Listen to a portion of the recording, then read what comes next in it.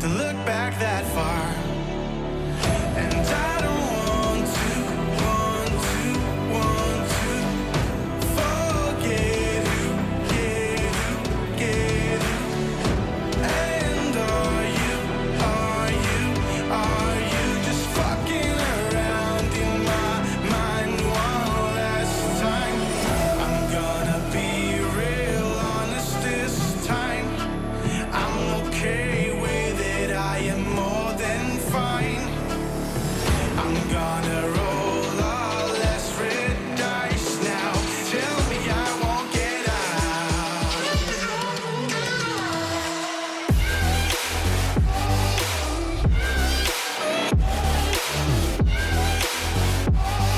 Tell me I won't get out.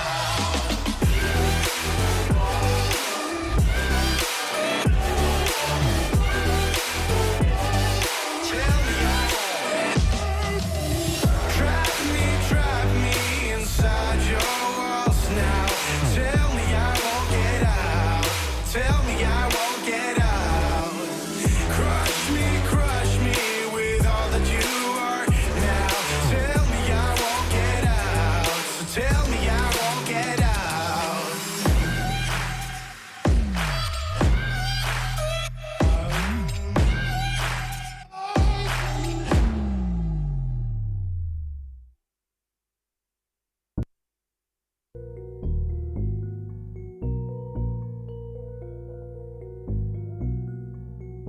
Elohim, you home? Can't you come over? Ayy, I know my way to the paper. All of my women look tailored.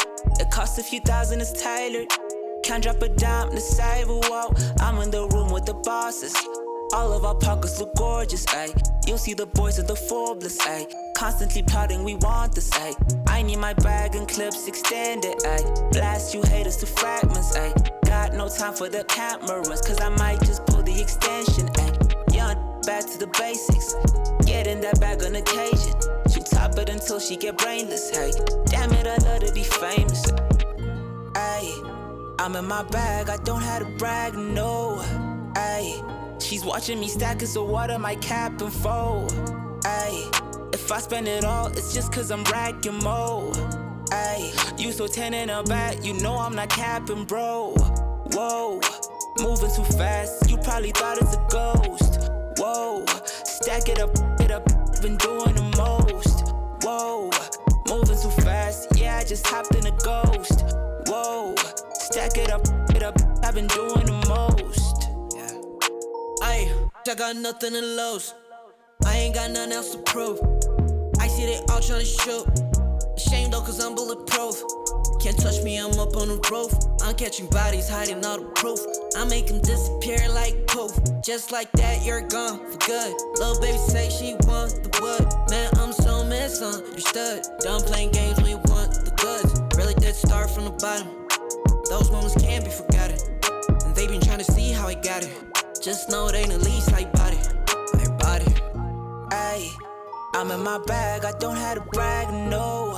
Ayy, she's watching me stack as the water, my cap and fold. Ayy, if I spend it all, it's just cause I'm racking more. Ayy, you so 10 in a back, you know I'm not capping, bro. Whoa, moving too fast, you probably thought it's a ghost. Whoa, stack it up, been doing the most. Whoa, moving too fast, yeah, I just hopped in a ghost. Whoa, stack it up, I've been doing the most.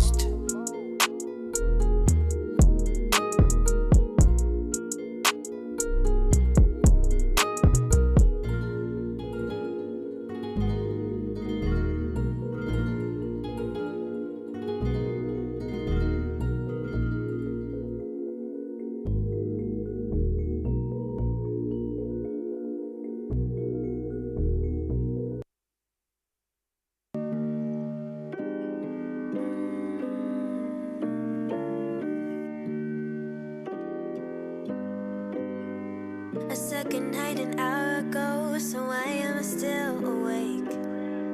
I've said I love you so many times, but the meaning is starting to fade. You and I are past that prime, but I don't wanna let go today. I'll put on a smile, push feelings aside, bite my tongue and pretend we're okay. The feeling just can't seem to go away. 'Cause I'm too in love with love to let go, yeah.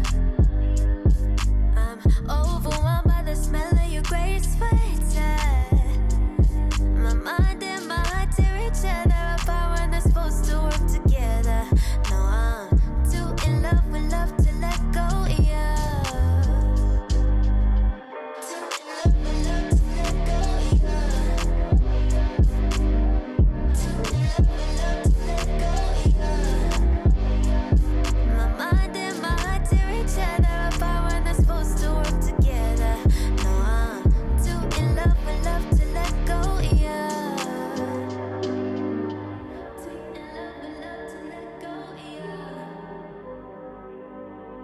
Too in love with love to let go, yeah. And I'm here trying to think of you with somebody else. But that creeping thought is slowly helping me hate myself. No, you and I are past our prime, but I don't wanna let go today. So I'll put on a smile, push feelings aside, bite my tongue and pretend we're okay. But the feeling just can't seem to go away. 'Cause I'm too in love with love to let go, yeah.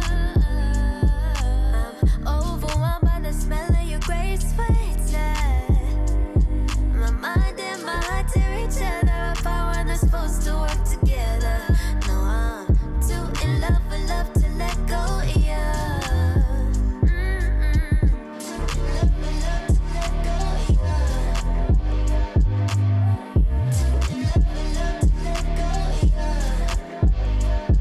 My mind and my heart tear each other apart when they're supposed to work together. No, I'm too in love with love to let go, yeah.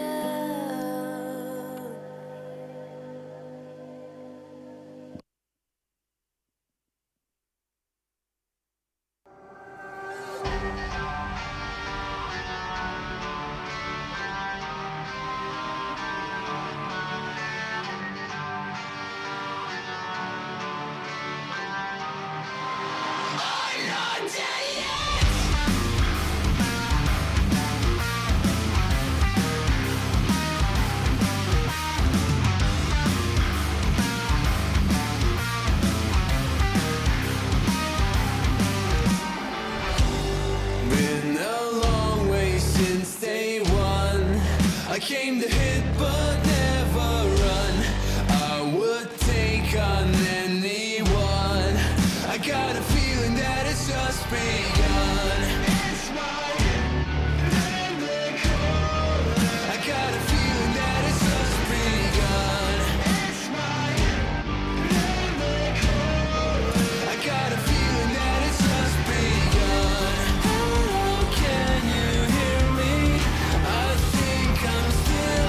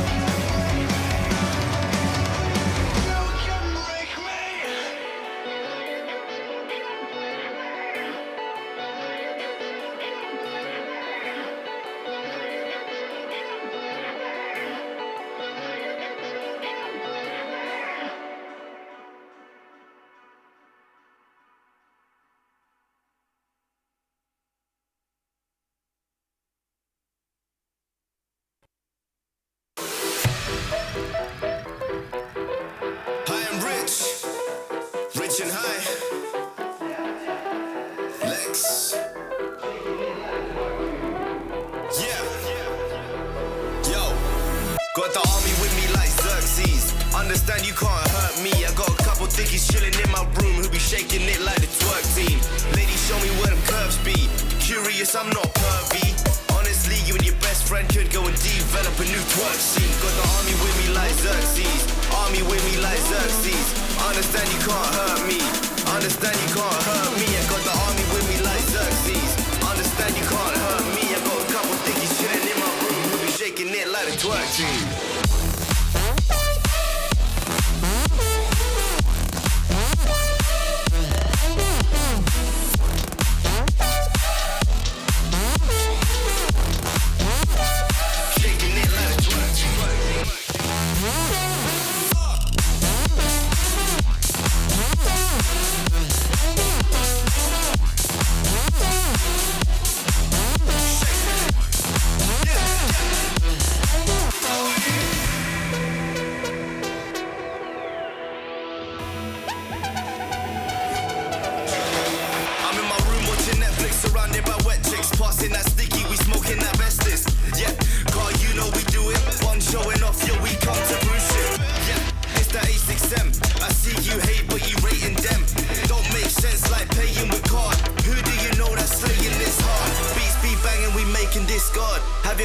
Run straight to my yard and have her up in my bed. Yep, 20 minutes I'm dead. I tell her okay, leave. No Snapchat or back chat, please. What color is your backpack? Yep, green. Tell your boyfriend he's a white twat. G. Shake it.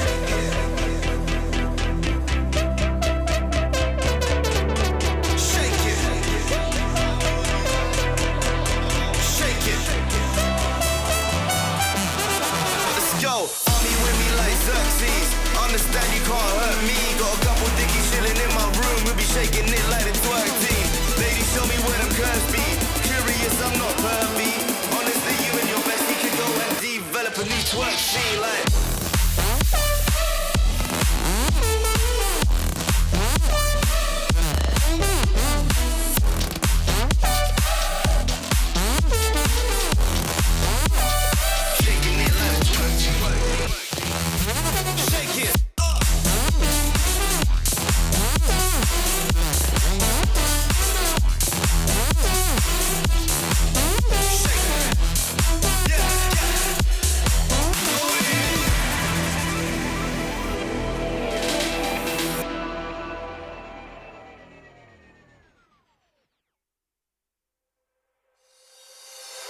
Call my bluff for the last time. This ain't a song, it's a battle cry.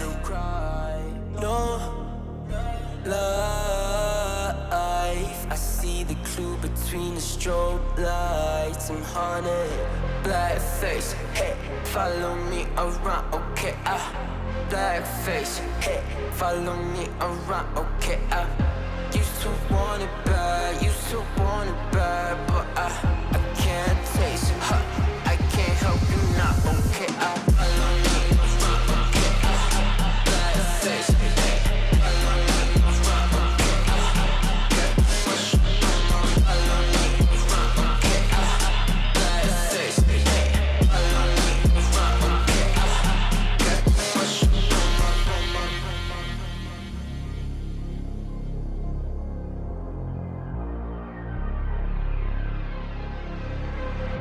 Got too much up on my plate, now I can't think. I said woke up to get extra, now I'm feeling this is it. Want the money, want the rest. I do purse, not no sex. They say Darnish, why you sad? I said I just need the thing. Red tape, got too close, I hate the city. Black face, show you everything you need to your phone. Can't hit it bad. Someone said it's sad. I used to want it bad. I know it's in my head, keep seeing you too many times. Yeah. I know it's in my head, keep seeing you. I know it's in my head. Follow me around, okay? Black face, hey, follow me around, okay?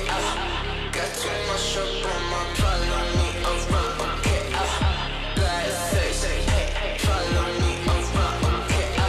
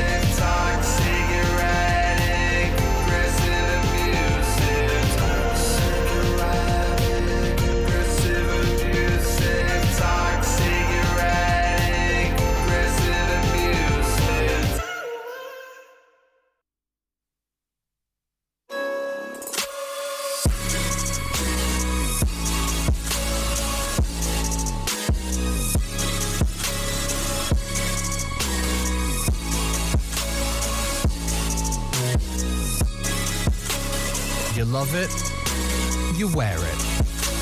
What's your style? Get your merch at shop.eslgaming.com.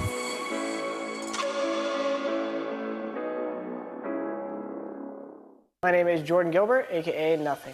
Hi, my name is Sue Lee. My handle is Smix. I think it's important for these initiatives to happen. Empathy really, really goes a long way, and it always means so much to us, and I think that's where initiatives like this really help. I encourage everyone in the community, anytime they see bullying, anytime they see someone getting called names, I encourage you to step up and say something. Good luck, have fun. Good luck, have fun.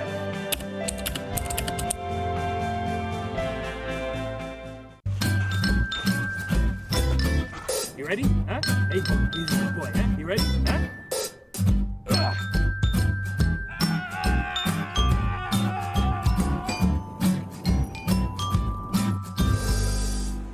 Start your esports career now at play.eslgaming.com.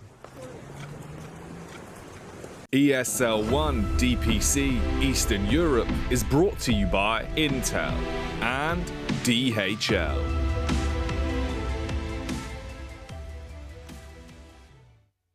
Hi all, I'm Let's Wanna Fly, Andriy Bodorenko. I'm playing position 5 for Team Navi. Hey, my nickname is Yamich. I'm the position 4 player of Strike team, and that's all.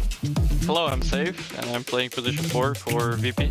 Hello everyone, my name is Yaroslav. Nickname is Piposhka. I'm 23 years old. My nickname is G. I'm playing for Team Extremum, position 5.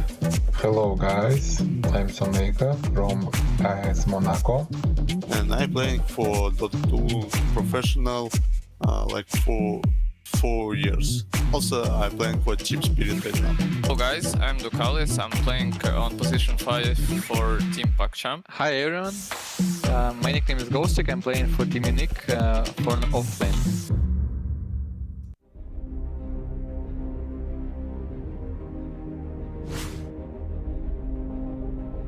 Vessel's up on B2, so this would be a decent time for Navi to fight. Yeah, well, they're going to initiate again on Ramsey. The follow-up, though, from Iceberg as they managed to... Oh, they just absolutely blow up Immersion as all of their ultimates just getting tossed out over here. So not looking great. The buyback now from the Lion. No one had jumped into the back lines. They still have that Lincoln's online. And the Luna is just ticking down with all this damage over on the side. Cookie Hop going forward is going to be enough to save all his... Yes, it is. He's going to be fine as they go right back. Has his attention now over here on that Snapfire. Afterlife will follow up. The Lucent Beam from Dream will clean up.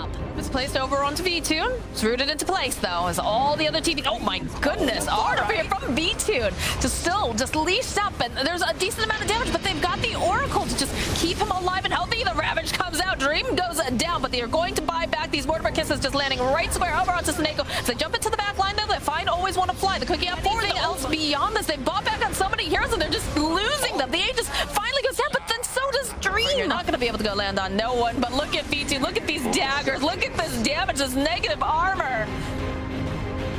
Sit up on the high ground. Yamich finding the opening is only going to get caught here by that arena. The call down plus the Moonlight Shadow. They'll be able to blow up Yamich. They'll jump over. It's a nice hold, but Toronto Tokyo again. He's got the BKB. He's got to be careful though. They're doing a decent amount of damage. Ziatoro jumping into the lines, has his own BKB, is trying to just put out enough damage to try to take down Rebel, but it's not quite enough. They cancel it out though. They turn back around. They want to take this fight. They realize that they're very strong right now. So they go throw down the Pit of Malice over onto Collapse. You can do Toronto Tokyo onto the back lines. He's trying to finish off Toronto, and he just cannot seem to do it. Pantherman has taken a lot of damage already. Toronto Tokyo does eventually get chased down, and somehow this Abaddon still alive, eventually taken down. Back in again, Toronto. Oh, he falls as now Yamich Dataro is just on fire with a triple kill. As we enter into the third week here at ESL One, we have an opportunity to be able to take a look at some of the teams who need to be able to correct their course. Some teams have had not the best start to this season. So we are actually going to be watching just one series today, going to be Extrema versus PacChamp. We're going to see which one of these two teams that are currently 0-2 is going to be able to turn and right the ship a little bit. All here at ESL One, powered by Intel.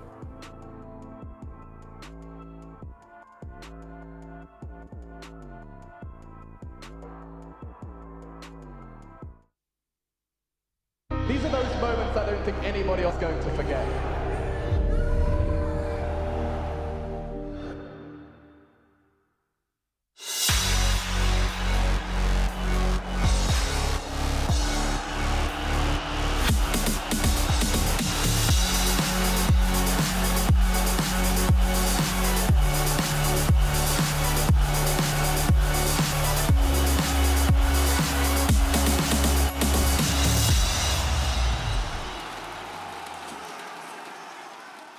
You know, normally I like to do a little bit of an intro, but let's go ahead and speed things up. Let's go ahead and bring on our analyst right away. It's going to be Colin BSJ. Colin BSJ, come on down!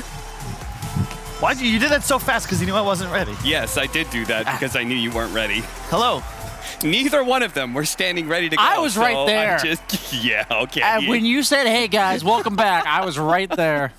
I'm just looking over. I'm like, where are my analysts? Well, I know they can hear me, so they better be ready to jump on out. Yeah. Good morning, gentlemen. How like you the feeling? Price is Right style intro, though. Yeah, exactly. You know, just Best Bob keep Barker. up the pace, you know. We actually do have to take a little bit of a slower pace, though, because normally the lower division games, they've been really nice and easy for us, 2-0s all the way through. I think there's still a match going on, so we do have a little bit of time to explore the region we're currently covering, which is Eastern Europe. Gentlemen, have you been enjoying watching Eastern Europe? Do you feel like the region is going back to its roots a little bit? Brawling? Brawl meta? I mean, Brawl meta is back. I thought you meant unable to compete internationally. Well, Brawling. maybe that too.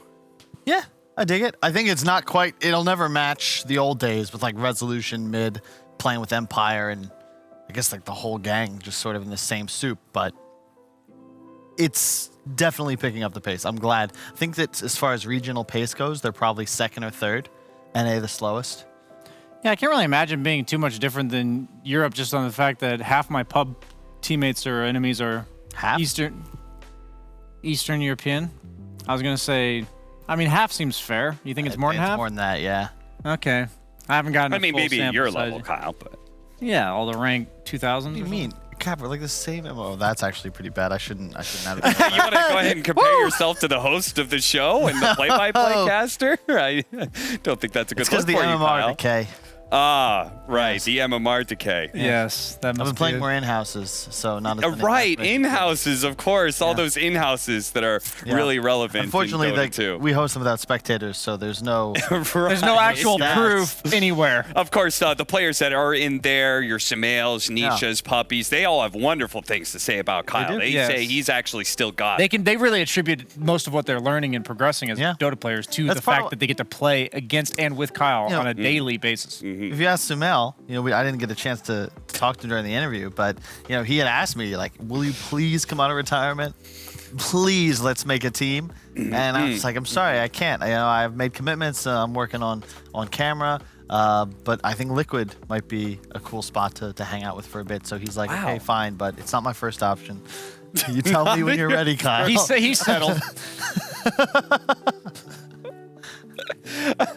All right, well, the entire conversation about today is supposed to be what are the heroes here in the Eastern European DPC? Brian, maybe you have a bit more experience of what is the pub meta right now. A lot of Storm Spirits, I would say. Yes. Like Toronto, Tokyo's the forerunner of what I'm seeing, where the mid lane is so much farming, but then they don't hit creeps after like 12 minutes.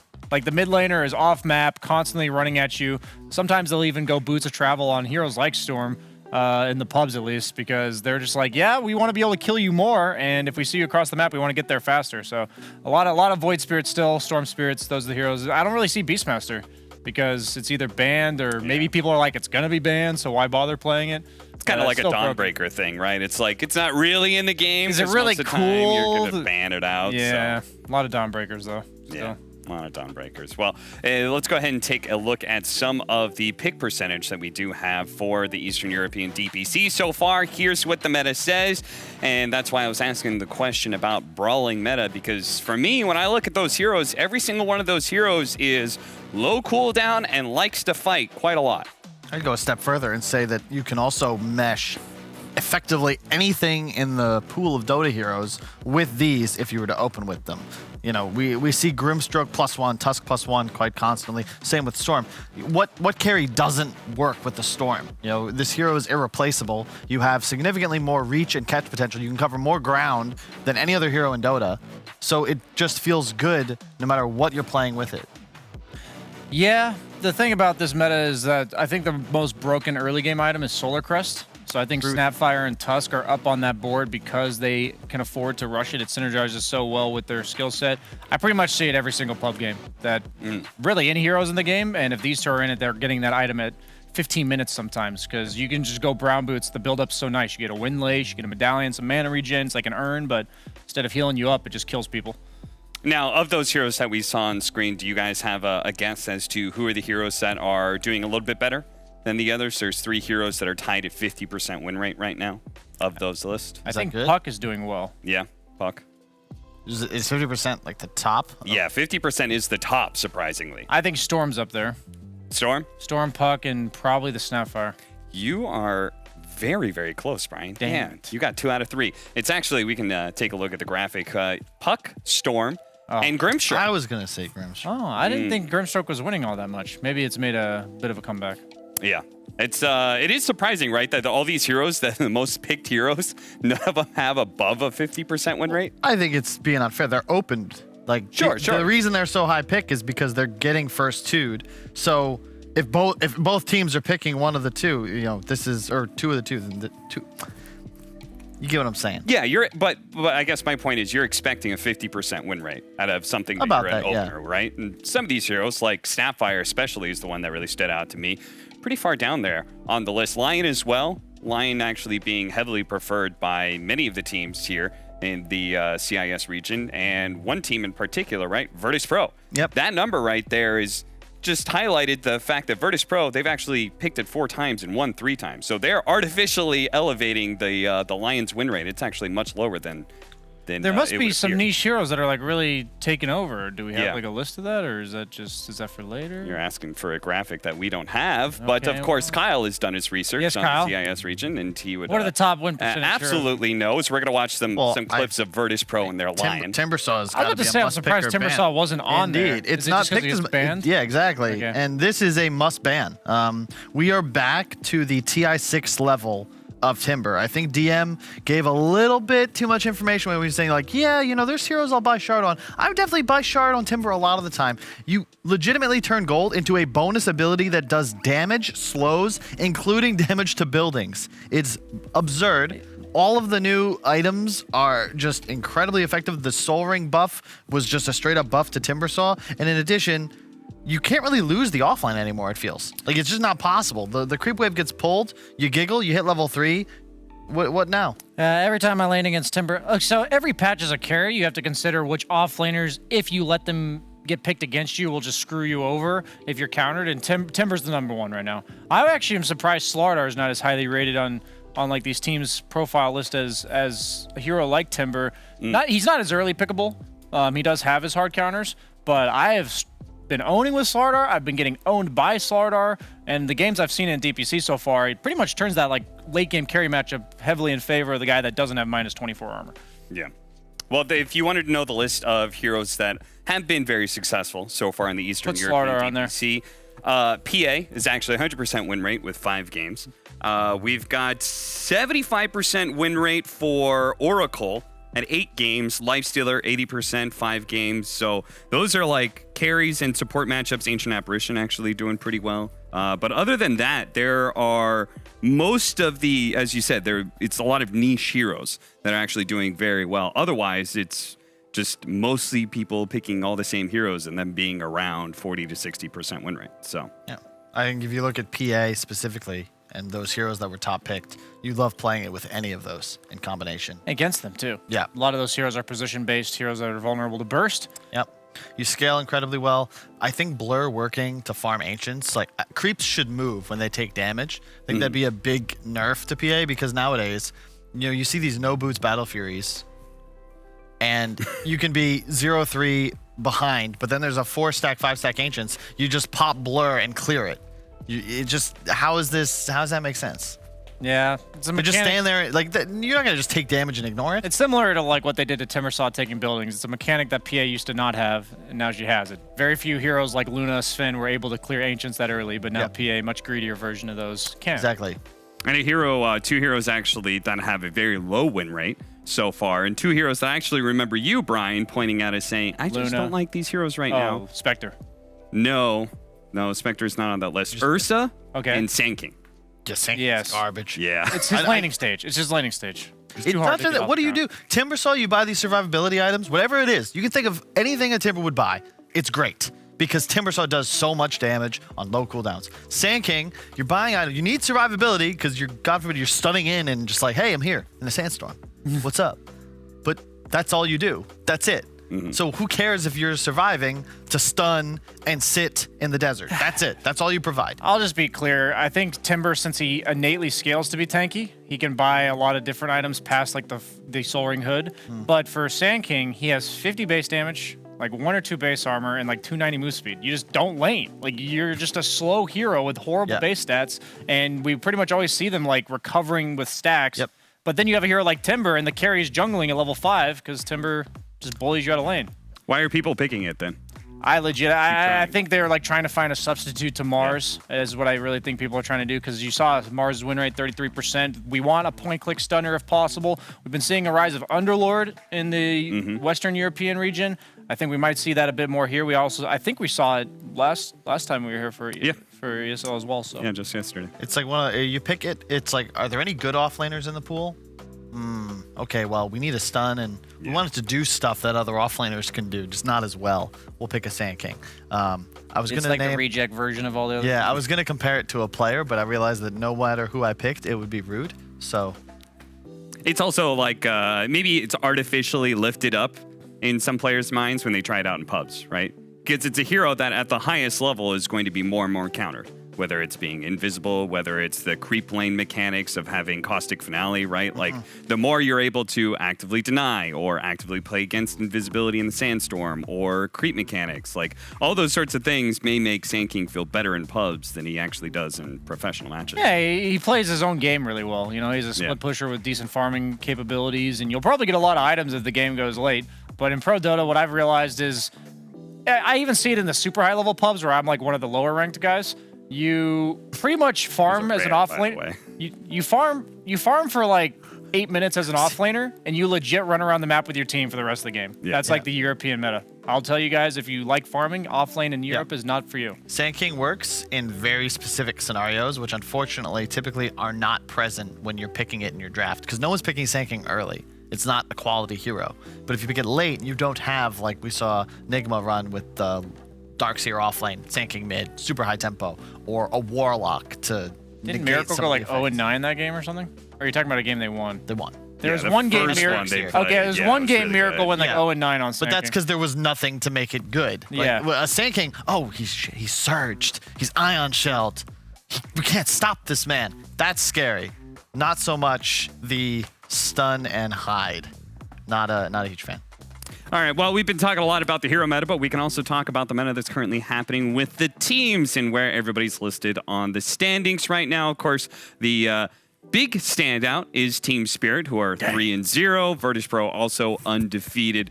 We'll see them match up, I presume, at the end of the season, as those are looking to be the top 2 dogs.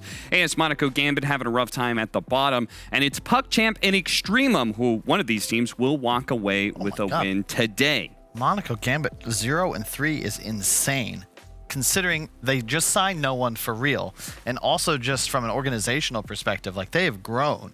Gambit CSGO was like top 3 in the world. They just won a major. Yeah, they're getting their personalized chef and massages and boot camps and all the things you need. But Mudbath, like, they got everything they would need. If you guys need a team to get all of those things and also get last, I am a free agent. That's true. He's very qualified at finishing last. Very qualified. You know, that would be an interesting role to take. Like, there was a movie plot about this. It wasn't The Replacements. That was about them inevitably winning. But, like, you need a guy to come in. Just tank it? Yeah. Yeah. Just there's, no. But he's really bad Dane Cook movie. I think it'd be better if the person isn't intentionally tanking it. They're really trying their best, and they still tank it, which is a role I would still qualify for. Indeed. Oh, really pumping out your resume here. He can do that on carry, on offlane. I can do it on any role you need. Lena 4 position. I mean, if he wasn't successful as a carry, then he's not going to be successful in all those other roles. You'd be surprised. Playing support is very fashionable nowadays. I'm a big fan myself. Yeah. Wards are free. You just kind of hang out. Like Warlock, it's so chill. Push fatal You balls die all the time. player. You're actually getting gold back from TP scrolls. No, you show up and like, hey, buddy, I'm going to heal you. You got this? All right, cool. Take that solo XP. And then I'm going to go stack and get that 30%. Yeah. Yeah, that's what you tell everybody. I'm helping him by giving him solo experience right now. And then you die, but you've got stacks, and you just hear like the money TP back sounds. in for free. And you're just like, I'm dead. I'm still making. All these supports have like going in shards that stocks. wave clear, so then you just hit level minute 20, and you're like, okay, team, time to go die in the dead lane, making space. 3 top, 2 ultimates. Bang. Sounds Free easy. TP. Yeah. Sounds Easy like anybody patch. can do it. Yeah. Maybe you guys at home can do it, as we do have a bit of a break here, I believe, as the other series is still going on. It is a follow-by schedule, so we got to wait for that series to finish up, and then we can finally get into Extremum versus PuckChamp, our one series of the day. So slightly delayed, but we'll be back.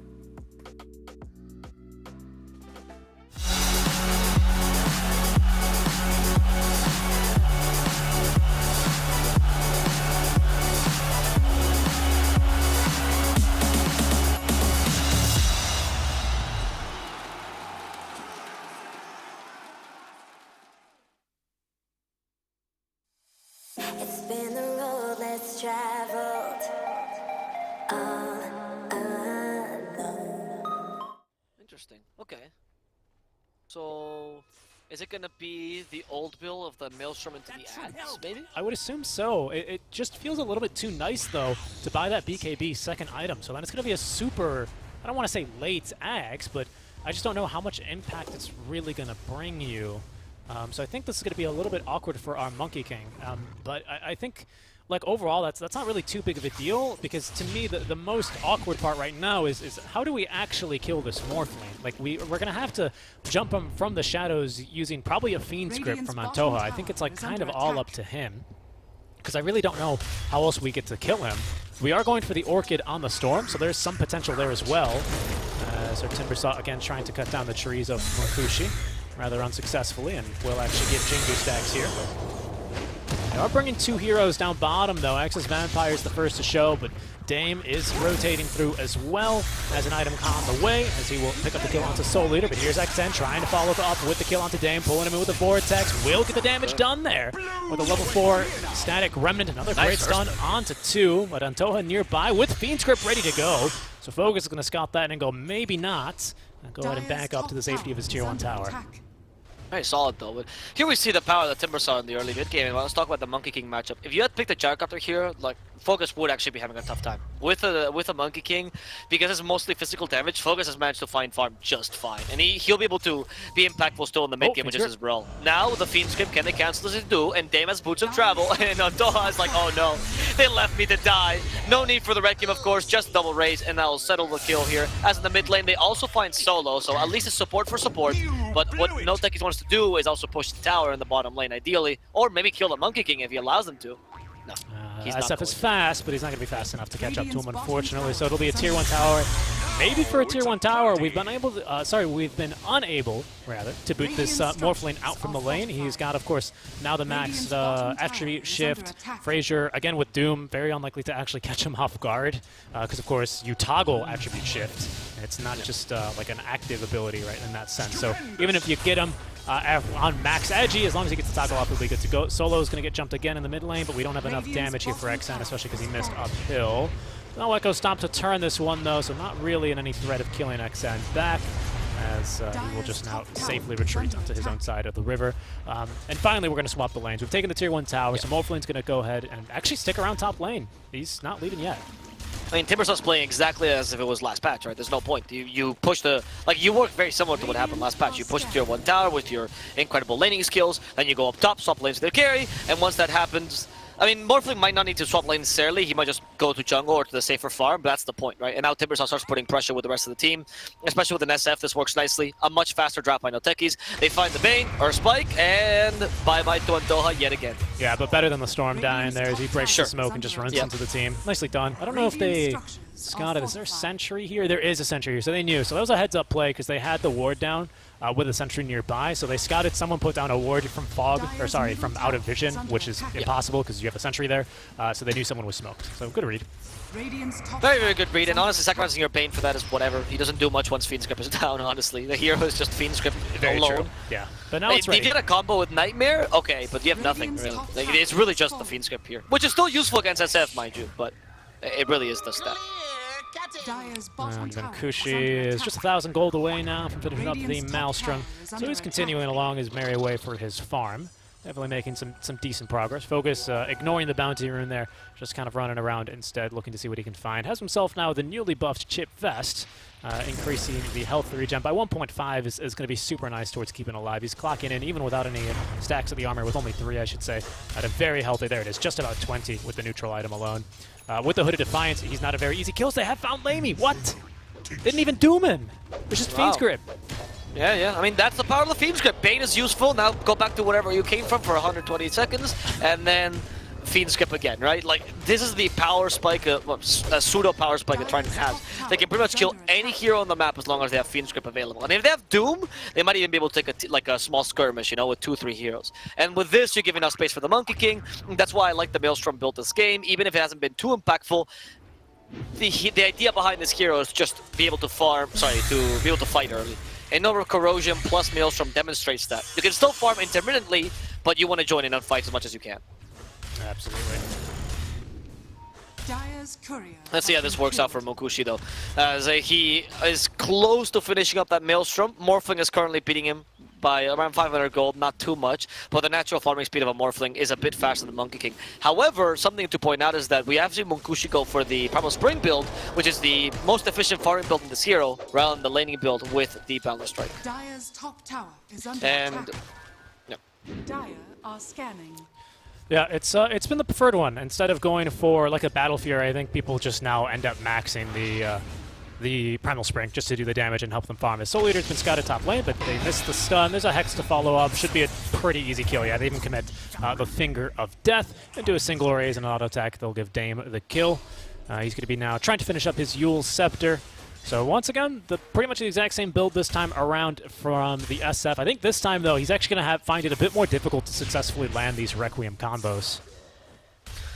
Yeah, I mean, I don't know, though. Fiend's Grip, still a tool, and Doom as well. I guess it depends on how much pressure you put onto the SF in these team fights. Because you just have so much single target stun. I guess it's up to the Storm what he's going to catch. Because if Storm manages to stop the Morphlin, then you can sacrifice the Fiend's Grip or the Doom just for the SF. I mean, I feel like SF is probably the best Doom target you have, honestly.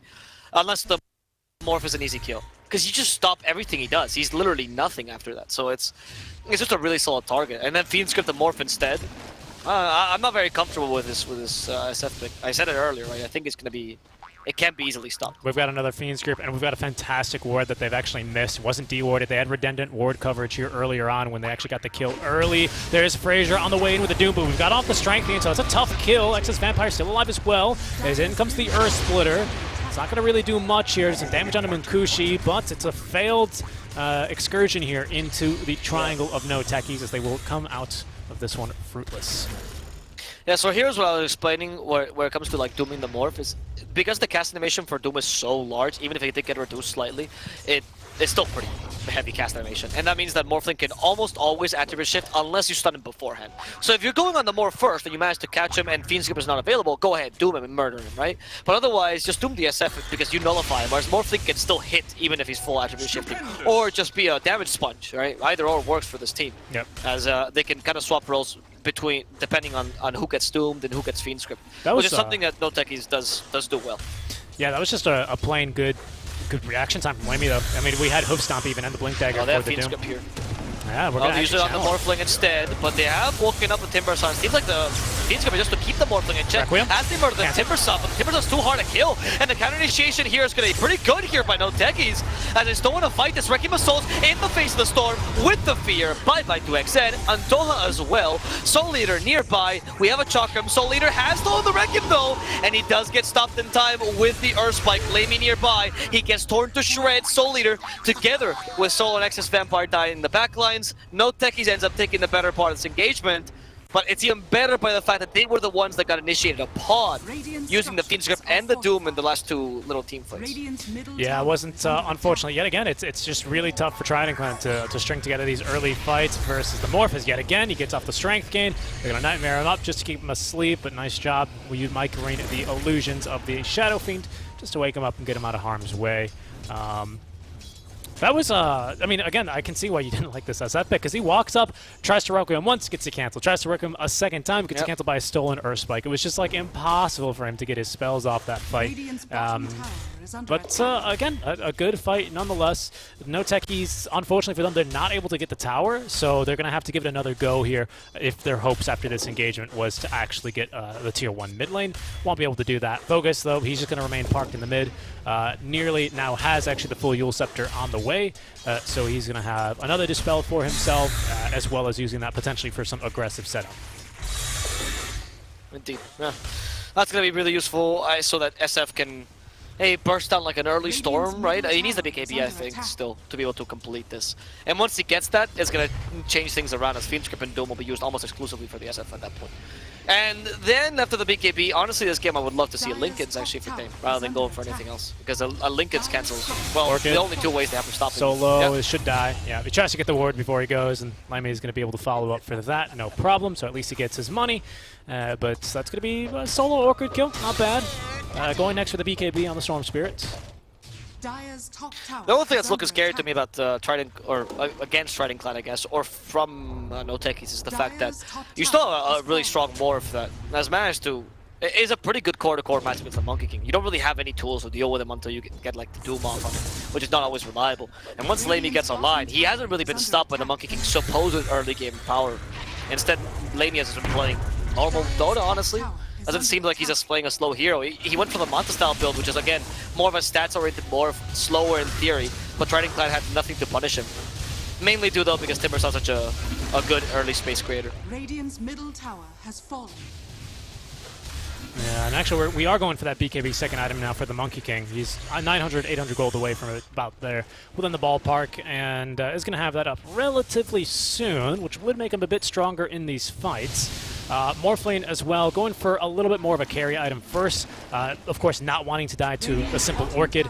Now has the Mantis style completed, but now will double back for the shotgun build, which is going to have a lot of success this game. I think for our first game of the day, I was very quick to criticize the Morphlanes going for the item versus an Oracle especially, but this time around they don't really have to worry about it. And Toha could make some really godlike plays and dodge the damage with Nightmare, but that's more just on Toha playing really, really great Dota. Not much you could do about that.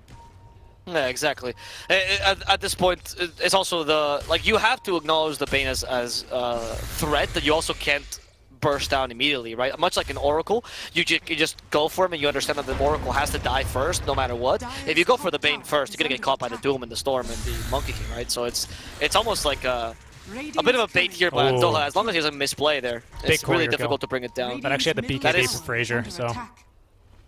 Okay, that's a big deal. Yeah, he's not going to have that for another maybe 2.5 minutes. And they're going to punish him afterwards, solo? I mean, he knows someone's in the high ground. Should have scouted maybe a bit earlier, but it's the age, you know? Yeah, he's gone. He's out of there. That's not going to calm the people on the streets for sure. XN is closing in now on his own BKB, so he's going to have that within another about 1,000 more gold, a little bit more actually, but he's getting there eventually, as the BKB will be delivered at least to the Monkey King. They know Dame's nearby, as there's the Doom drop now onto the SF. Can't get off his own BKB, stuck inside of the Wukong's command. XN actually jumping for the line instead. The Death Oracle not doing a whole lot, as that's a 3-man war stomp out from Frazier. He falls himself, falling quite low. The Lamy, though, who's going to morph into the Rubik, stun him up, and kill him down. But Munkushi now with a 3-man boundless strike, and they actually catch Lamy as soon as he was agi shifting into the Fiend's Grip. Short duration, but to guarantee the kill. 3 kills right now for the Monkey King, who finally pops his BKB as he continues to chase after Focus. Able to escape a little bit longer. He's got another Timber Chain max level, so he shouldn't be caught here. But what a fight out from the Trident Clan, as they are still able to turn a fight despite not having the BKB on Doom or the Storm Spirit. Yeah, that was pretty impressive, honestly. I mean, it shows the how powerful they can be when they have Doom and Fiend's Grip available. If you get the right amount, if you have nobody to cancel them, that's why I feel like Lion, Exodus Vampire in this game is not going to go for the Ether Lens rather than Blink Dagger.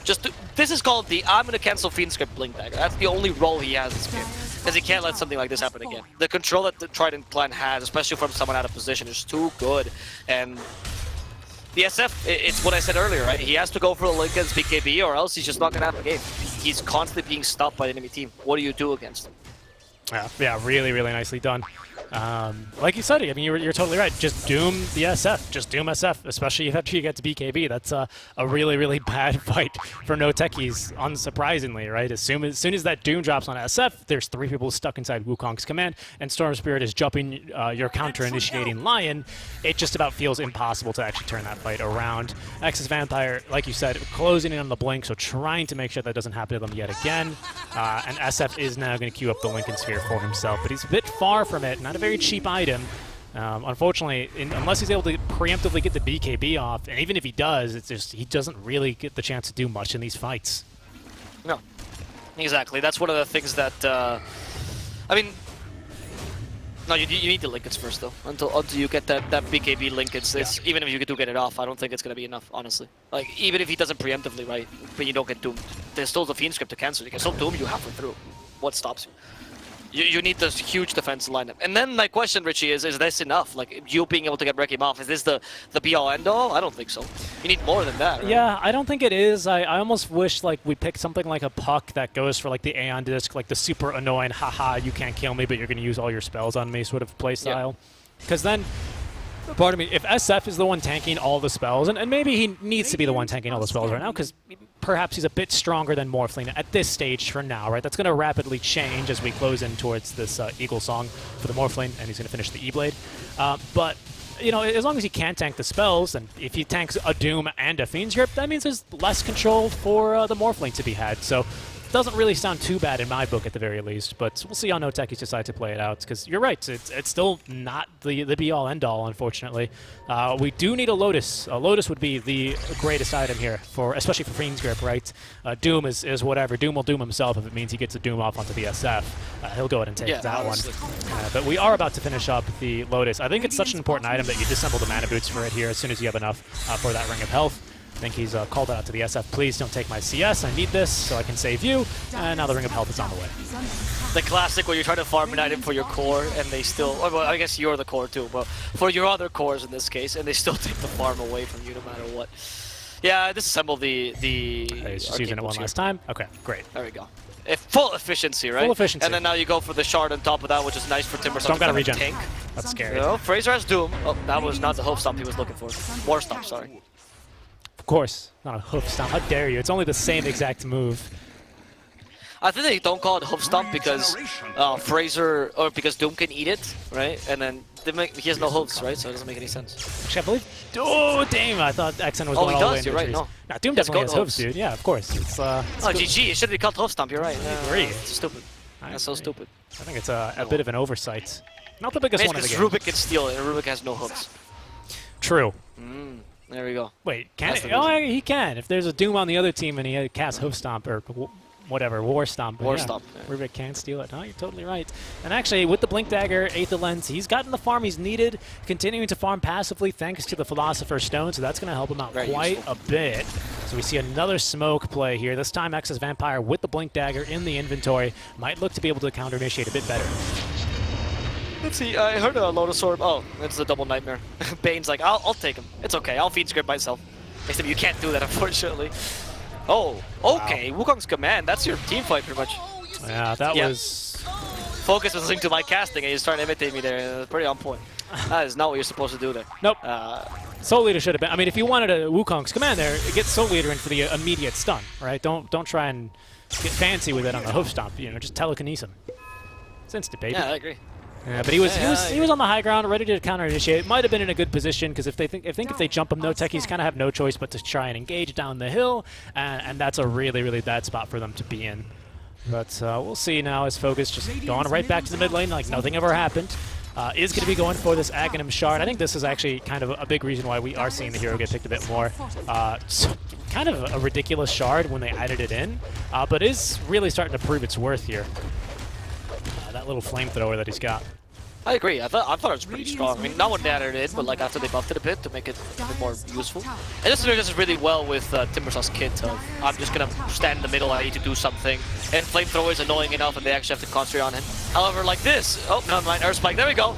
Blade Dagger to cancel the Fiend script, but they knew that, so they baited it out and they killed this Vampire and might also be able to kill Focus. They have an Infernal Blade, just want to hit Focus once. Yo Scepter just on the Timber Chain. They have a Scotty on top of that. That's gonna be a dead Focus with Ex's Vampire joining him in the grave. Yeah, very nicely have done. You do end up using the Fiends here for that, but it's fine. You hold down to the Doom. Oh. Yes, he did. Oh, yeah. right, because to keep him there in the beginning. Yeah, you're right. Exactly, yeah. And now Munkushi, I think, is going to lead the team into Roshan, because without really, like, focus, it's a bit difficult for no techies to start these fights. You kind of need someone kind of standing awkwardly in front of everyone else, that is your Timbersaw this game, to kick off these engagements for you. Otherwise, it's a bit risky for Morphling just to go in and try and find a good waveform. We have Blink, Yule's BKB for the SF, so maybe he's going to have to be the one in, as their solo just slowing it down with the Echo Stomp, and I think that should be enough time. Bot here, yeah, Trident Clan are going to be forced out of the pit here. Might look to smoke up and make another aggressive play, because they've got some decent ward coverage now. Fraser. He has a Blink Dagger plus BKB, so this should be a relatively easy initiation, but he hasn't found a target he wants to go on yet.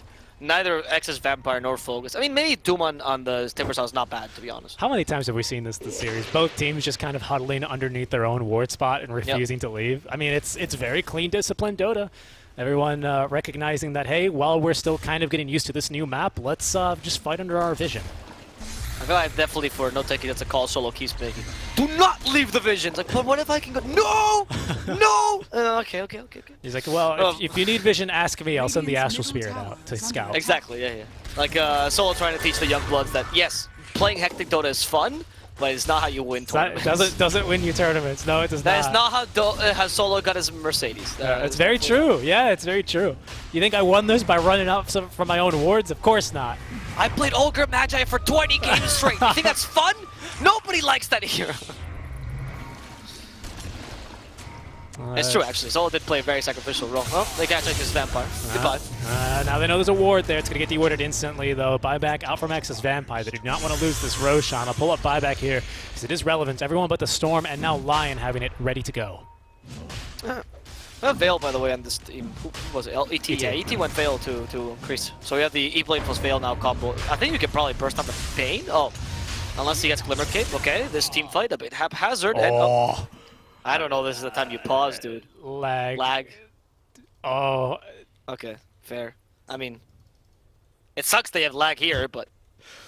Oh, yeah. I mean, okay, so Storm, he's just now used his BKB. This was his 9-second BKB, so he's got a good amount of this BKB left to go. He still has Orchid. He's got no shortage of targets to choose from. Probably not going to Orchid the Morphling because he's got Lotus. Although, honestly, he could, because it's not going to get reflected onto him anyway. But he got Manta Style, so that's a waste. Probably just Orchid the Lion and try and call the boys back in. Maybe do Zip back. We're a bit low on the mana here for him. He's kind of just used it all to zip all the way up here, and now he sees 4 enemy heroes. Yeah, I don't know. I think this counter initiation is going to be relatively easy for them. Oh, because it's the BKB, of course. It's Yeah, but okay, just toggling between the vision. I'm wondering if he can ball lightning to safety here, or if he's just screwed and has to walk back. Oh, apparently. He will walk back. He'll be fine thanks to the BKB. There's the Wukong's command as well. Munkushi concentrating on killing Timbersaw. Going to be difficult. Instead, they just got finish off Solo. Not too bad a kill as the Requiem assaults from behind just to give him more space here. No, got techies. Antoha is looking for more though. Antoha wants to murder whatever he sees. Oh, it was Rexen, sorry. No, it's hard. It's hard to jump back in now without your Storm Spirit. He's dead. Like I said, he was the only one without buyback. No techies couldn't have known that, but they're going to be happy to have killed him anyway. ET Solo can buy back if he needs to, but with the strength that you've got here, still Manta Style and E-Blade ready to go, I think you're quite confident. Up to the high ground they go. Boundless Strike there on Munkushi to stop the air spike from coming through, but it's not going to prevent too much else, as there's the Doom onto the SF, the buyback out from the Bane now, but Frazier's getting chunked by Lamey, as SF even is still continuing to fight. Bogus is actually still going down to Munkushi and Soul Eater, as the Doom damage is not going to be enough for... Yes, it is! SF is going to die to Roshan first, though. Wow. Doom is going to end up dropping in exchange, as Focus is going to buy back. Fiend's Grip is onto Lamey, but it's not enough damage, as there's Excess Vampire going down to the Boundless Strike of Munkushi, who does have vision now on Lamey. Boundless Strike utilized there onto the Bane, trying to blow him up, but it's not enough damage, and Lamey's still alive, but just by a hair of HP will be focused and killed off by Munkushi. 3 kills for him. XN diving the tier 2 tower now with the Orchid onto Focus. Here's Munkushi, has actually Wukong's command in 1 more second, but does not have any methods of holding down Focus other than that Boundless Strike. They've connected a stolen Solo and Whirling Death there doing a lot of damage out to Focus, who's going to turn now, at least try to, on the Soul Eater, who's going to steal the Timber Chain and actually kill him off. Lamey, as well as SF and Solo, have all bought back because they think they can actually get something out of this. But Munkushi still has his 7-second BKB ready to be used, and the Blink Dagger away from Rubik in time.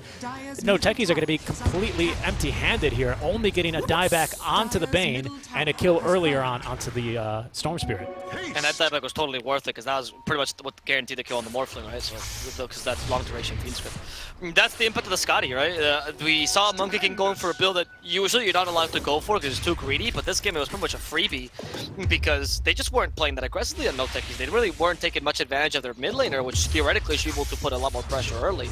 And as I mentioned, dooming the SF, dude, because he's forced to go for all this defensive build, he can't build any physical damage items, which is usually how SF's answer to the Doom.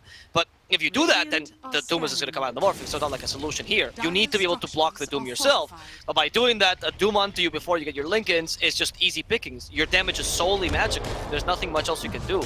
And that was the perfect initiation I was talking about earlier. Doom him, Queen Script the Morphling, win game. Holy moly. Everyone on No Techies bought back, by the way. It's a 12k net worth. Not because that fight was that awesome for them. It was nice, right? Munkushi lives, Morphling dies, and has to buy back, so that's pretty huge for you for sure. And in fact, now Munkushi has Aghanim Scepter, so he's going to be able to speed through this Roshan. Actually, no, he's not. It doesn't work anymore. My bad.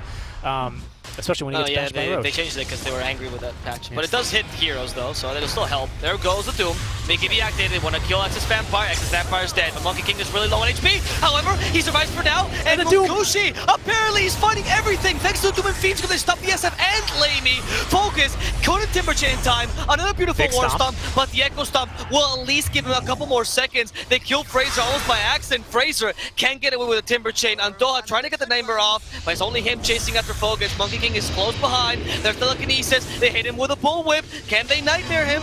They don't have enough mana, so unfortunately Focus remains unkillable. They just don't have the damage just yet. Storm needs to push forward, and Munkushi tries to kill him off. They've dispelled his passive, which means Munkushi will not be able to heal back up anyway. He's gonna have to settle here for Solo as they lost the Storm. Solo stops him. Munkushi gets slept as he goes up to the tree, and he could get stunned by the Chakram. They know where he is. They've totally overextended. Trident just lost a godlike streak, and just got team wiped off the face of the earth. If Soul Eater dies here, can they manage to get the final kill to complete this wipe? Not that it matters too much, but it'll be the nice little cherry on top of this beautiful king. Don't think he's just got handed. They have the Hex. They have the Earth Spike. They're gonna wait for the Stomp first, playing this efficiently to the last second. There's the Earth Spike, and despite the telekinesis, I don't think Soul Eater's going anywhere alive. Team wipe, despite it being very long, going the way of no techies because of an insane overextension to kill a Timber Stomp. I thought they did Roche. I thought Monkey King was like, oh, Monkey King is going to dive here because he has Aegis. And I was like, he doesn't have Aegis? Excuse me, we never did Roche. We've been fighting around Roche for 8 minutes now. No team has done Roche yet, and we still can't. With Storm respawning in 4 seconds, as well as Focus just getting bashed. Okay, now we're going to go for it, thankfully. I could not believe XN just used all of his mana and then died to the 2-2 tower in solo. That was ridiculous. Yeah, I don't know what's happening. I don't know what I'm seeing. Why did that? What was that to play? You know, X, find the Doom. Okay, murder the Doom. Requiem of Souls. Also the Rubik. Soul Eater's in trouble. Yet again, he will die 2 times in quick succession. He popped back, by the way, which means the dieback for him. What? What is this, Richard? Everyone who's had buyback has used it. Storm's still without buyback. He's not telling me, and Munkushi didn't have it either. So I guess that's false. But I pulled up buyback status on a whim. I was like, maybe we have like a buyback or 2 here, and then like Excess Vampire bought back. That's 10 minutes ago. How long ago was it even? Is he a buyback ready again? It was 5 minutes ago, so it was a bit of an exaggeration out from me. But you know, that's what I do here. But the Lion, I mean, my goodness. A ridiculous sequence of events that I honestly cannot believe. I think both teams are going to be kind of dumbfounded, even kind of by their own decisions when they look back at the tape here. Okay, my brain is wrinkling. What are we watching? Can you? What did I? Okay, hold on. Bane okay, dies? Finger. Okay, Anto's dead. What did I missed that kill? What happened top? Dame was just farming solo with his team kind of not really close by. It's like, I'll take this creep wave. Storm jumps up to him. Monkey King does too. Use Wukong's command. Dame's dead because of course he's an SF. He's not going to tank a Storm. Yeah, the tip on Dame just, Dame just with the I guess. Oh, because he killed him with the souls, I think. Yeah. Okay, fight breaking out. Munkushi continues. There's Texas Vampire dead. Fraser also falls. Munkushi wants to kill the Morphling, but now he's being kited. Oh no, that flamethrower, Munkushi! He's being burnt alive, but now survives just a bit. Decides to leave the storm behind. Munkushi knows he doesn't want to dive again. Doesn't want to die again, most importantly. As Lamy turned to storm there for a second. Not going to really do much there because you don't get the ball lightning, so you can't really chase that. I actually can't believe that no techies are still taking fights here that are going well for them, because this is the second time they've been initiated here. The first time around, it got them Roshan, and they still never de-warded them here successfully here on the side of Trident Clan. I don't know. I feel like, you know, it's funny that you say your brain is wrinkling, because normally that means you're getting a little smarter, right? More wrinkles in the brain, more surface area. Not according to Troy. I don't know what I'm talking about. Childish Gambino, that's the phrase. Well, listen, dude. It is a ridiculous game. Kaya and Sans for the Storm Spirit. He's just going to go for the Boots of Travel, because maybe that's going to help him keep up with this game. Maybe that's what I need. That should help. Maybe that's. I don't know. I feel like the Link is going to be the big turning point actually for no techies for the SF. You're not able to cancel him anymore. Neither with Fiend Script nor with the Doom. And he almost has it. Yeah. I think it's much bigger than any other item that we're seeing picked up here. Like, yeah, Client Signs, whatever, sure. But that Lincoln's. Bye-bye Doom, bye-bye Fiend Script. How do you stop the red game, right? Once he has BKB on. Do you commit both? No way. Yeah, I guess we'd need like an Abyssal Blade or even with Lincolns. I mean, with Abyssal into a Doom doesn't sound that crazy. On a Doom, of course, probably not going to see either or. Still kind of just relegated to just using the War Stomp if you can even close the gap. So Monkey King is going to build into damage now. Crystallis into Daedalus. Maybe Abyssal for the Monkey King is not crazy, like because Basher's already pretty decent for him, right? Because Morphling cannot buy Basher, or is not a good Basher buyer because he's ranged. Correct me if I'm wrong. I apologize about this because this is something I should know. Does Infernal Blade, that doesn't break Lincoln's, does it? No. Okay, so that's what I thought. Yeah. So mini stun. It's a mini stun now, so that's something. But it was always a mini stun. Now it's an actual stun. 1.2 seconds. I think that's upgraded from mini stun, right? That's like Magic Missile from Venge. A bit less, but you get the idea. Very true. Also, a beautiful design here by No Techies on the base banners. How did I just notice this? Just here? Look at that. Really nice design. Yeah, it really is. It's funny because now that Zayak is gone, this has no meaning anymore. The reason why they were called that is because they played with Zayak was a Techie spammer, right? And that was where the name comes from. And now Zayak is gone. Now Zayak's on a different team. Maybe you should pick Techies against them. Yeah, exactly. No, whenever they fight Zayak, they just like wave their banner. Solo comes out of the balcony. And of course, they live across from each other. Of course. Everyone. Obviously. Yeah. I don't know. I mean, I wouldn't mind a Basher and Munkushi. I think that would help against both the Morphling and the Doom. The Daedalus is fine because you need more damage, but Basher afterwards, maybe skip Boots. Oh, Solo, leaving the smoke. Oh. Fraser's going to jump in. Now has the Doom. A nice War Stomp onto 2. Still not dropping the Doom, but the Hex into the Earth Spike and the Finger of Death for Xend. But Morphling is in trouble. Did not get the attribute shift off. He's only chilling on his base strength, but Dame here to protect him. Fiend's Grip in the meantime for focus as they're kept out of the Wukong's command. So it's going to be a 2-for-1. Xend just jumping in like a madman. Didn't get his BKB off. You're playing against Lion. Okay. So they killed the Timbersaw first, but they exchanged for the Storm, which sure enough died there, I would say. Yeah, he just jumps in. Didn't get BKB. Yeah, he just jumps in, but it's like, okay, fine. Maybe if it's your first jump in, I'd be like, sure, yeah, right? But it's the 4th time I've seen you do this game. Not Storm necessarily, but just Trident Clan as a whole. At what point do you get the memo that you can't just do this? You can't overcommit and try to outplay the enemy team. They're a competitive team just like yourself. They're gonna punish you every single time. Yeah, he even had time to drop a Revenant, but he didn't activate the BKB. That was gonna be a bit unfortunate for him. As well, I mean, it's not going to make too much of a difference in the grand scheme of things, to be honest. Just 2 kills, ulti's back on cooldown, everyone just backs up and keeps farming. Usually killing a Storm, it's like, wow, guys, we killed the mid laner, let's go push. But this game is like, whatever, we just killed them again. I mean, Makushi's so strong, especially with the DDR, and you don't want to fight into him. I see that for sure, but yeah, sure. What a ridiculous game this one has just turned into. They don't really have much catch to stop them. Like, besides the Lion, of course, they don't really have much to stop the Monkey King from hitting them. So once they murder stuff, they'll go, well, is Lion alive? No. If Lion is dead, then run, because Monkey King will apparently just beat you down. I thought the matchup between Morphling would be easier for Morphling, but not when you have 7k net worth difference between the two. Yeah, I mean, he's ridiculously farmed. He's got a Daedalus as well, so now he can maybe just kill the Morphling straight up, even through strength gain, you know? So he is getting real tanky on top of this, with the Eye of Scotty, not to mention, of course, to factor in. I mean, he is just so farmed. I don't know where Munkushi's gotten the time. I guess he was just like, everyone else was like fighting and doing these like really silly Roche fights and whatever, and Munkushi just farming the whole time. Must have been what was going on. Yes, also Morphling had to use the buyback, of course. True. The choice of the Maelstrom. At this point, sell the Maelstrom, dude, and buy something more useful than the Maelstrom. Like I said, the Basher. Oh, they find the Timbersaw. Again, always a Timbersaw they initiate on, but at this point, Timbersaw is kind of easy to kill, to be honest. Focus gets away with a Timber Chain last second. I lied. Caster cursed him. Just Vampire! Does fall. Fraser has no Doom just yet. He got some of the Wrecking Assaults. Can they punish him? They do! There's no Doom for the fight. This might be a good fight for them. Not in the ring. Not in the Wukong's command. We still have Fiend's This man... He just wants to fight you in this massive circle of allies. If they walk in, they get destroyed because they still crit. Died. Let me know. Rubik, they caught him at least. He kills Excess Vampire before he dies. Nightmare to give him a bit more space. Fiend's Grip. And the Fiend's Grip was still available. They can't CSF with it. He forgot about the Fiend's Grip. They cancel his Lincolns as well. Morphling has to turn into Monkey King as Munkushi's chasing after him. This time they will dive again, but they're more confident. They know they can't be punished. Lamey tries to get away with a waveform, and he will be successful. Fraser, too slow on that Doom. Why do all of the no techies games, when they go past 35 minutes, just become like complete and utter clown fiestas? I can't believe what I'm seeing. These guys almost died to the Monkey Soldiers because they, like you said, they do crit and they do a lot of damage. My goodness.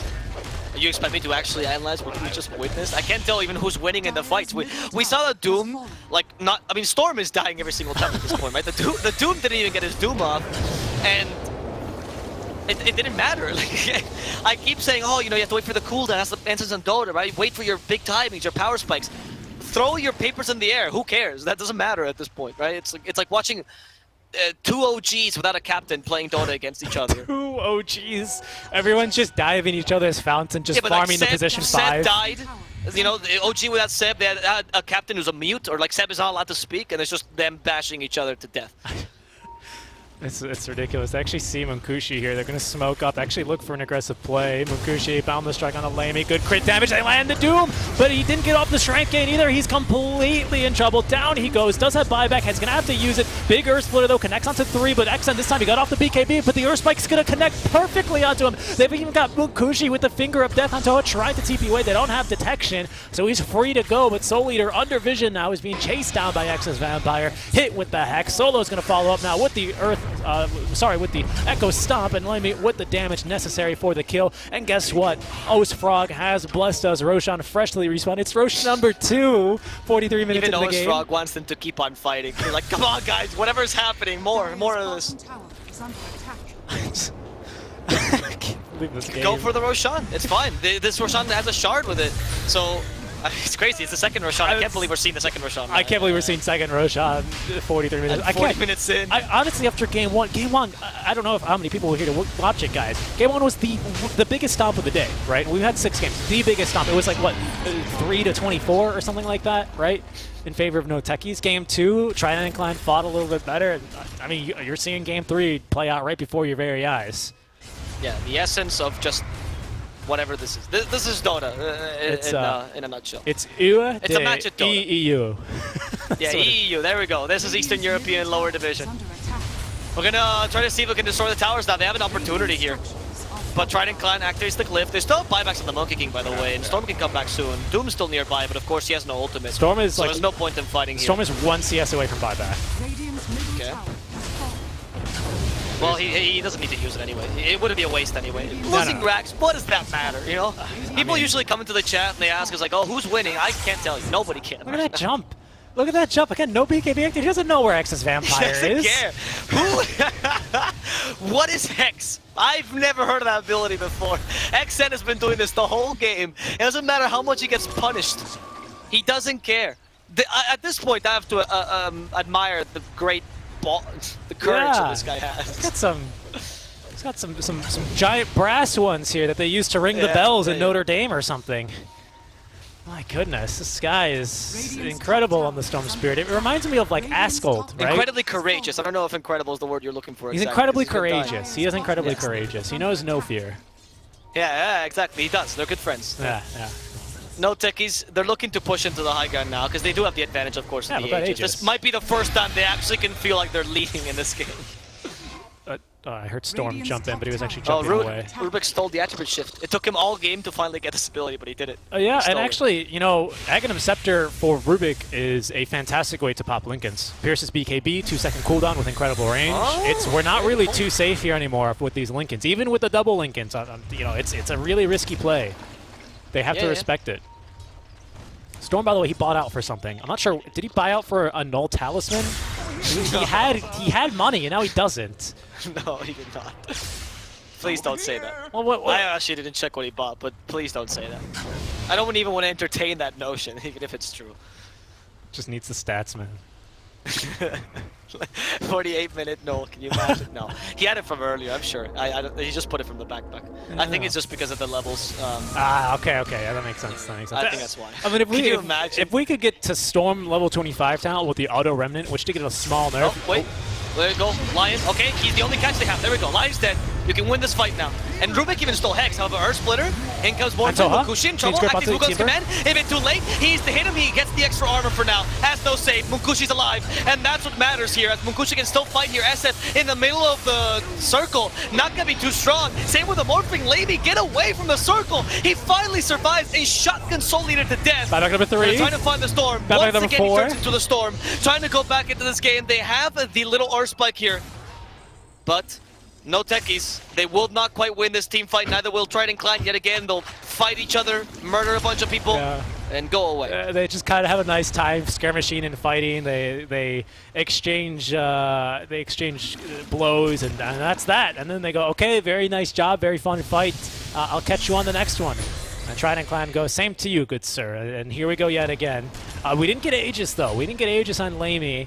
And we used Fiend's Grip, we used Doom, and we used Wukong's command. So it seems like it's a really good time for for no techies make that to actually go in and fight, because we still actually do have Cheese as well for Dame. But I think they were waiting for BKBs to come back, which are now ready to go again. So it's going to be a small window of opportunity here. A minute for Doom, 10 seconds for Wukong's, and 30 for the Fiend's Grip. I don't think they're going to be able to get the jump. Really got to the level 30 for Monkey King, which is actually absolutely huge, by the way. Primal Strike cooldown plus the 0 cooldown Primal Spring, quite useful. Yeah, you just go like, we see Fraser nearby, you go, maybe he Look might how much jump. money he's got. He got 10k gold in the bank. So much money. Oh, they're going to jump on each other. Okay, Bane, that's the objective first. They're going to burst him down. That's no more Fiend Script. He has no buyback either. But Morphling, do not fight in the Ring of Monkeys. They've learned their lesson. They're still keeping him that bay, though. Stormspade trying to get them to overcommit yet again. He's out of mana. XN, this can't be happening to you. Not again, XN. The trees will save him. Oh, he TP'd. They didn't see him. They didn't see him TP away.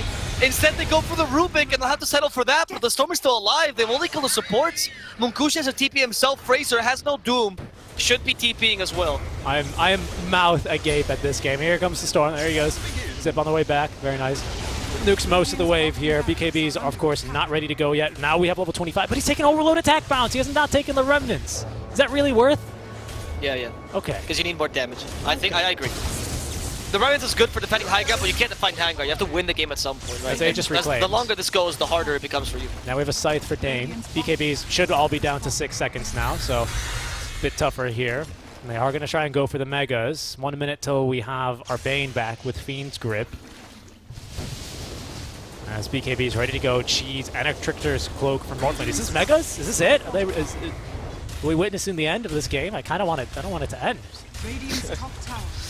What is the end of this game? This game will continue in our hearts forever, guys. Focus.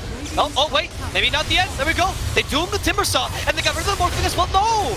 Lamey managed to eat the cheese and survive. Fraser might have not doomed the right target there. Well, the Lincolns, of course, stopped them from dooming the Morphling. And had to settle for the Timber Saw. It's still a kill at least. They find Solo as well, who's walking along the mid lane, Eternal Envy style. Almost got punished there. Monkey King is considering as a rapier, by the way. Just wants to stun the Morph. There we go. Can you jump onto him? The stomp, the Infernal Blade. They don't have a Doom though. The Wrecking Souls. They turned the pig into ham. Lamey. They got the Mega Creeps with this. No techies quite happy. as this might be the beginning of the end for Trident Clan. I think so, but I'm pretty sure at this stage no techies are going to have to force it out of Trident Clan here. Trident Clan, you could tell they're hungry for this first win as well. So are no techies. Out come the voice lines here to wait the 50-minute mark. Shout out to all of the guys and girls in Sweden waiting for this game to end as well. Of course, as Upper Division is going to be starting over on the main ESL channel as soon as this game finishes. PuckChamp will be taking on Extremum there for the one match of tonight. Yeah, but they're just waiting. They're just waiting for now, though. They have to experience this with us. The longest they have ever watched the lower division for because of this duration of this match. All right, is Monkey King 30 now? He's 29. He actually has got an Aeon Disc coming his way, so he's gotten rid of the boots. Yeah, but Rapier, you gotta protect it, can't get Aegis because that's impossible, so you might as well buy Aeon. Of course not, but I don't know what that item is. It's, we've only seen two of them. They've only taken 2 Roshans the whole game, yeah, right? So this one is going to have maybe a Refresher Shard and maybe the Aghanim's Blessing, so that's not guaranteed yet either. Morphling, by the way, has a Satanic. He's probably had this for a while, so that's going to be super useful for him as they continue just blowing through the plenty of Lincoln Spheres that we have. Doom's back in 30 seconds, but this is their best opportunity. Even without focus, no techies are going to go for it. Against Broken, this time they actually steal a spell. Storm with a jump in. Again, just incredibly courageous, right? X's Vampire is there, not only with a Blink Dagger, right, but with an Aeon Disc and a Hex both ready to go, so we can just go ahead and turn that little engagement right on its head. His focus TPing out to the outpost is going to be here momentarily. Mukushi setting up the, what do you call these, the statues to defend the Tier 4 towers. Oh, yeah, he's playing techies now, because he's no longer playing proper Monkey King. You have the extra crit damage as well, plus the cooldown reduction. Can you go in? Alright, they're gonna try here. That's gonna be the Rubik for now. The Wukong's command has been set. They get a nice Doom as well here, and they might be able to stop ET again. With Dame also in trouble, Morphling still a big deal, however, and Dame manages to get away. At least you killed Solo, though. That's kind of important, actually. They do catch up to Dame and murder him as well. 100 seconds without him. They catch into the Timbersaw. This game's not over yet. They don't cancel that DP, but they do have a Timbersaw still. Focus tries to get away. No basher or anything to stop him while his BKB's going, and he's burning down the storm. XN, not afraid of death. Just chasing after him, one last jump, not enough mana, realizes he needs to get back. Megas? Yeah, okay, there's the Doom. They've lost only one of their Tier 4 towers. Very crucial that they don't lose both, because they don't have a Fortify, so any time that they can buy themselves here is going to be absolutely important. I cannot believe this game. I mean, they can't fight. They cannot fight into Wukong's command with the Mega. Oh, they got focus. They actually got him? Where did he die? Did he die to a Monkey King? Oh, he went back in. Yeah, he went back in. Okay, I was not paying attention for a second. He went back in. Yeah. Okay, well, Monkushi's about to hit level 30 now with Divine Antoha's like, okay, I can't take Roche, guys. Let's use the creeps for it. Oh no, Antoha! Oh my goodness, he forgot about the Hex himself. I have never seen someone do the haste equals invincibility rune in a pro game. This is my first time.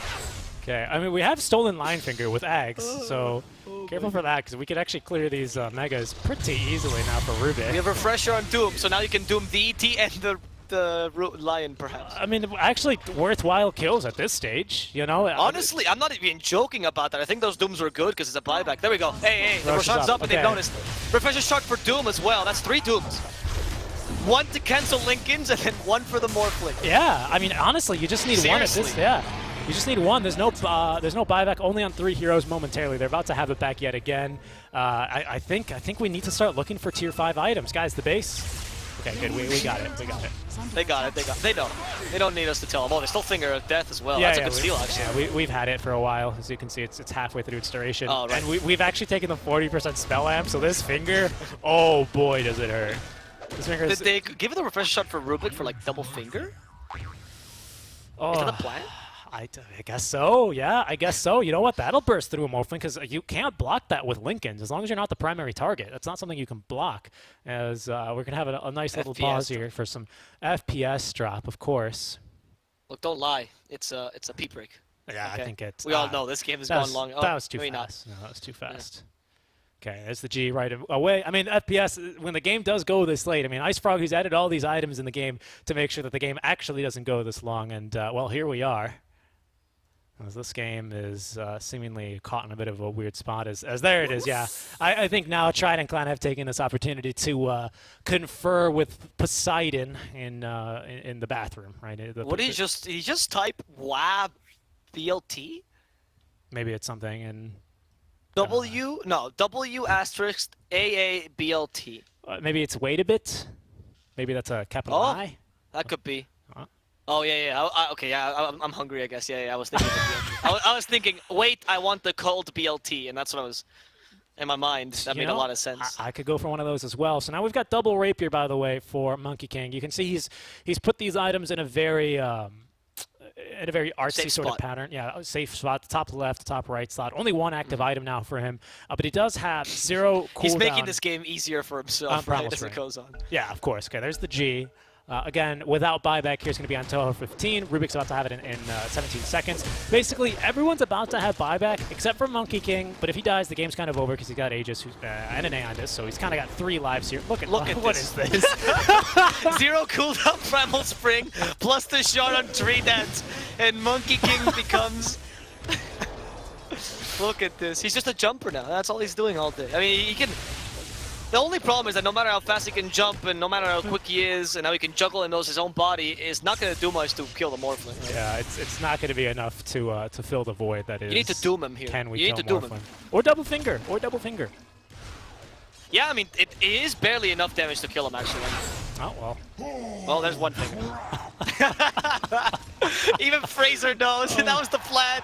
We messed it up, guys. Yeah, it's so Rubik cooldown. fingered the creeps. This is a really short cooldown. Finger's gonna be ready to go. Exodus Vampire tried to sneak in the way in the base, but look at Trident Clan, such defensive positioning. Once again, just playing around their own vision as they put down a ward deep into the enemy jungle. Morphling stolen. The Monkey King's form. He almost gets caught down from the trees. At Fraser just kept going with the spider legs. He would have cut him down for 4 seconds. Fraser still doesn't scout him. Lamy doesn't scout him either. They're right next to each other. Misconnection. Oh, no, Soul Eater blinks forward. There's gonna be the catch. Aeondis on Axis Vampires. Lamy trying to jump out of the bane, but he's got the E-Blade combo. Out comes the Wukong's command, but Fraser's onto the back lines here, dropping the Doom onto Solo as the Earth Splitter's not going to do much. The Lion Finger's still not enough damage. The Doom, though, is going to have to force his enemies to get denied. That's all. Matters. That's Doom number 1. But the Hex, they didn't get the D-Ward. They force-tapped them in time. They didn't get the D-Ward. That was crucial. They did not get this D-Ward yet. It's just out of range of the Sentry. They don't know.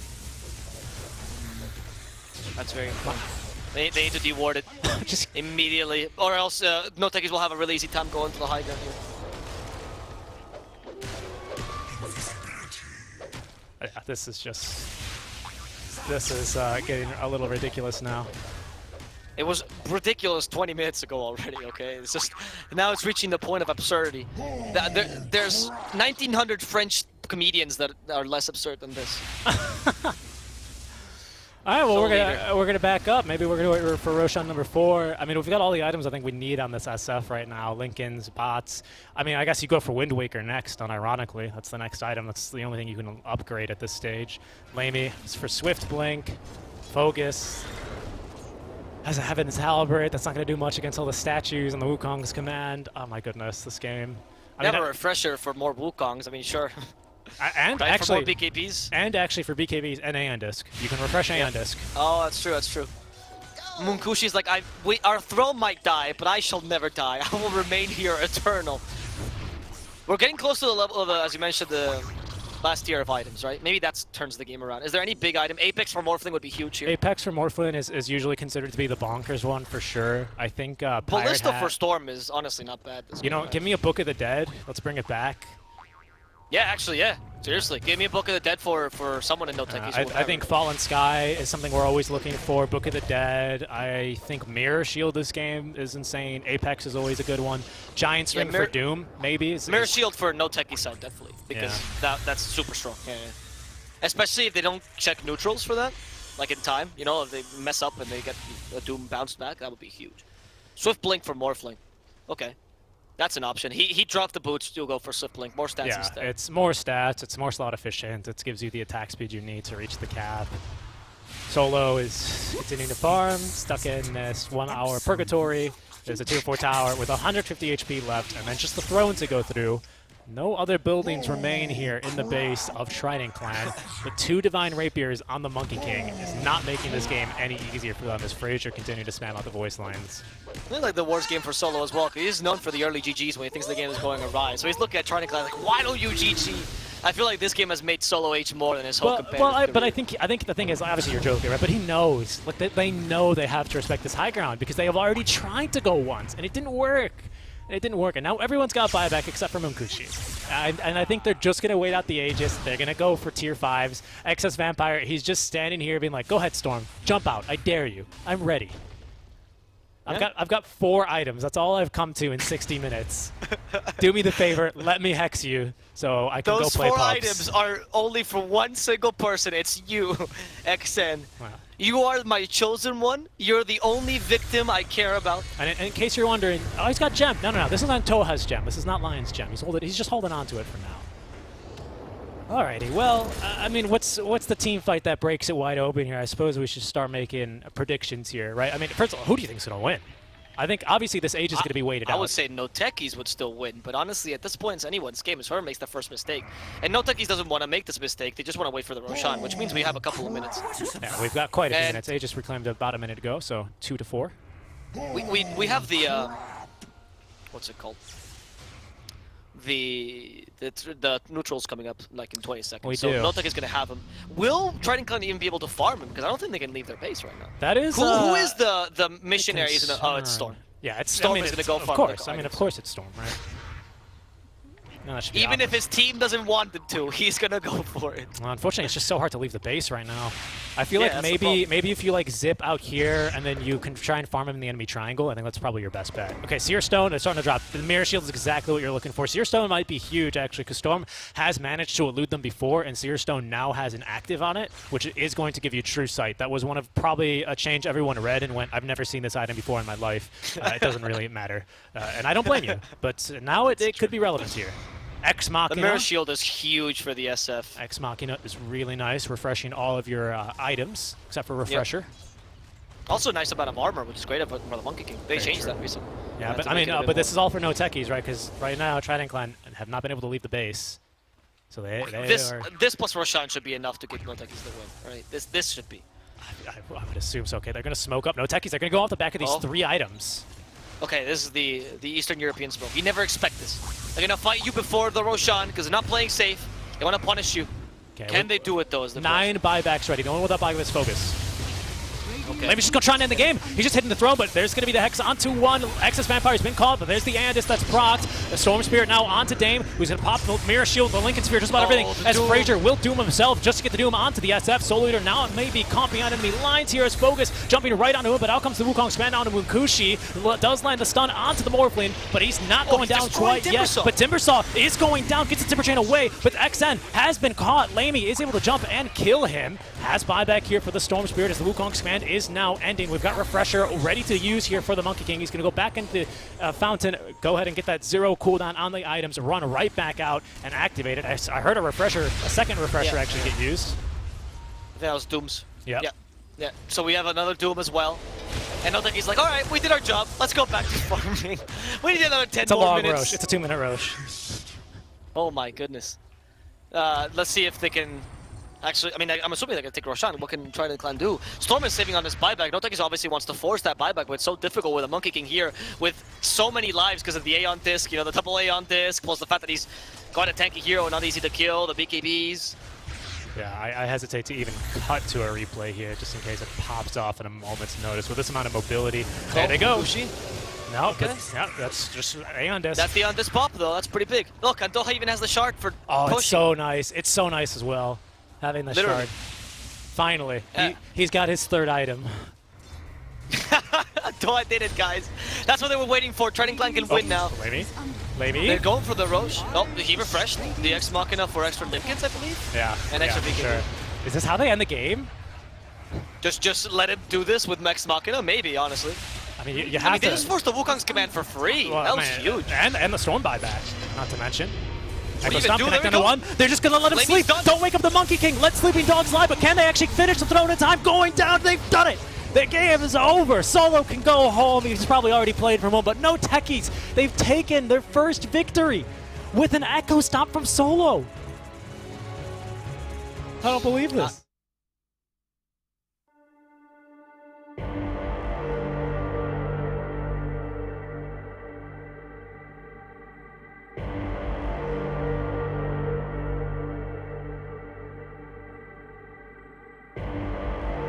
Rising out the ashes, coming from the ether. All I hear is static. Breathe a little deeper. Fallen, broken, a million light years away from home. My eyes opened, and now I've come to claim life. Never let it go. These wings carry me. Live this fantasy. Running through the fire, fire. Gonna let it burn. I am the Messiah. Gonna let it burn. Running through the fire, fire. Gonna let it burn. I am the Messiah. Gonna let it burn. Gonna let it burn. Gonna let it burn. Gonna let it burn. Gonna let it burn. Found me in the darkness. Now they see me shining. Calling me a goddess. Thunder and the lightning. I'm falling, I'm faster. Making my way back, I'm close to home. I'm fighting harder because I've come to claim my throne. Never letting go. These wings carry me. Live this fantasy. Running through the fire, fire. Gonna let it burn. I am the Messiah. Gonna let it burn. I'm running through the fire. Gonna let it burn. I am the Messiah. And I live this fantasy. Running through the fire, fire. Gonna let it burn. I am the Messiah. Gonna let it burn.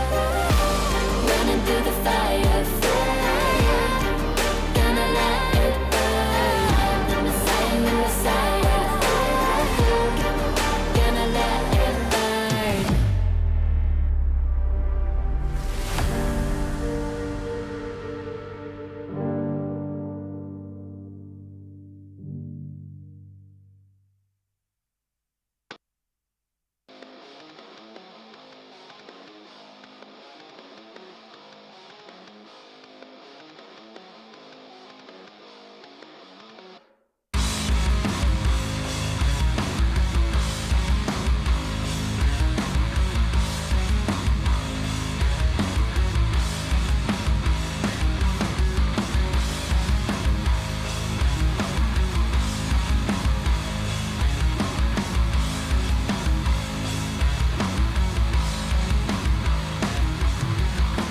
First thing you notice, you feel a bit excited.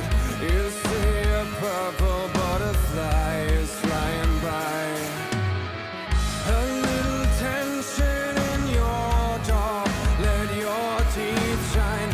Put on your blue dress, it fits just fine. You go to never coming back. There is nothing as it seems in your requiem for a dream.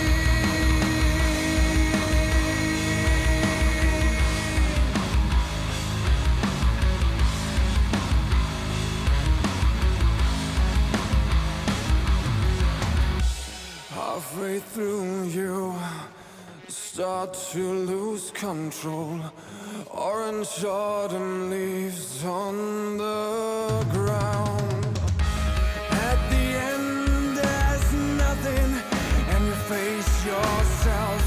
Green is all you see as you fall. You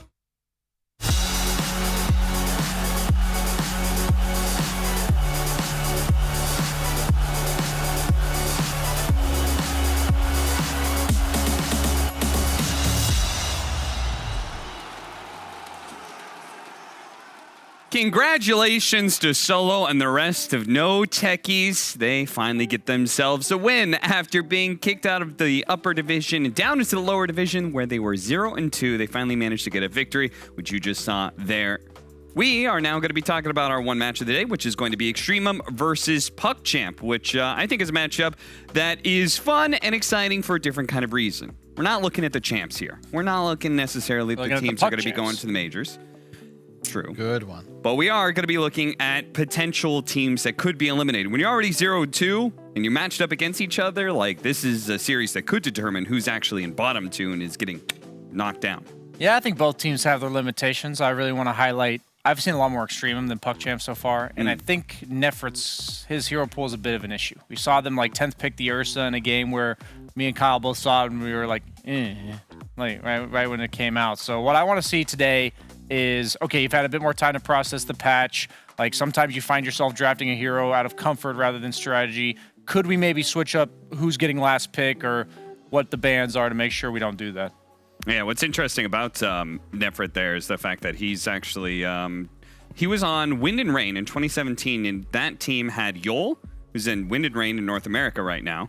And then he's also was teammates with Wish, who's currently on Brain. So wow, he's got some connections there over the European side. Dota world is a small world. That's true. For PuckChamp anyway, you guys coming in from the lower division, they actually were the ones who took first, not Windstrike. They even beat Windstrike in a 2-1 in that lower division matchup, but they haven't quite yet proved it here. Do you think some of that is just their schedule, who they played so far? Yeah, they've definitely drawn the short straw in that regard. They're also not boot camping, I don't believe, from my research of watching them on webcams. Yeah, it's still early. They got time, but this is kind of a must-win scenario for them if they want to advance. I don't think anyone wants to be stuck like bouncing back and forth between D1 and 2. Yeah, the real trial is beating the 5th, 6th team in the upper division when you come out of lower division, right? It's like, we belong here. That's your message, and you said that might be leaving them in the bottom two permanently if they end up in it after today. Yeah, and some of those teams being either Extremum or Unique is another example of a team who was lower on the list when it came to last season. They both got, I believe, 5th and 6th respectively. So those are the teams that you really got to beat to be able to say, okay, I do indeed belong. Is there anything about this team that has stood out to you so far? The drafting's a little suspect. Art styles, coaching them, which in theory you're thinking, oh wow, you know, big name. Like this is a squad that's going to definitely go places. But I think that if you look at that legendary VP team and the split, there's definitely like a A and a B side to that. Solo and the gang getting their first win. I think him and Artstyle specifically took the longest break, especially during that period where there was like no TI. It's like, well, what's happening in the scene? These guys were just hanging out, and they're taking more time to adjust, which is why we see weird stuff like that Ursa last pick, which was just not good. I just think these two teams both kind of do their own thing, and that usually doesn't work if you're trying to force your own thing when the other teams come prepared. They've seen your previous drafts, and today I'm going to see who's better at doing their own thing because I'm kind of expecting them to do more of the same. I think they're going to adjust a bit, but I think we'll still see pretty similar drafts. When you go through, like, looking at some of the heroes that they picked anyway for PuckChamp's side, hero variety is something that is perhaps a little bit lacking. But then again, they are a newer team filled with a lot of newer players. Many of their players have only been playing since 2020, 2019. So that does kind of make sense. Focusing a little bit more Extremum, there's a lot more history on that side, right? Because Extremum, full of some older names, right? We've got Shachlo, we've got G, like just old names of the CIS scene. These are the vets. Like, this is a squad of grinders. You know, respect to G. This man has been putting in hours since literally before Dota. You know, Dota 1. I think his first professional tournament was in either 2007 or 2008. that's insanity that he's still grinding now. He's switched positions. As you get older, you tend to downgrade yourself in positioning, but he was the first person to really popularize support Death Prophet. I don't think that his ideas are necessarily faulty, but if you look at the talent individually on the roster, they're just not as flashy as a lot of the competition in the top half of the standing. I just think the potency of something like a support Death Prophet last patch was that it could be a 2 or a 3. Yeah. Right now, from what I've seen in their drafts, at least the once or twice that they've chosen it, you kind of just know it's going to be a 5. And at that point, it's just not nearly as powerful as a pick early on in the draft. Well, we all certainly know a little bit more about Extremum than most, but we can always learn more things, and we've actually got their offlaner Shochlo in an interview.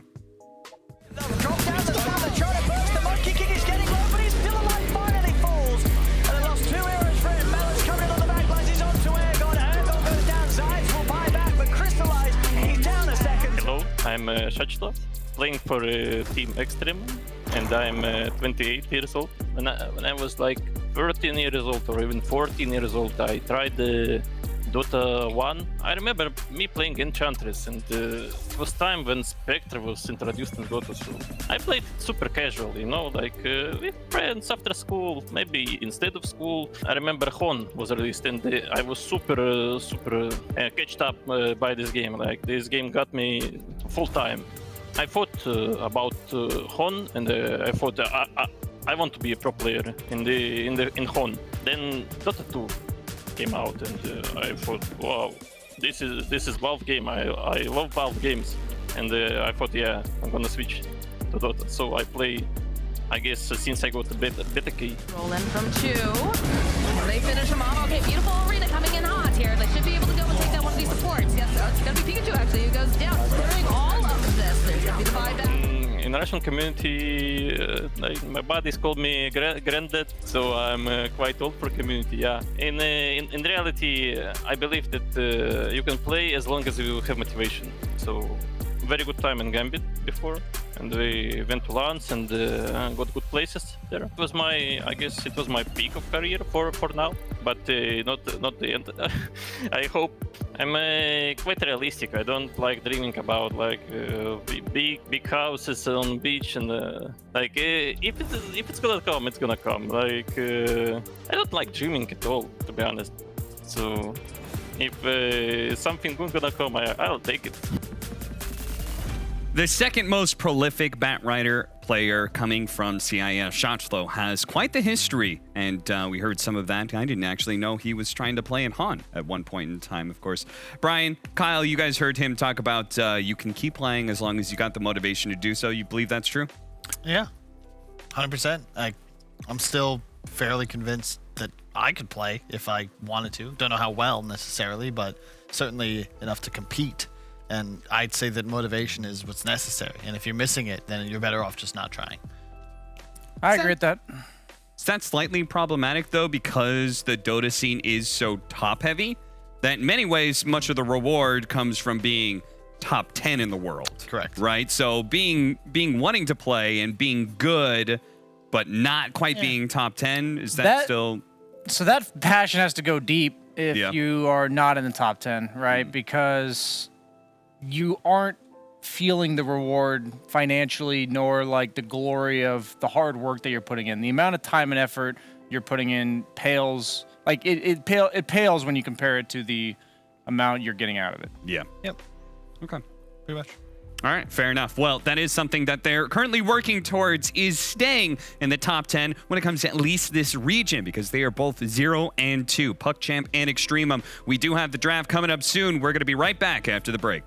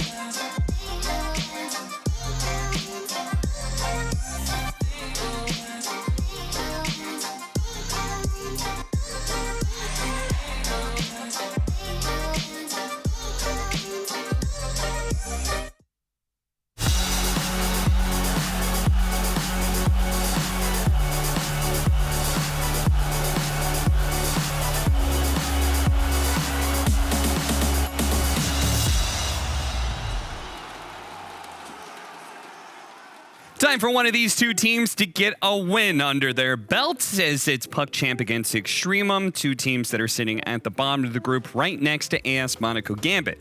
Difference between these two teams and AS Monaco Gambit is they have not faced the toughest in the field, or at least all of them anyway. PuckChamp did have their series earlier, and they played up against, what was that, Virtus Pro? I believe so. But yes, now they face up against an opponent that is much more manageable for them, I would say. And we're going to be starting off with a first pick Abaddon. Really? Yes. Don't know how I feel about that.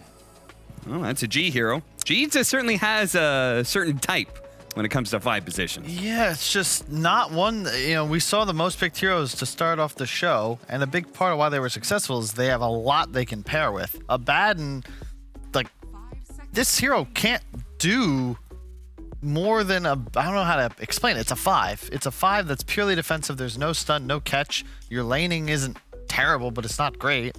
And you open up PuckChamp to just get exactly what they want. Centaur as a value hero right now, especially with Timbersaw Mars out of the pool.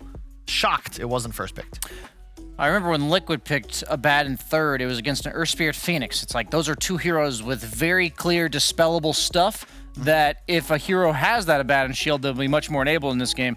On the other hand, you're dealing with a Centaur who's going to cause his entire team to close the gap, as well as an AA who has an undispellable anti-heal, which makes the Abaddon not heal during his ult, but also make the Mistcoil relatively ineffective. So it's just not the type of hero that I would say is yeah, it'll do its job no matter what if we pick it first. Do you feel like it fits? Is it necessary to have it Abaddon for a certain kind of play style that you want to play? If you plan to group up behind one person, that's pretty much the only style I can really imagine. Like we saw Liquid do it with Leshrac. We've seen teams do it with heroes like Medusa. Troll Warlord comes to mind as these like heroes that don't mind you going on them and they'll turn the fight. Leshrac is probably the only mid laner that comes to mind, so maybe we'll keep an eye out for. I mean, I guess they already have the Puck, so I don't know. Puck's not a mid laner that I would think wants an Abaddon on its team. No. You want the tinier the Rubik to chuck people out of coil. You wouldn't mind having Snapfire for the damage, Earth Spirit to roam on for your mid. Yeah, there's a lot of other options. Abaddon also kind of forces your 4 position into a very specific niche. It has to do something to kill enemy heroes, preferably provides damage output as well, because Abaddon's is quite limited. Yeah, they've got the Tusk already banned out. Wouldn't be surprised if we see the Earth Spirit. 10 seconds remaining. We shall see. Is Nyx a possibility for PuckChamp? I don't know if it's necessary. I think you can just... Actually, you can get away with it because the AA provides a surprising amount of damage just from the ulti, the cold feet, but more importantly, the vortex spam. So Nyx's damage output actually becomes pretty sick. Hey, just a stun mana burn. You're the one that's always about those classic combos. Nyx AA support duo. Yeah. That's like back to 5-6 years ago. Are you guys okay with Nyx Centaur as a duo, though? Yeah, that's the concern. Is like your lane push is limited, your wave clear. When neither one of your supports can kill creep waves, that's exploitable. So if I'm Extremum here, that's a brutal combination in terms of kill threat, but get something that can play the opposite corner of the puck, maybe a bots hero, maybe the puck buys bots, and just shove lanes. Are there any summons heroes that are still viable in this meta? Wraith King. Wraith King? Wraith King's I'm like 90% sure they're going to pick Wraith King, because you could pick Sven with AA. We're talking about stun heroes. But you want, like you said, a hero that's going to clear a lot of waves. And while you may say Sven has cleave, he clears waves. He doesn't clear waves against Puck because he just dies. And none of these heroes want to protect you. So you want that carry that can clear waves safely and also doesn't need a babysitter. And Wraith King, perfect for PuckChamp's draft right now. They are telegraphing it. They're saying, Extremum, we're going Nyx into Wraith King. Bada bing, bada boom. What are you going to do about it? What's that? What's the O? Capisce. I've been watching a lot of old school Italian gangster movies because of my quarantine process here. So I just went straight into The Sopranos. I would be shocked if they do not pick Wraith King for PuckChamp. No need to save your carry pick. Are you throwing it all down? No other hero. It's going to be a Wraith King. Would you personally guarantee? Would you stake your reputation? If they are picking their carry, I will stake my reputation on Wraith King. All right. But they might just go like a Void. Void Spear got banned. DK maybe. Oh! Okay, okay, he saves himself. Very nice. Does that count as insurance or something? I said if they pick their carry. Yeah, so they picked their true. mid, and he still nailed it. That's true. It's a great pick, too. You see the puck already. Rubik Abaddon, 2 heroes that deal 0 damage. You're DK. You're not roaming on this DK, right? Yeah. It's 3 heroes that are going to mess with you in the first 8 minutes of the game, do virtually nothing. Yep, and it's quite nice, too, because you have AA to play around with now a bunch of stuns. It's a very Alliance-style draft, though. I think Alliance would have had more flexibility with their support duo.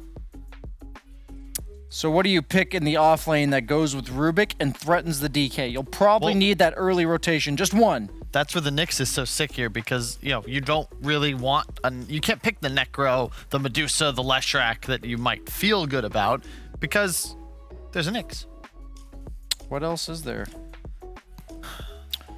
Nature's Prophet. No. Against DK? This is a miserable game for what feels like anything. It needs to be durable, but it also needs to deal tower damage and scale. Illusion heroes don't feel great, but it's probably the route I would look at. Maybe a CK or a PL. But you don't have last pick? I'd rather it be a PL than a CK. We saw CK yesterday, and that hero was beyond godlike, and it just felt like it was never going to be able to carry the game. It wasn't a bad carry-to-carry matchup, but even then, since like you said, you don't see the opponent carry, you need like a generically strong carry that doesn't have like super hard carry matchup counters. But you also needed to have innate damage because the 3 heroes don't do damage, but the Abaddon helps whatever hero they pick do damage. Razor in the pool. I think just a BKB Razor seems pretty nice, but... Here we go again. With I don't know about this, man. It's not bad in the laning phase, but... Bad in Ursa, though? Yeah, against so many stuns.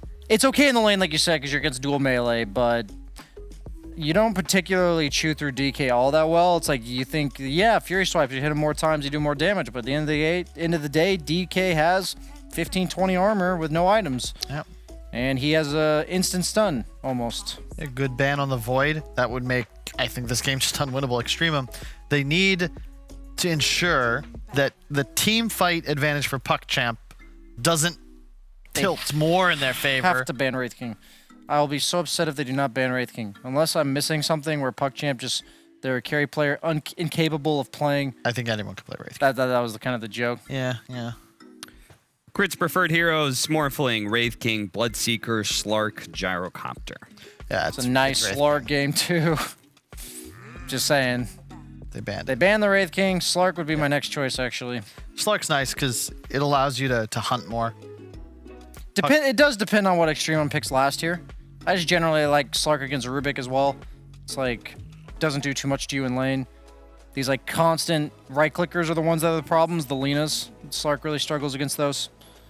But Rubik, pretty underwhelming harassment in comparison to a lot of other ranged force. And then that usually with a range 4, you have a melee 3, which means Slark is usually good in those scenarios. He just is another hero that lacks damage, and you want a little bit of catch with the AA, a little bit of mobility, a little bit of independence. And might they go like, they do ban the Underlord. That's what I was thinking for him. I'm thinking like, I think it just has to be BKB hero, SF Razor. Okay, oh god. All right, well, it beats DK mid in theory, but I've actually seen the DK win the matchup. And they go for a standard troll. I don't know, man. PuckChamp's lineup looks pretty good. I don't love troll against Puck Sand King, but it is a very good carry-to-carry matchup against Ursa. See you later, Kyle. As yeah, I think if they get an early Roche on Extremum, Nefrit could take over this game. He's just very vulnerable to getting burst at any point, which means an Aegis has even more value.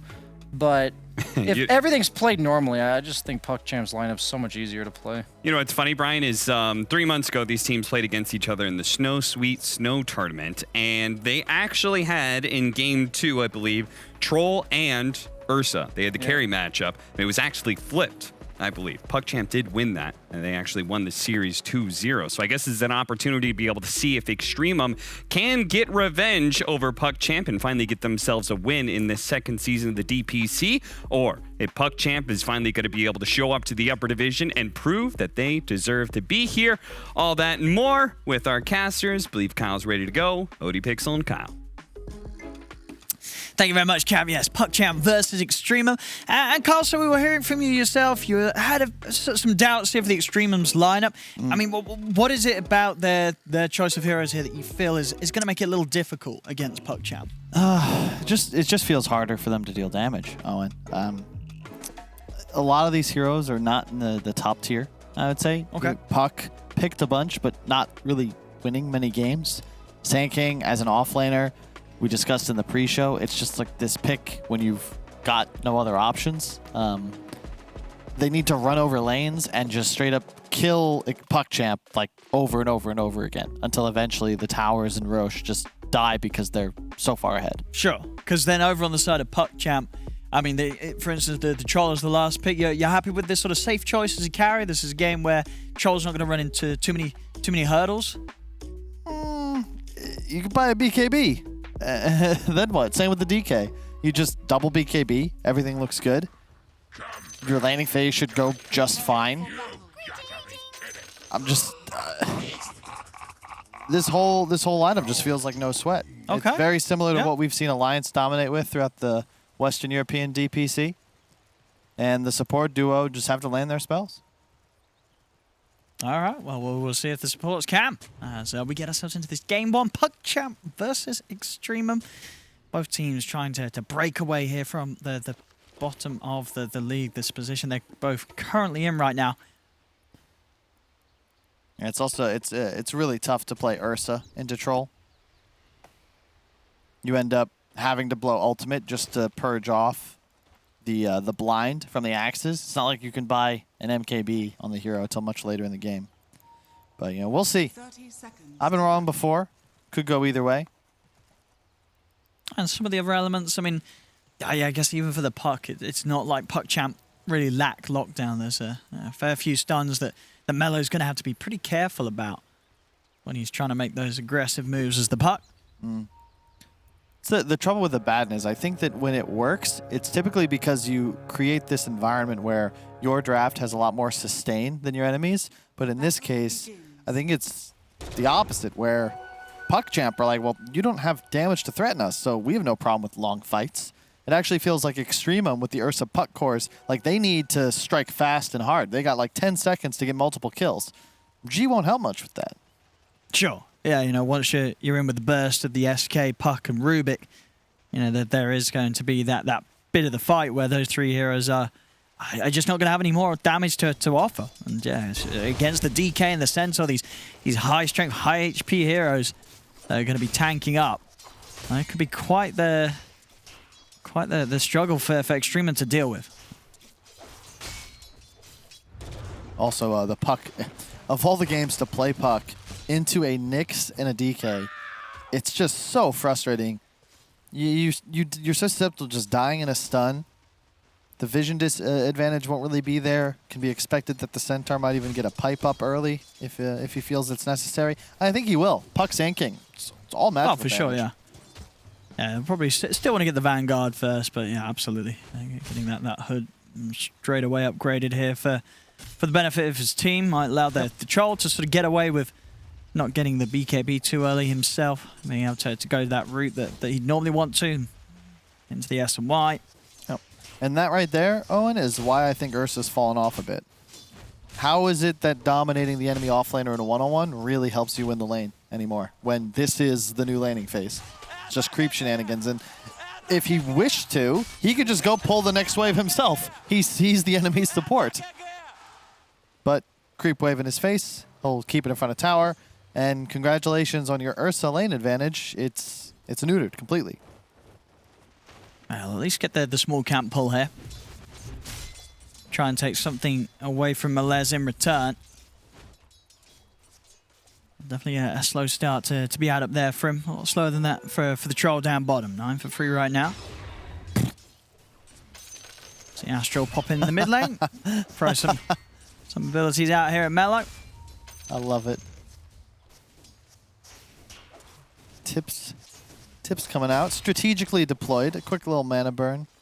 It's basically, you know, he's not all chat and screw you, but that's how I would interpret that maneuver. It's happening in the bottom lane. Sand King not having the greatest time. Odd build. I feel like the skipping of stun isn't... This is why I don't like the hero. Oh, and you have Caustic and you have Sandstorm. Like, what are you playing the lane to do? Well, yeah, but what would you be doing with the stun? What, you need the stun to get the range, yes, or you're getting aggressive onto this troll AA early? You think this is a duo that you can punish? I think it's just a more, you know, it's a usage of mana to secure last hits. Level 1 Sandstorm is quite expensive. Level 1 stun was 75 for the Sandstorm and 110 for the stun. I would just rather have the stun, you know? Grab every archer, at least 2 archer CS, get a mango. But it's more about how you're effectively removing your ability to play with any sort of aggression. Well, see, top, you know, for the creep shenanigans they did pull off, Melez he's actually not getting anything out of this. He's 3-3. He's, you know, getting completely dumpstered now by the Ursa. Which is kind of surprising. I feel like we've seen him grab a few creep waves, but he's just not been getting the CS at all up here as Centaur. No, he is not. Did a good job from Nefrit, though. I like his itemization, too. Gotta get the Orb of Venom. Early boots. None of this, like, rushing Battle Fury shenanigans. You just make sure you're able to trade with the Centaur. Oh, it's looking very nice here. Astral will be able to get the stack going. See mid lane at the moment. DK having the slight lead as expected against the puck. All those heroes that you are grabbing for that lane matchup. That is a Mellow Jewel. I mean, I'm tilted just watching because Nyx just stole his rune and then mana burned him again for good measure. So, you know, it's already a tough matchup for the DK. You can see it reflected in the CS. It doesn't get any easier when this Nyx just shows up. But it makes sense. There's nothing you can really do top to help his Centaur other than pull creeps and mess with pulls as we see here. And Melez trying to get at least something out of this, but it is going to be complete free farm for the Ursa. So very good start to be had here for Nefrit. I'm going to try and run down Melez. Nefrit heading over as well.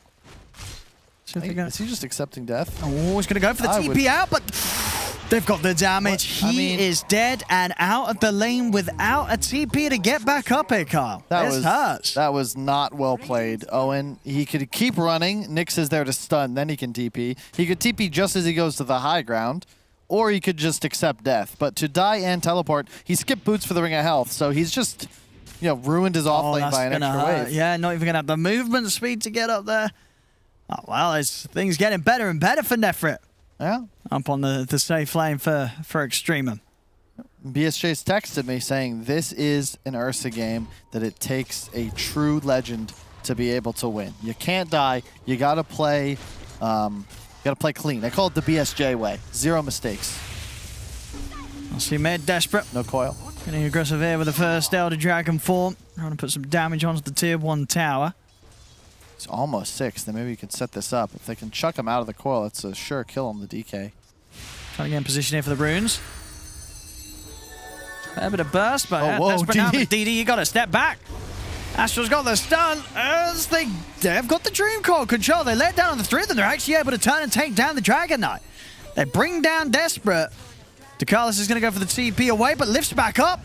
Another death and another TP down the drain here for PuckChamp.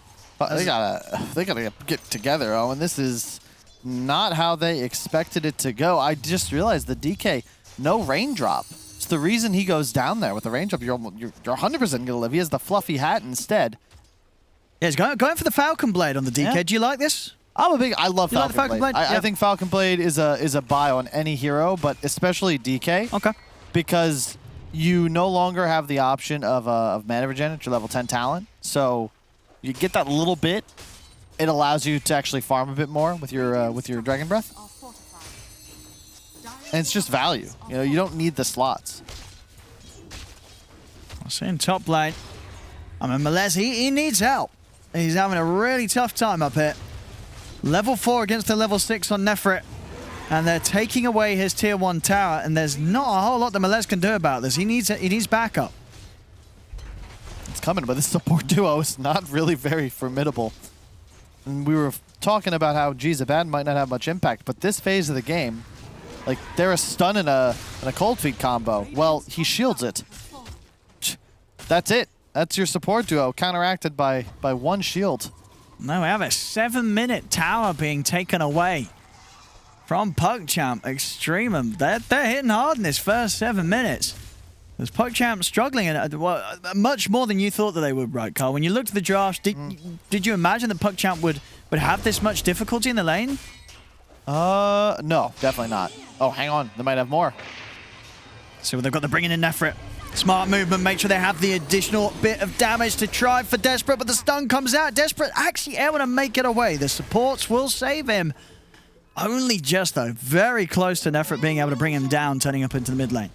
Very nice rotation. It's unfortunate it did not succeed. That was the only way they're going to find that kill on DK, who I feel may have made a mistake with the 3 points in Flame Breath, because he just doesn't have as much survivability. No raindrop either, so definitely living on the edge. He's going to try and do his best to get that blink dagger done. Top lane, Melez again just being forced out of lane here by G. Yeah, so far so good. But this is the way Extremum kind of had to get the game going to have a shot here. The laning phase has to go well, and then their 3 cores can just play all around the map. They've got to be able to just dominate in a one-on-one scenario, in the sense that PuckChamp can't just match the Ursa with something like a Troll or a Centaur and just let them sit there and trade farm. It's got to be Ursa, constant bullying, farming offensively with the purchase of a quick Battle Fury, which is in the cards, only 2 components away. So now bottom Shashlo is going to go for the kill onto Carlos. Straight in Epicenter popped. Grandfather collects a kill. I like that interview. Shashlo, I think he did play, it was funny because they were using clips. I'm like, God, that was like 10 years ago. But I believe he was part of the team that actually played against Fnatic at DreamHack Winter, I want to say like 2010 or 11, when it was still Fly, Hani, No Tail. Yeah. Oh, yeah. What were you doing at that time? I hadn't even heard of Dota. I hadn't even heard of computer games. I just played Mario Kart on the GameCube. It's top lane G. It's going to look to turn around. They got the Dream Coil on the 2 of them. Nefrit coming in as well. They've got the damage to take down the Centaur. Melez goes down. So again, Extremum just picking up the kills, keeping all 3 cores very far ahead. Melez's game just getting harder and harder. This Centaur slipping right down and completely, behind every other core in the game. It's going to be a long recovery for him this match. Yeah, credit to Extremum. We haven't seen Centaur addressed in this way. Yeah, they're smashing it. I mean, and because this has been a hero that has just been an all-round favorite, right? A very, very successful hero in the patch. But he's struggling this game. He even skips the Vanguard to go Hood, which I think is the right play, because even having a Vanguard, you're still going to die to the clicks. This allows you to get the earlier pipe if necessary, but it's survivability against non-Ursa heroes. And now you're at a point where you kind of just have to avoid him. Level 6 soon to come on the AA. That should help PuckChamp make things happen. But definitely not feeling good. Down 5-0. I always say, like I said, I love the Extremum draft. I don't think Brian was as big of a fan, but good to see them. Huh? I thought you said you liked the PuckChamp draft, didn't you? Did I? I don't think so. Top lane. Easy coil. Dream Coil down. He has got Stampede. So Melez will be able to get them out. Shashlo not actually quite able to get him with the Burrow Strike. So they're able to step away from this one. Yeah, so this, however, is the trouble. They're still up to 2,000 gold, but that's how they have to keep playing this game, right? Just keep blowing spells, keep finding kills. PuckChamp, they're grinding it out. Troll's still top net worth, and they're the ones looking to pressure towers because their draft's just so much tankier. DK form ready, blink soon complete. All eyes on G, though. He's the man that'll win the fight with a quick shield off. Well, he's heading in. I want to try and get the creeps off the tower. I'm going to try and defend this. Extreme and Shashlan's him with the jump. Straight away onto Desperate, and they got enough magical damage. He's getting brought down low. He's trying to run away. He's able to step back. They couldn't kill Desperate in time as the DK survives, and the puck will fall. Fight not over yet, though. Melez will end up dying here yet again. And they get everyone else out of there. So all in all, a trade that PuckChamp will be happy with, taking down the mid, only losing their offlaner who was already suffering this game. They didn't get the tower, though, so Extreme will at least be able to achieve that tower defense here. And looks like Ursa will win the race to Battle Fury. Troll is just his Void Stone away, so 325 gold, whereas Ursa's on the way. So pretty even, but I think Troll skills a bit better. Game continues. No, for sure. As you said, there's definitely going to be issues for the Ursa fighting into him until he has a BKB or MKB. It's going to be a little frustrating. We just blew a light. Shashlo. He's found Dakalis. I won't actually have enough to take him down, though. As they do have the blink on Desperate now as well, so PuckChamp having a good means of getting that initiation. They have got good follow-up with the Ice Blast and ways to save the DK, get him out of there if it's a jump too far with the Stampede. Yeah, the team fight for PuckChamp is the big problem. Extremum should win skirmishes. They can certainly find pickoffs, but PuckChamp with DK form up, he has the blink. They are ready to hunt, and the smoke is on. Invisnik scouting it out. Oh, there's the jump. They've got the opening onto Nefrit. They're going to be able to chain stun him perfectly. Yeah. No chance there for the Bear as the blink, I guess, catching him off guard there. Was not ready for that sort of jumper movement to be made by PuckChampers. It was deep inside their jungle. Yeah, see, it just feels like the laning phase, if it's not utterly dominant, doesn't impact the game like it appears it is. Centaur's game was absolutely ruined, yet here he sits, what, 600 gold behind the Sand King? Sure. Like you get one kill on the Ursa, he's not even top net worth. Yeah, like you don't think it'll actually matter in the long scheme of things here.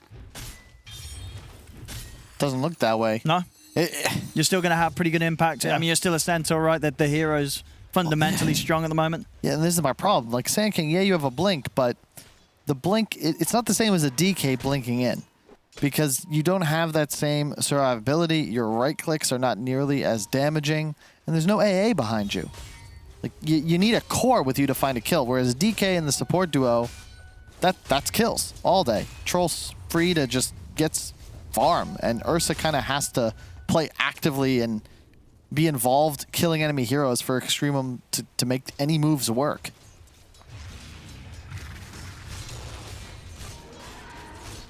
Right, Extremum. I've got the target set on the mid-tier 1 tower. Shashlo smoked up with Cheers. They show Nefrit and G. See if PuckChamp try and pull together defense around this tower. They've only got the 2 of them here right now. Okay, they've also brought in Dakalis on the AA, so they've got the combo if they can get that jump with the Dragon Tail stun. And Malesi also with his blink. He's ready to go. Opens up onto the Ursa. The counterplay comes in. They get the Burrow Strike off onto the Nyx Assassin. And as well, Mello with the Dream Call onto the 2 of them. But on the back lines, they've been able to chase down Nefrit. The Ursa falls. The Krillap picks up a second killer as he takes down Chu. And they're going to look to chase down Mello as well. They're going to be able to catch him with the stun as PuckChamp pull together the defense. And again, Nefrit just sort of getting caught out at the start, having to panic ult and step back. Because they could chase him down with the Stampede, as the Ursa's are really struggling in these fights. I can't do anything, Owen. There's too many stuns. There's no BKB up. I don't want to say it's GG, but I'm trying to find a way from Extreme to win a fight. And like, what does Nefrit have to do? Do you feel he just has to get back to hitting the creeps? He just can't afford to turn up for these objectives that Extreme is trying to push for? Like, what do you do as the Ursa here? I don't know. I'm more concerned about Mellow Jewel, to be quite honest. Ursa, he's not allowed to do too much, but what is that? Yeah, I mean, we're seeing a lot of imp mids rush this Kaya Sanj, but... Sanj first? if the game is rough, but to be fair, he wasn't having too much of a rough opening here, Mello. No, for sure. Like you don't normally see it this way around unless he's really scared of getting blown and up. That's a Storm. That's a different kind of hero. Sure. You scale much better. The Witchblade in this game is so effective against the 3 strength cores of the enemy squad. I guess Troll's agility. But damage is nice against the armor of the DK. Yeah. And you don't win this game by surviving. You need to do damage. Yeah, I mean, the reason why he's going for it is because of that. He's just worried about the chain stun and wants to be able to survive through the burst, but you feel it's just far too defensive for what you want to be doing as a puck. It's like if you went to go box, I don't know, Muhammad Ali, right? You don't want to invest in padding and just let him punch you. You gotta try to hit back. You're already outmatched. Oh, we'll see. We'll see what he's able to... You know, if maybe that little extra bit of survivability and resistance allows him to get stuff off in the fights that he wouldn't have been able to otherwise. Indeed, the damage, sort of limitations that you did talk about as well in the draft. You know, you said when you look at Extremum's lineup, you don't really feel the damage, and especially with this sort of itemization, it's definitely going to be there, much less so. So definite pressure on Ursa Nefrit to just keep on farming. You know, those last few fights, he's really set himself behind that of the Troll. Now, 2k difference between the carries. As that bit of early game advantage that Extremum did have off the lanes, it's slipping away. As a 2k lead now overall for PuckChamp. As Extremum, oh, they're actually going to get jumped here. They're in, onto Mello. Mello will be able to get the Dream Coil down onto the 2 of them. Desperate, popping the one charge. This DK is still very tanky. They can't get on top of him. Desperate's fine. With the charges, he'll live. And the rest of Extremum, they're having to back away. It's a 1-for-1 trade here. Just even with the jump, catching the DK, they're able to get support kills, but killing these cores just seems to be a whole nother ordeal here for Extremum right now. And trades, unfortunately, don't really help Extremum either because they're getting out-farmed. You can also see Meles did exactly what was expected. Vanguard is the selfish item. It's when you're ahead. You get the little bit of an edge. Instead, Blink Pipe. These are the team items. You like that, right? That's what you wanted to see. 1 round of puck spells doesn't count. You have a pipe for the team. Same with pretty much the entire epicenter of Sand King. Even going as far as queuing up the Vlad's next. Not an item or an aura that we see prioritized in a lot of games. But this time around, I guess, you know, you've got 2 beefy right clickers. The Troll and the DK are going to be very happy with that.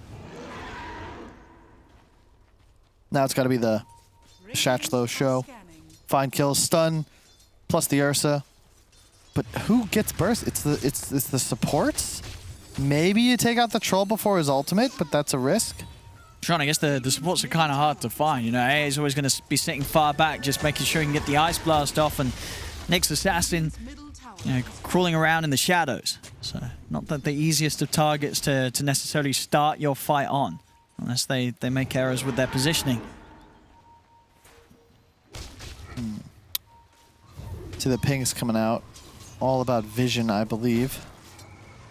Ult coming in bottom. Oh. Good try. That might have worked if the orb didn't go out before the phase shift.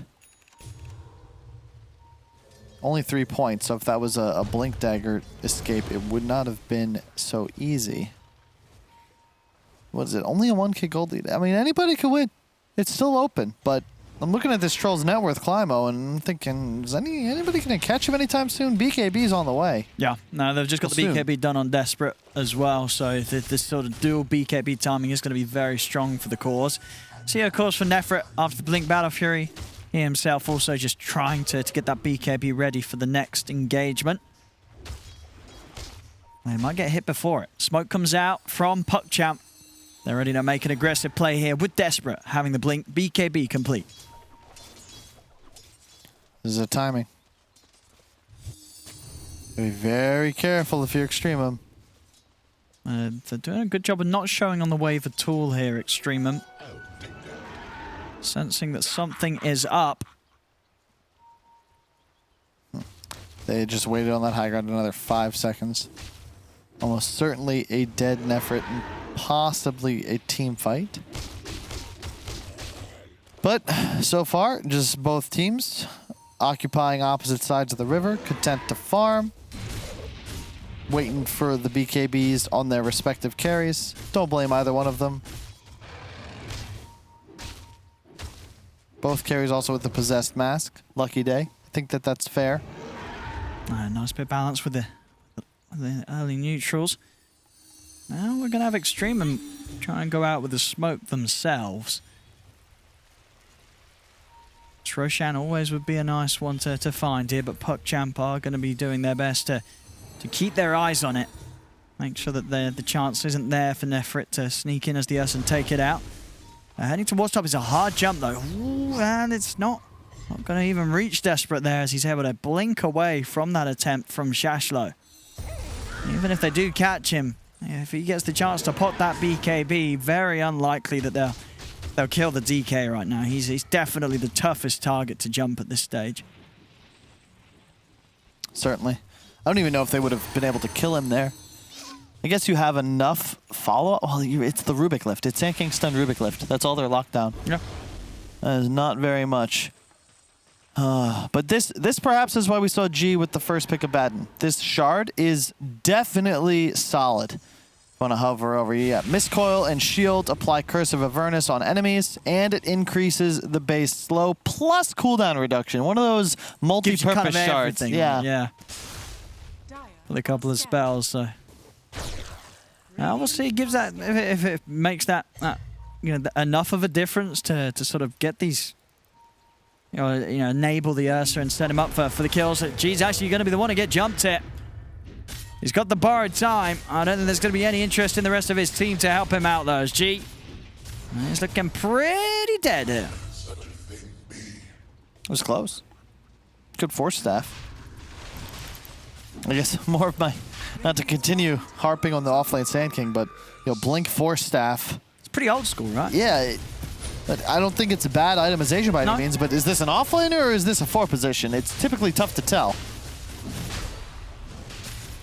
Oh, this Roshan not standing a chance here against Krillin. Easy Aegis. Yeah. And this is the trouble, we were talking about the draft. Maybe BSJ believed in the Ursa, but Extremum just not prepared for the late game scaling of PuckChamp. Their mid game dominance. These BKBs are online, and suddenly you can't fight them anymore. I'll take your tribute. Well, now with the Aegis on the side of PuckChamp, it's going to be very, very hard for Extremum to really make the decision to fight. Well, if they don't do so, still as we're seeing the sort of everlasting struggles from Nefrit to keep up with the farm that Krillit's hitting on the trot. Shashlo jumps in here. Desperate's going to come in with a counterplay as they'll get their lockdown onto the Sand King. And he's going to get thrown over to the side in an attempt to save him. He's up to the high ground and he actually manages to make it away with the Burrow Strike. Oh, was that a telekinesis save? Yeah, He's got the shard done. Oh. So a nice little bit of a combo breaker to offer up for your allies. So we see, pays off there. Absolutely saves Shashlo's life, gets him out of the reach of Krillin. Well, this is a gamble of a smoke. Pretty much everything riding on this. They've got the BKB on Nefrit, so he can get in and commit on a target. Shashlo. Hello. He jumps in. He will finally get the Burrow Strike off, as Krillin's going to continue to chase him down. BKB's popped. He's staying on top of Shashlo. Shashlo, he goes down. They get one over to the side. BKB's already come to an end for Nefrit as he's trying to come out on Desperate. He's not even able to get Desperate down to half HP. Desperate's fine. BKB's popped. They're just running them down here. They get the jump onto GG's. Got borrowed time, but they've got so many stuns. Dragon Tail into the Hoof Stomp. And will manage to throw him up to the base there. Chu trying to do his best to save G, but it can't get him away from PuckChamp as they push on. They get the kill, and they're ready to start pushing onto the high ground there. This is the most casual game of Dota I've seen. It's like not casual as in like low skill, but more as just PuckChamp. It feels like I'm on one of those walks through the woods with you and Sheaves, Owen. Just meandering about. Eventually, you get the win. Like nothing, no stress. Yeah, everybody farm. Hey, I'll be like, look how casual this. Troll's like, oh hey, they're here, guys. And then he just jumps in the Sand King. I'll BKB. And then boom, suddenly he's having to get out of there, Shashlo. Meanwhile, watch what our Ursa's doing up top, right? Yeah, you kill the AA with the BKB, and then he continues to try and fight, and they're just kind of like, really? They can't kill this DK. Look at Desperate. Like, you're not a grizzly, bro. You're not a polar bear. You're like a little, you're a cub. Yeah. A cub scout. It's tough. I mean, we're go sell cookies. What are you doing here? I'm really seeing is just sort of the difference in farm. Now, Ursa he doesn't have the items. He hasn't had the game here to. What, he had a great lane. Like, he did. He had the best. That's he got true. first blood. I mean, it was those early few fights that we saw, right, where he turns up, and you know that's always going to be the risk, right? You've got two carries, both with the Battle Fury. If one of them's turning up to fights that are going badly, the other one he's gonna be smiling all the way to the bank. And you know, we're seeing out of over a 5k difference here in the farm between Nefrit and Krillin. I love the way they've itemized too, because they recognize, look, Extreme just don't have damage, folks. So I'll buy a Halberd post-blink BKB on my DK. My Centaur went for Pipe, now Crest. And yeah, that's the Nyx versus Puck factor. It is a tough, tough time. Oh, hello. Yeah, well played by Krillin there as well, predicting exactly where he tried to blink out to. They're in on Desperate. See if they can burst him this time. They can. Everything committed onto the DK, they get the job done. They're finally able to take him out. Takes a lot, but the DK is dead. So what will they get off it is the question, because objective-wise, they have limited ways of pressuring. Not out of it. Anything can happen. To quote the Flower himself, anything can work. It can. And still got... Oh, it was 8%. That kill just put it down to 6%. 2% was lost there. RIP that gallon of milk.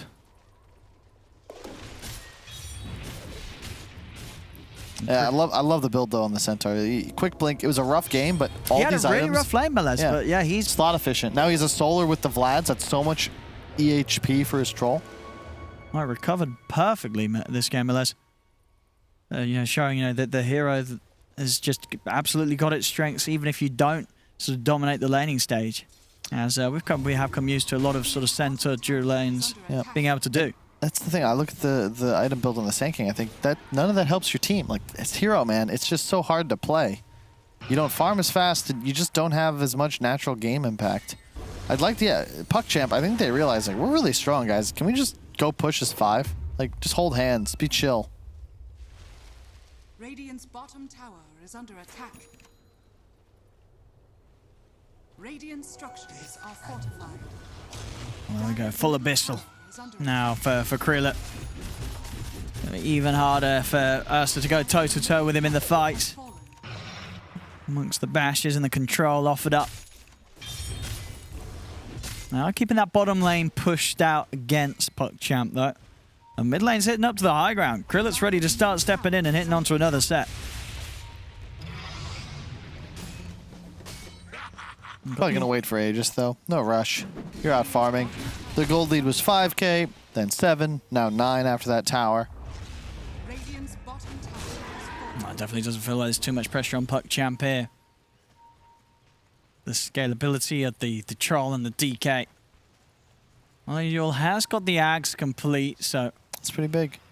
With the shard on Rubik, maybe that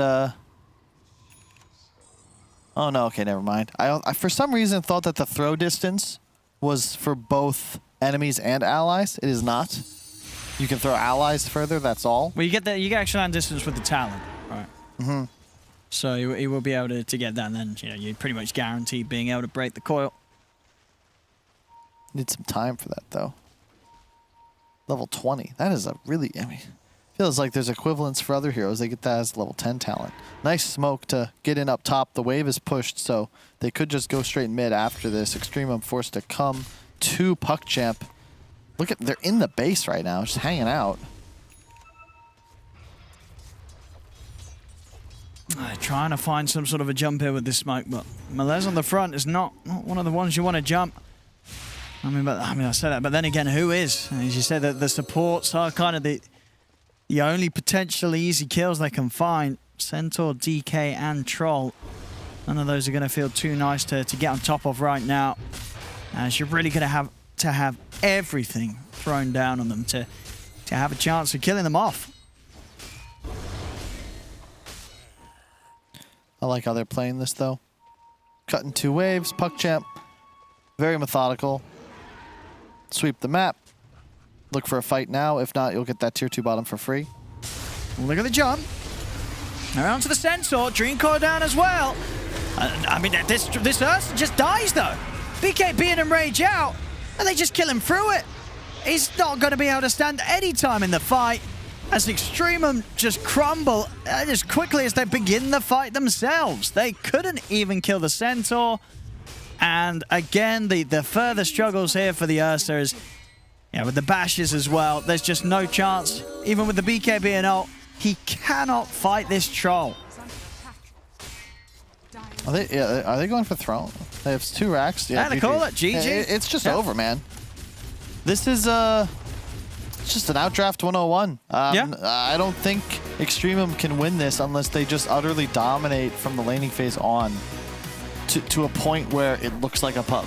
And I feel like this draft was almost born out of a pub because there isn't that natural synergy. There's no steroid. There's no win condition for them. And PuckChamp, no longer boot camping, but pretty comfortable. Yes, absolutely. And this was a game as well where Extremum, they did well in the laning stage, right? We saw on that top lane completely bullying Melee's out. Nefrit, I mean, he couldn't have asked for a better start, a better lane setup. This Ursa had complete control on free farm, even getting kills onto the Centaur multiple times. It just wasn't enough, though, for Nefrit to carry the game. And that what really, as you say, is just a result of the draft. Like, is this Nefrit making mistakes, or this is just an impossible draft for the Ursa to cap? A bit of both. I mean, you're just straight up counterpicked. Like, your Puck's against the DK, your Troll against an Ursa. Yeah. Tough game. What do you do? Tough game. No more tough first job. pick of Baddens. I like the hero. Okay. I think G had high game impact, but it's too easy to abuse. Absolutely. Well, there we have it. Yeah, it looked pretty easy, pretty simple for PuckChamp to be able to close this one out. As Extremum definitely having a tough time in this first game. We'll see if they can step it up a bit, maybe fix some of the errors in the draft going into game 2. But as for now, PuckChamp will take the lead game 1 here in this series.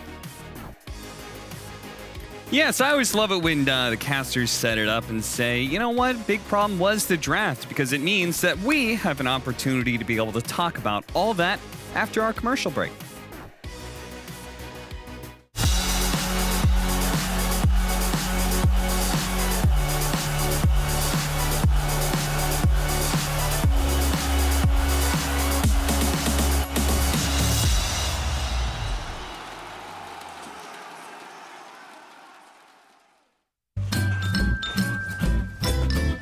Ready? Huh? Hey, he's a good boy, huh? You ready? Huh?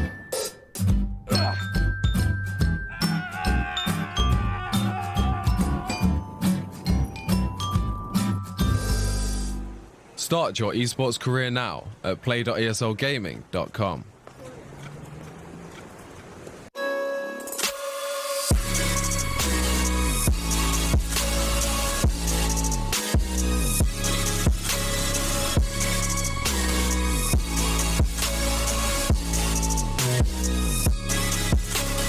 You love it, you wear it.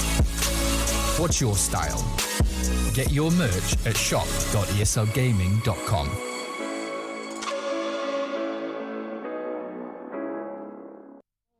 An opening in the clouds, and I'll take it. Yeah, reminding myself to just let go. Don't wonder how far I can fall. Don't look down, never fade out. And I just wanna be someone and never fall behind again. Just keep on moving on. Never look down, never fade out. Never fade out.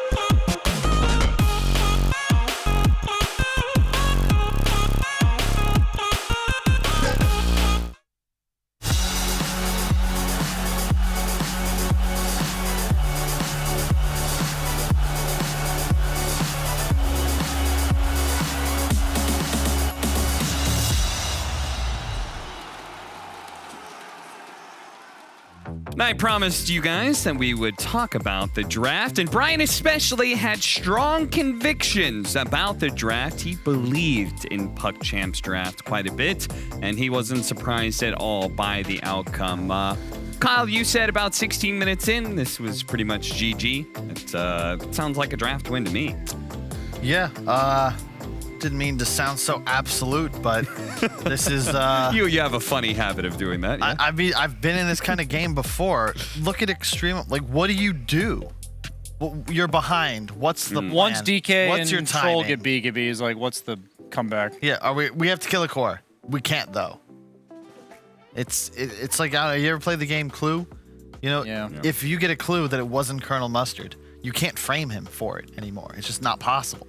I know exactly what he's saying. So you're saying that it wasn't an Ursa game? No. There were some clues there that were left. Tanky, high armor heroes, not able to burst them down whatsoever. You're saying all those clues led to not being an Ursa game? Yes. And I'll bet a member of our panel has something to say about the bear. That was exactly what I was leading to. It wasn't also a great Ursa game on his own side of things, was it, Brian? No. Is this where I walk over? Yes, now? absolutely. Okay, Brian perfect. is going to show us a little bit more about why this wasn't an Ursa game on both sides. Yeah, so, you know, as analysts, sometimes we have to explain ourselves unless your name is Kyle. And this time around, during the draft, I was talking about Ursa's not a standard pairing with Abaddon as a 5. And the reason that is because Abaddon is a hero that does two things. One, he prevents his teammates from getting stun locked to death. And then two, he makes it so his teammates can then turn and result in a winning fight because they survived that stun lock. So first, we're going to talk about why picking Abaddon might be bad and what PuckChamp did great. Is Abaddon's whole idea is to be close enough to his core to be able to save him. We're on Nefrit's perspective right now. Abaddon's up here, ready to help him. He's close. He's trying to protect him. But with the Nyx plus AA combo, he dies so fast that G can't even get there in time. So this is a great way to deal with Abaddon lineups. And usually you want to core something like Medusa that's so tanky that it won't die to that initial burst. And so then we're going to see Nefrit here. Once again, he's got G right next to him. And we talked about how Abaddon's all about the turn potential. You get that shield off and you save him, and then the guy that got shielded turns all the damage back on them. We saw Leshrak from Liquid the other day. Notice how he gets shielded, he gets saved, but because of the AA blast reducing his healing, as well as simply Ursa is not a hero that works as turning the fight. He likes to get the jump himself. The Abaddon shield just has very little effectiveness, and Ursa hitting a tier 1 tower with just a Battle Fury, that's a whole nother story. And this is the last fight where you see Ursa has a Blink Dagger. Once again, Abaddon operates as a support who saves his core and then turns it, but this time he's got a Blink Dagger jumping the back lines, and Abaddon, he's not even on our screen, he's all the way down here, as Ursa's in no man's land because this is not what Abaddon wants to work with. He wants to save him, G about to give him another shield, but this is just not the type of hero that synergizes, and I know I keep saying it time and time again, but we see it when it comes to farming, we see it when it comes to tower pushing, and we see it in team fights. The two heroes' playstyles simply clash, and it's something you should consider when you're picking support and core duos. As that was brilliant. My proud parents over That's here. our boy. Oh, great job, Brian. That was a great Wow. presentation. Come here, buddy. You did a great man. job. Thank you, thank you. We're going to All go right. out for ice cream now. You earned it. Sprinkles? We'll you see. extra Okay. sprinkles Don't push for your that luck. one, Brian. Don't push it. Great segment by Brian to be able to close out the post-game analysis of Game 1. It all comes down to the draft. So, fortunately, it means an opportunity for Extremum to strike back and push to a Game 3. We'll see you after the break.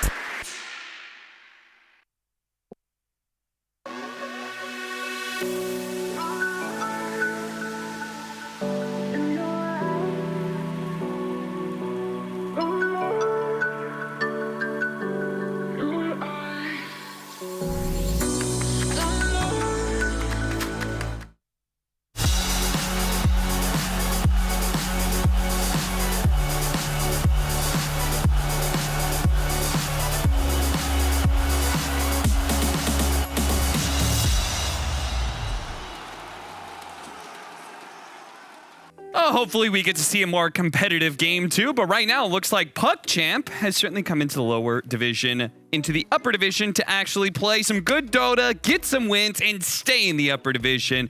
See if they can do that here with another 2-0 against Extremum. Again, they already beat this team just 3 months ago in the Sweet Snow tournament. And even better, last time they did it with the same carry matchup, Ursa versus Troll, except reversed. In many ways, Brian, the PuckChamp is proving they're superior to Extremum. Yeah, Extremum kind of flipping the book here, as we saw they go for the Centaur AA last game on PuckChamp, and now we're seeing the Centaur Lina. Pretty scary dual offlane. I still think it's not quite as good as like a Mars Lina or a Mag Lina, just because they set up a little bit better for that Light Strike array. But I played that hero today. It was not exactly pretty, the Lina, but the stun is much easier to hit without any setup. That little AoE buff makes it so you do just clip them that much more often. And I don't know, what carry do you pick into this lane? What feels good? Any melee hero suffers. Yeah, and that's what you want with Grim, though, right? Yeah. You want that melee hero that gets that ink swell and goes in. But stun into stun, you might take more damage than you deal while being ink swelled. Could go maybe thinking like PA just to. Yeah, I was thinking PA daggers, or like, but yeah, any blinker, but that doesn't feel that great. yeah, the trouble is the stun and the magic damage, because Centaur then can go greedy, skip return. We've seen this with 2 points double edge by level 3, and you catch a double stun and it's 4 nukes of damage from the Agi two carry heroes. has 500 HP, Centaur has 800. Yeah. The math checks out. Double edge will kill you faster than it kills the Centaur. Yep. Well, they're Yeah, going to those ban numbers. away Lifestealer, which is probably the best self-sustain, plus is able to utilize. The other one would be Juggernaut, but we've actually seen that matchup against Centaur, and Centaur actually usually proves to just be too tanky. Yeah, Juggernaut's gone down in value in my book. I think it's good against specific offlaners. I mean, Sand King, but I think everyone's good against Sand King. Any other offlaner that doesn't dish out a lot of physical. Right now, my 3 top offlaners, 4, I would say, I guess including Timbersaw, since he's already banned out, always banned out, are Centaur, Timbersaw, Mars, or sorry, not Mars, Axe, and Slardar are my 4 favorite offlaners. Not Mars in that list. I don't think Mars has a low win rate in almost every region. So even though he feels nice, he's got good team fight, he's not one of my top. And Jug seems to suck against all of those. And I think the carry meta is usually defined by the offlane meta, because usually the offlaner is picked in the first round for at least one team, as we've seen so far both games this series and a lot of other series. Yeah, I just don't really want Jug into these heroes. Centaur is like okay. He's probably the best out of all of them. Actually wouldn't mind it, just for the laning phase. But to your point, Lifestealer would have been ideal, but of course that's going to get banned out by Extremum. It's a must-have. PA Storm just seems pretty fragile. Yeah, it does. Same with Jug, to be fair. Troll, again, might make the most sense. So in my notes, I have that Desperate is a Void Spirit, Puck, Storm Spirit specialist. This guy's numbers are crazy. He's a relatively new player, so, you know, it's kind of weird. But 35 matches of Void Spirit, 25 matches of Puck, 18 matches of Storm Spirit. His next one is Mars at 7. Dragonite at 5. Like, this guy, he knows what he likes, and he likes playing it a lot. Yeah. And they go for the Death Prophet, 99% 5 position for G. As, once again, I think this would be a much better pick if it might go mid. I think it will go mid. You think so? It is good against Storm, but you think they'll actually do that? Very good against Storm. I think support DP just ends up feeding, and then both of your supports feed to Storm. Not ideal. I will give you a gentleman's bet that is going to be a DP5. What is a gentleman's bet? You know, just out of pure clout for the stream. You ever watch Trading Places? I have. All right, $1. $1. $1. This time we're not gambling with somebody's livelihood, though. That's true. Good movie. Eddie Murphy. Dan Aykroyd. You ever... let's not talk about movies. We'll save that for our podcast later.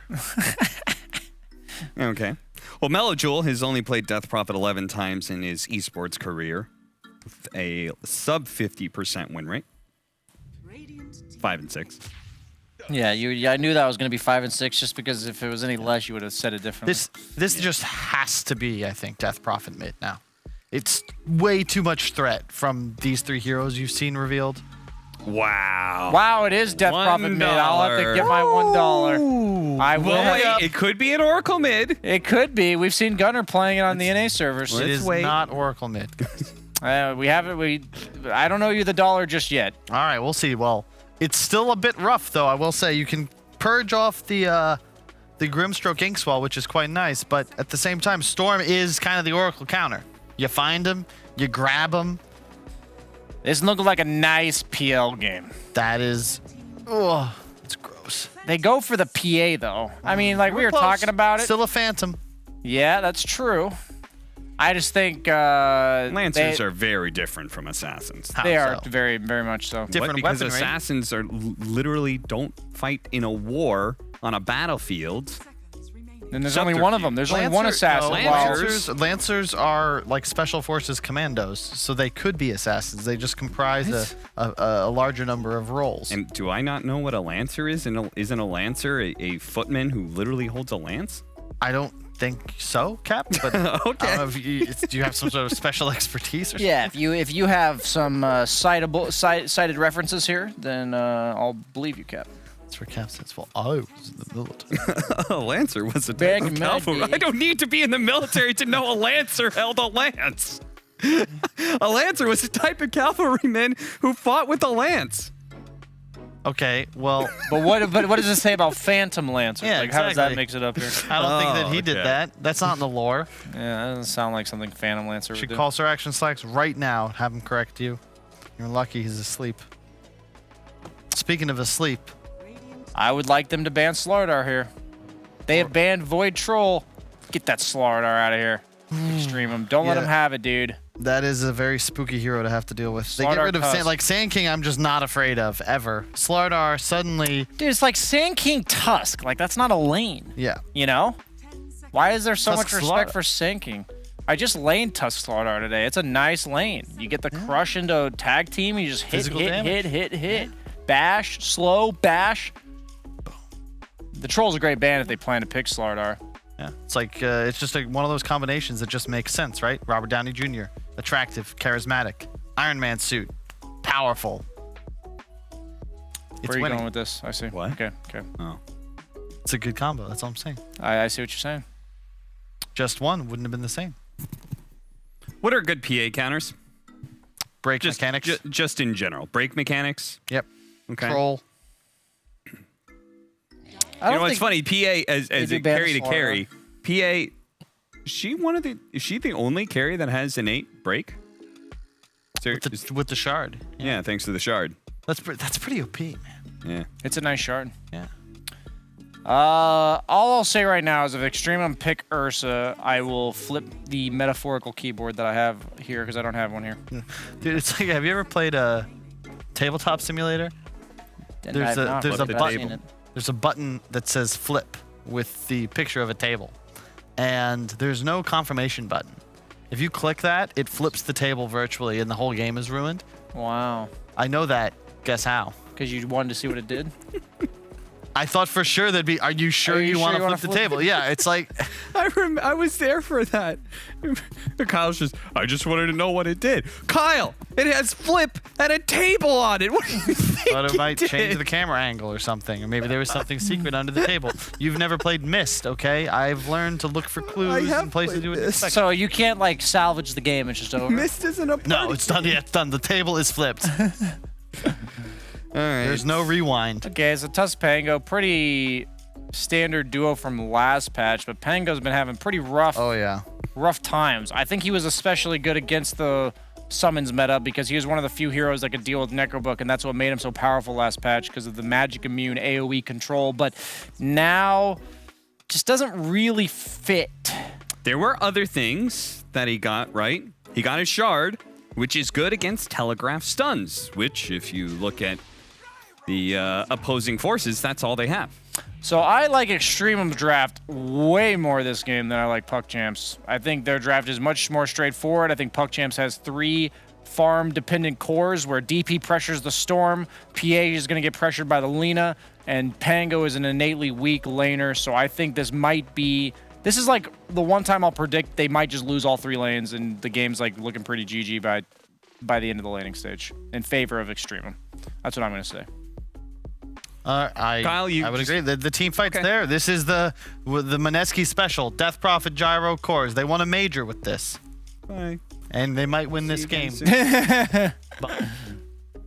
All right, Brian. So if you so heavily prefer Extremum's lineup, what does PuckChamp need to do with this kind of setup? Like, they've got PA Storm. It's not like they can take momentum and roll over the game real quick. Yeah, Tusk just needs to turn some crucial engagements. Maybe they overextend when they're diving the Storm or the PA, and then Tusk rotates in and gets a kill or two. If they shut down that early momentum, they've definitely got the late game. It's just a matter of I'm expecting them to, on paper, lose all 3 lanes. So try and hold out, keep your triangle for as long as possible. The way to win engagement is counter initiation. Yeah, pretty much counter plays. Yeah. All right, fair enough. Well, it looks like a hard road for PuckChamp to be able to 2-0 Extremum, but they've done it before. Let's see if they can do it again with ODPixel and Kyle. Thank you very much, Cap. Yeah, let's see. So you guys definitely seem that you have the confidence that we're going to see Extremum be able to pull out a much better performance than they were able to do in the first game. The draft issues being resolved. Is there anything you want to see them do differently in the actual gameplay compared to some of the early plays that Extremum tried and didn't succeed with in game 1? I wouldn't say so. I think it's more that they can just do things in the mid game. Like, they have big team fight spells. They've got AoE. All 3 cores suddenly have an ability to impact their allies. Like, they can do things. It's exciting. They've got tools in the shed. Yeah. Previously, it was just Ursa, please kill everyone. And if you can't, well, I guess we lost. Sure. I mean, and that last pick, that gyrocopter is the carry, really what secures that ability to have that good balance of fighting and farming capability as a carry. Yes, but I'm not sure it's ideal, to be honest. Okay. Just because PA historically has done quite well against Gyro. The magic damage threatens you, but at a BKB timing, you just top right on top of them, and Gyro never really trades with you effectively, especially after the Rapier change. Yeah. So you need your farming item, you probably get into Sanjin Yasha, you probably have a BKB. Now you need that MKB to be able to go toe-to-toe, whereas previously, Rapier made it from my hero is a little worse than yours to you can't fight me at all. Sure. And that's gone now as a timing. Well, we'll see if they're able to hit that ability to fight a much stronger sort of skirmishing lineup, and a lineup that is going to have answers around. So some of the early items that may come out from PuckChamp, and on PuckChamp's half of things, what is it about their draft that sort of sells you less about it in comparison to how much you liked their approach in game 1? Like, is there something lacking from their lineup? My alt button is broken, so I keep pinging every time I click around the map. Other than that, I'm not sure. I think Pangolier is going to have problems. This hero is sort of like Sand King in that it's not a good offlaner. Okay. It's B tier, but you're out of A tier, S tier heroes, so what are you going to go for? And, it makes sense, but I'm concerned how well they're going to do in the lane. Where's this rocket going? I was heading the way of the Tusk here, but Astral easily able to step away from any follow-up combo. Still heading around here, Extremum. Maybe see if they find something. A bit of that more down, but same to be said for PuckChamp, so making sure that they do not get caught out by this move from Extremum. Maybe, in fact, wondering if they can make a move themselves. It's a little spooky. It's definitely a bit better of a level 1 move from Extremum's heroes. They're going to deny the ward because they know it's been sentryed. That's real cool. It's a good... wait. Yeah. But it wasn't sentry. It wasn't sentry, but I guess they knew it would give away that they had that vision with the, with that move that they made. That makes sense. Nice job by the PA. There's 2 things I really want to see more of. One, mid players checking their own rune instead of trying to go for the block early, and enemy carries invading to try and steal. It is a significant amount of gold. And I think you can swipe it away quite easily at times if you're just making that little bit of extra effort to help out your teammates. Last game we saw Desperate on the DK against Melo's Puck. And DK having that bit of an edge. This time round, Melo should have the better time as a DP in this matchup. I like his build too. I mean, I don't know about skipping regen, but he just straight up rushes bottle. You can spam nuke very cheaply, which guarantee CS when desired. A little bit of a base damage advantage as well. Yeah, so As you say, you know, even though you don't have the tangos out on yourself, you'll be able to get that bottle out before you're going to need to start pumping up your HP. Yep, you hit level 2, you get a siphon, so you can always trade to get some HP back. We'll see about that. Oh, yeah, mid lane desperate, taking a lot of damage there. Having to be a bit careful himself now how he steps up to the creep wave. Has got a branch and a tango to heal himself back up. Top lane Shashla on the center. We'll see if he has a bit of an easier time than Melas did on the laning stage. This is a very dead Pangolier, unfortunately. Maybe not nice blocks. I mean, oh my god. Yeah, Astral just controlled Nefrit completely there. He couldn't get past him. There's Melez. Yeah, he's probably going to be fine. He's doing some good jukes here around the trees.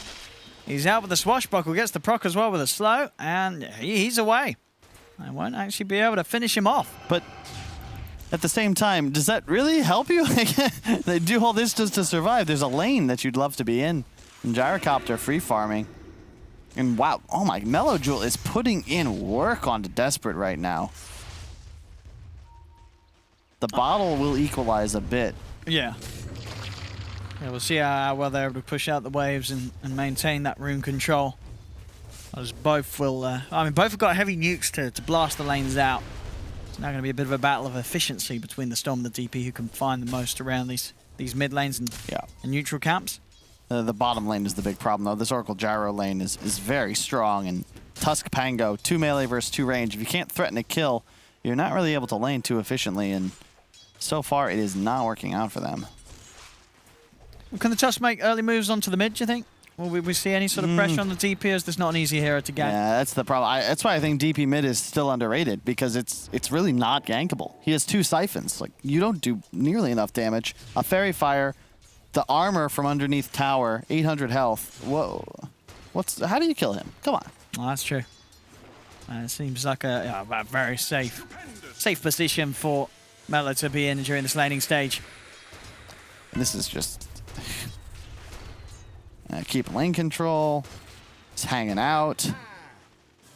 Surprised that PA is doing so well. I figured this lane would be incredibly difficult, but I imagine it's more about when does the Centaur get his Vanguard.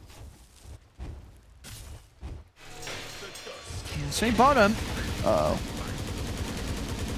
Run down Astral here. Astral actually not going to spend any further time chasing him. They're just keeping themselves prioritized with the creeps. Nefrit making sure that he doesn't miss out on the CS. And just handling the lane very well. You know, we've seen 15 denies in this safe lane, taking away a huge amount of XP from this offlane Pango, who's getting very little at all out of this lane. Yep, denies have lost a bit of their luster because you don't get the bonus gold like you used to. I mean, that was a great patch. Well, I mean, how long was that in the game for? A while. A fair few patches, wasn't it, where you used to get gold for denies? But it still denies so much XP from enemies that it's super value. Like, the gold lead is negligible, but actually, I mean, 1,000 gold is not negligible, but the XP is probably even a bit higher just due to the deny count. Okay, it's not, but, well. The XP difference in the bottom, right? Yeah. It's definitely going to be, you know, where you see a real difference. You know, it's the Tusk. Yeah, it's the Tusk. His XP is lower. Thanks, JJ, or Snith, or Scriff, whoever's here. Radiant structures are fortified. One of you guys. But yeah, 30 denies combined in the safe lane and the mid lane by 5 minutes. That is rather impressive. But we shall see how things progress. Desperate has gone for the full farming build, so we know the kind of Storm he's going to be playing. He's just going to jungle, control runes, nothing crazy. Astro, he's made the move all the way up to the top lane now as the support, so looking to maybe get aggressive. I mean, you can't kill him. You can kill Alina, maybe. Yeah, they catch Chu here with the shards. Chu, he's trying to run, but they'll get him. A dagger's out. They get themselves first blood. 5 minutes in. It is there for them. Very nice bit of a bonus there for Kreeler. Yep. It's the ideal hero. Something that the old VP used to do real well. Ramses always seemed to be collecting these first bloods. Now Astral will just try to defend tower. Nice job scooping the rune. This is just a rough pang. This is a trouble, man. This offlane patch, you can see. I don't think that people are first picking the Centaur because it's like a better. Well, it is a very good hero, but it's more like it's so much better than the alternatives. Like, I'm trying to think, what would you have replaced Pangolier with if you saw the Gyro last pick? I don't even know. Doom? That's still going to get bodied.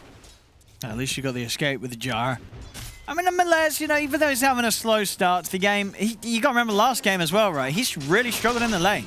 You know, it was a very slow beginning for Melez. That's true. When he played Centaur in game 1. So, you know, this man, he knows how to recover. This is a bit of a similar situation to what we saw in the first game of this series here with Extremum just across the board getting the advantage in the lanes. It didn't matter in game 1. We'll see if it matters here. It's all going to be about the connections for Extremum. This draft just, it's just so much more natural to play.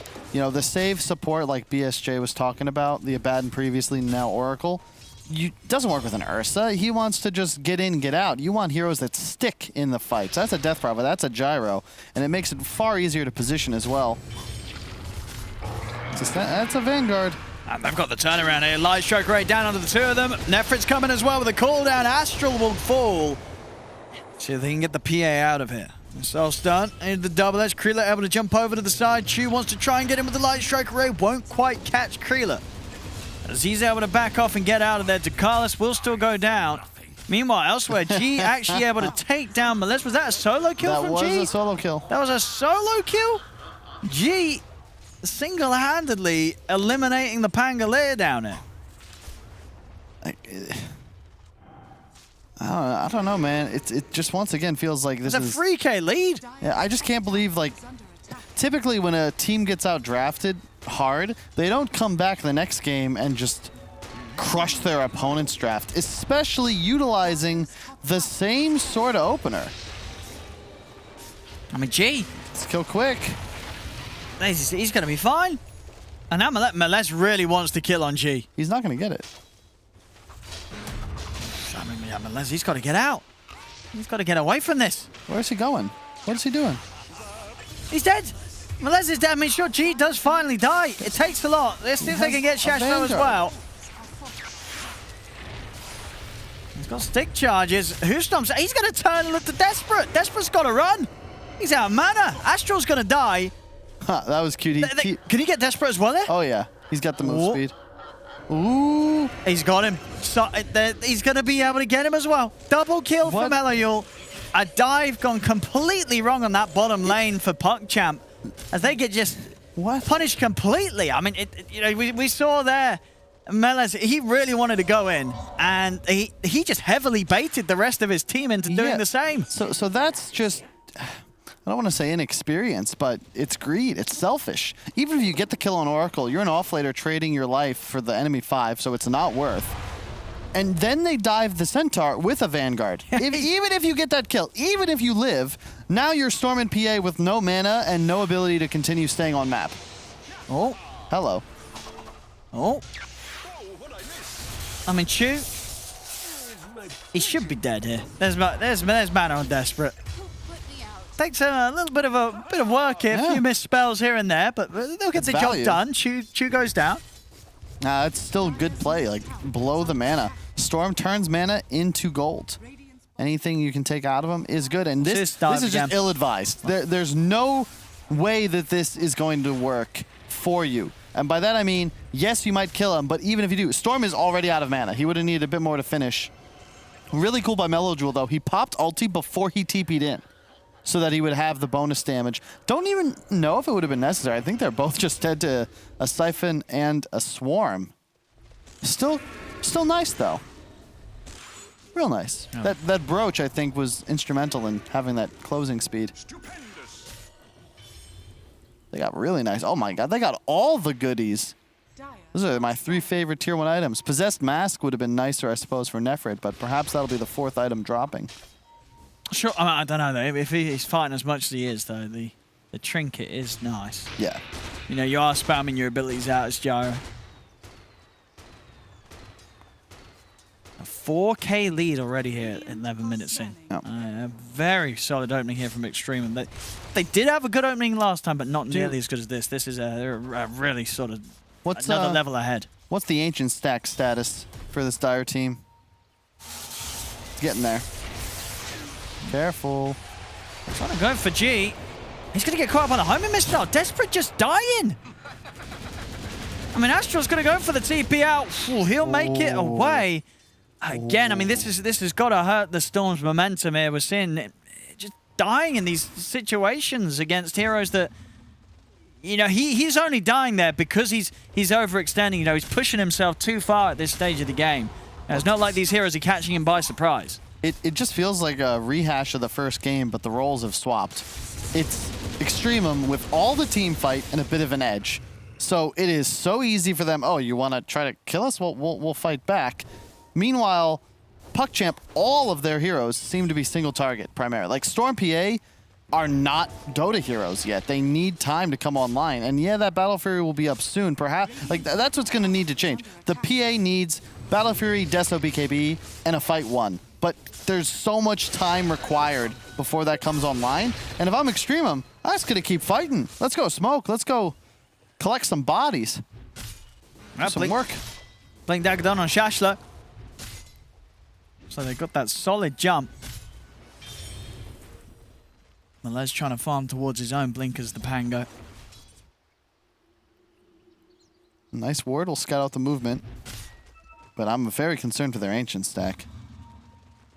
Well, that's true. Yeah, if they're able to take this tier 1 and break into the triangle, Extremum could stand to take quite a bit away from PuckChamp. Another benefit of the Centaur, the tower pressure. You just tank it up.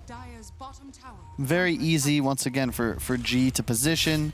The Gyro feels safe farming because, you know, you're getting so much natural vision just because of how much more durable your cores are. And that's really the key. Previous game, it was PuckChamp, you know, the DK, the Troll, the Centaur. None of their heroes really need to hide. You absorb damage. You don't try to avoid it. Whereas Storm PA and Pango, especially this far behind, they're all damage avoidant types. They don't want to accept any, but somebody's going to be taking damage. No, they don't end up actually stepping up to the triangle.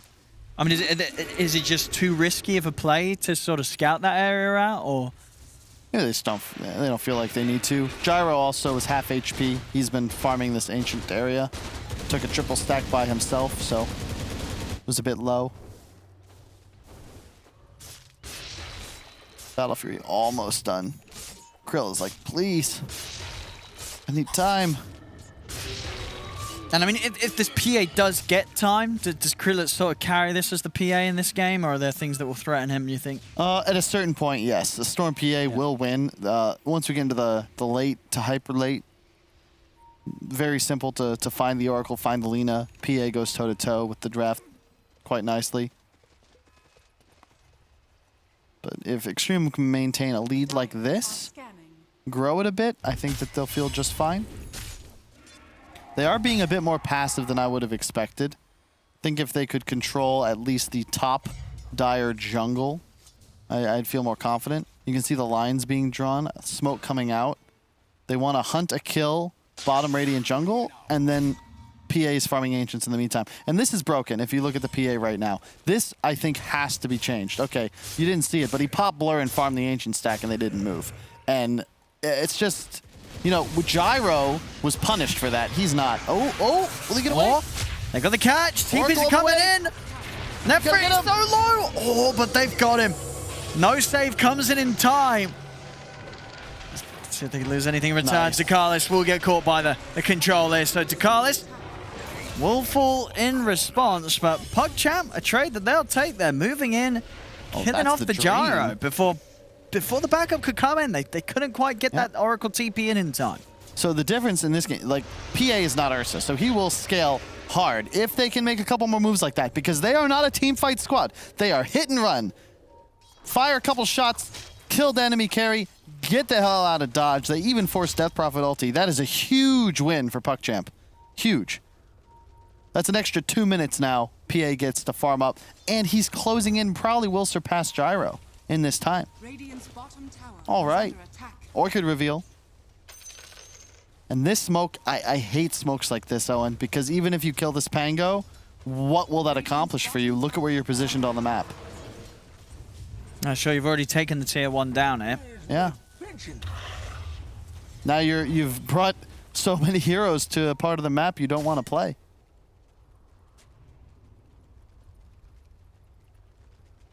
I mean, Chu, you might even you might lose your Lina here. Remember the Rolling Thunder. And yeah, Chu, he's not going to get anyone coming back to help him out. Yeah. This is just, again, great play. Puck champ now, free kill, maybe even a tower. Storm has been top for the last minute, just shoving that wave. Suddenly, he's past the Centaur. He's a real boy now. Pinocchio with a smile on his face. Oh, Mitch. Look at the jump. Silence as well. Oh. Astro, he's actually able to walk away. They didn't have enough burst with the 3. They just have the gyro up top. What? We need a replay of that. Look at the tips coming out from the team here. here. God, yeah, I'm sure, much like us, his whole team missed that. You're like, because that's a play I wouldn't even want to make. Like, that's so risky, the cojones, to make that move. If G is anywhere nearby for a save, he just dies. I don't know. Q. Okay, never mind. I mean, that... They were sleeping. Nobody expected that. Just a gyro. We've got just 2 observers. He'd only just respawned. And Storm ends up finding him. Well, maybe we just underrated Puck Champ. You know, coming into this, both teams, no wins, rated somewhat similar. But Puck Champ making the best of a bad situation. Oh, here we go. Oh, Kyle. Of course. Watch him on the map. There you go. So that's the best angle we could get. If you look right in that corner, actually, we saw Bigfoot and the Loch Ness Monster. Definitive evidence that they both exist. Careful, Desperate.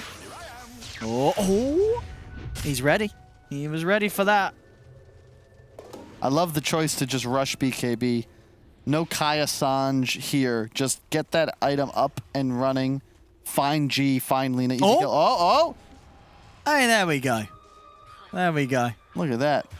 G was just late. Yeah, just not there in time. And yeah, the Orchid doing the work. Thank you for that replay, though. Yeah, very nice. There we go. Great production team we've got. I bet chat doubted us on that. They were like, oh, they're not going to be able to get the replay. Yes, we can. We've always got the replay here for you, chat. And this...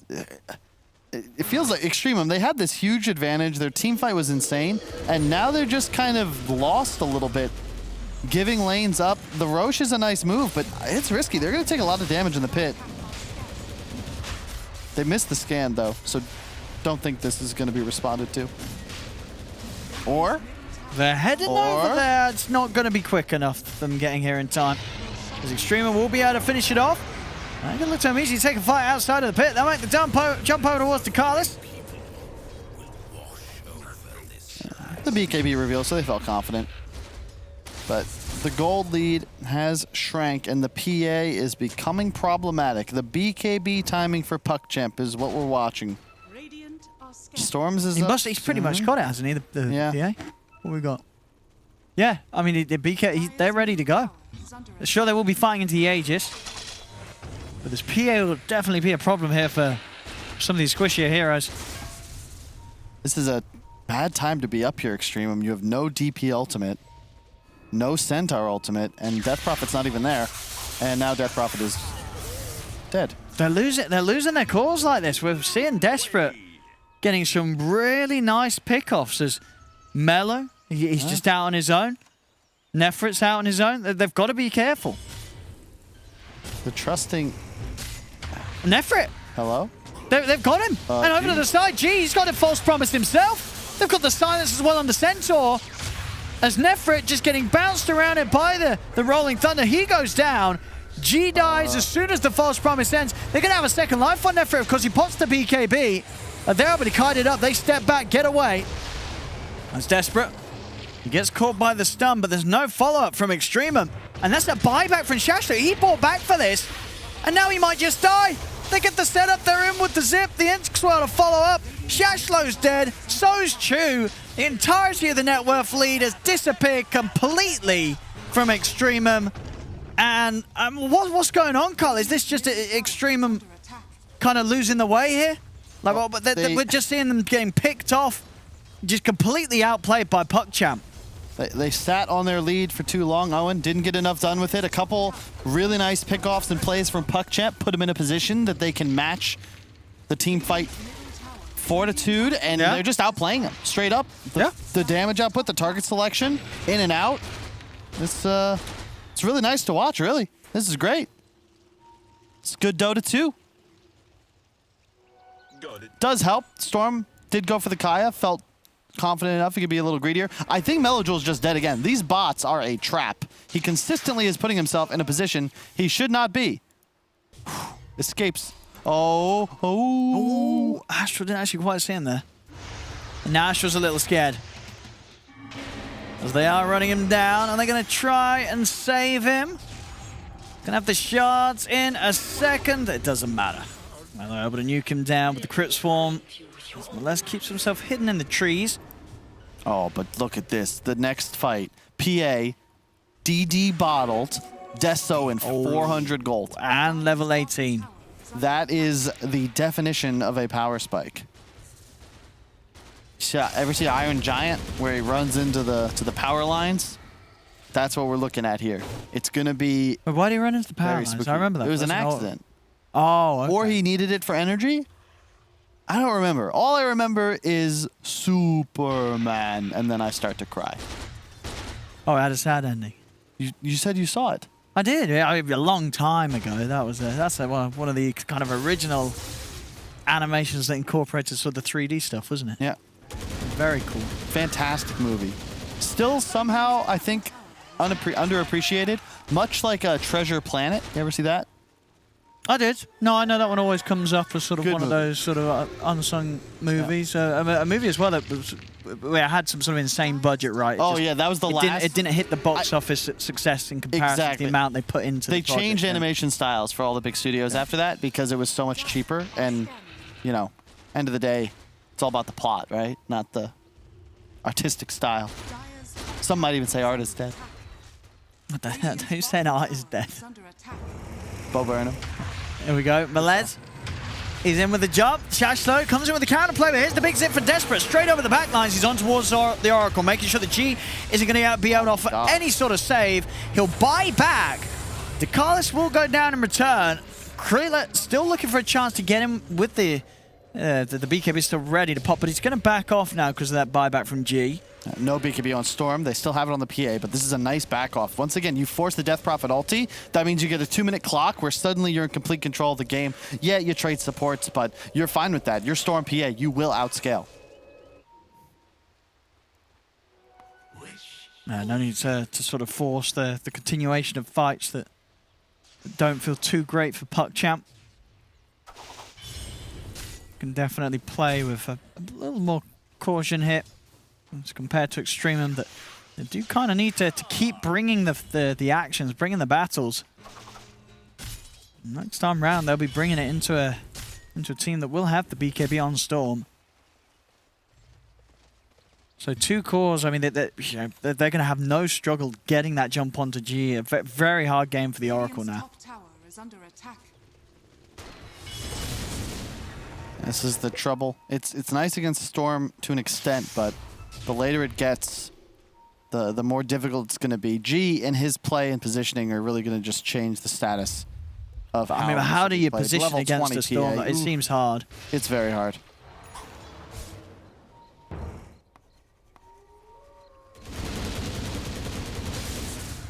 Trying to get that MKB. That's the next sort of timing that Nefrit, before he has that. PA is not going to be scared about anything in these fights. So we were talking about, he has the Maelstrom, the Ags, and the BKB. You need all those items, but it's the MKB that at least equalizes your status. It doesn't necessarily mean you feel good about going toe-to-toe with this PA just yet. Free tower gold collecting top. That tier 1 still stands.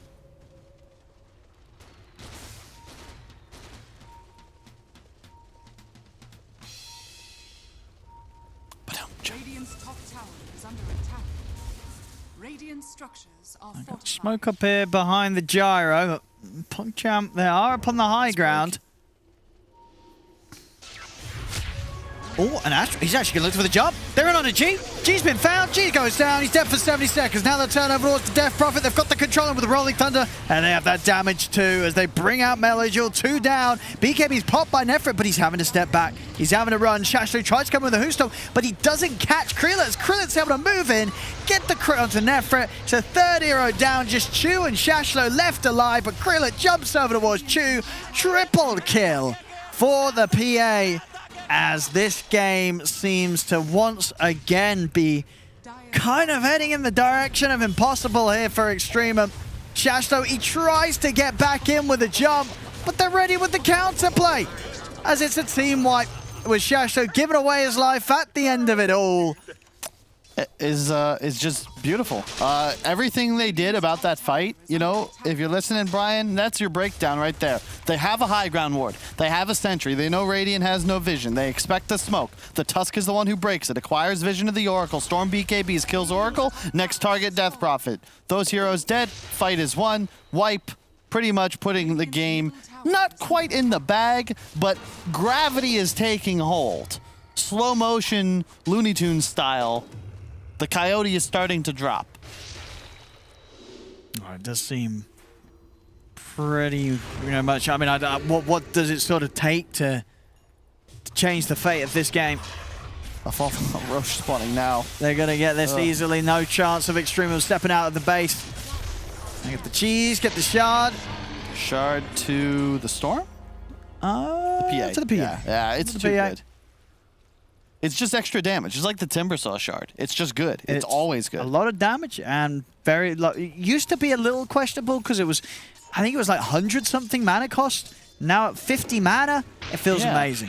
16% max health, AoE plus break. Like it's just straight up another. Yeah, it's just damage. Just a great offensive shard for a carry that. Yeah, or it's a lovely extra bit. An unnecessary addition, it feels. Yeah, definitely. Already, it's not like this shard is going to be...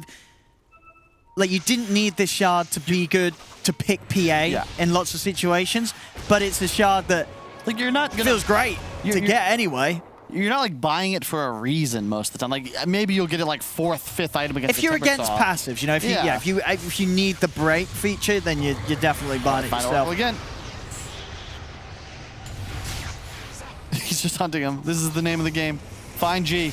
And they're in a Mellow. Oh, Jesus. With the false promise. And they're trying to get enough heals out. I don't think they're going to have enough as this DP has to step away. It will actually be enough to get back up on the HP after the false promise. Nefrit's having to put the BKB and run to the high ground. And Krillit's in. Double kill for Krillit. He'll be ready to jump back down to Mellow. Oh, no. Gets the exorcism out. I see Krillit right by his side, though, looking for the crits onto the DP. Mellow trying to run, get back up to the high ground. Krillit's just chasing in, picks up another. Buybacks coming out in the multiples here from Extremum. They've got the stomp onto Krillit. Krillit just turns, though. Shashlo, he's going to get taken out. Ultra kill for Krillit, as the buybacks will not turn anything around from Extremum. G's coming outside the base. Krillit, he wants the rampage. He wants the rampage. He's going to get it. He's in onto G. A rampage for Krillit.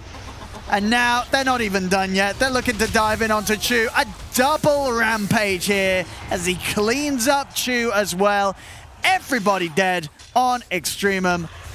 We may see the G's coming out pretty soon here as PA 1106, nearly level 25, just had a double rampage. This game's You see that? He even strikes a pose. Just like, look at me. And I invested money into this Arcana. I'm going to make sure that I put it to good use. No deaths, 1106. Yeah. A near flawless performance, but once again, like there's nothing Extremum can do. G is trying his best. He's toggling the amulet, trying to hide in the invis, but Storm just gives up on him. He's like, all right, I'll force you to ult DP early. The ult comes out, but it's too little too late. But the previous 3 times, right, he would pop ulti in that scenario, and then PogChamp just disengaged. Didn't want to have that happen. Ends up popping it late. You got but DD. At this point, yeah. Get away from this PA. If they show their faces, Krillit's going to start picking up more kills. Oh, he's in.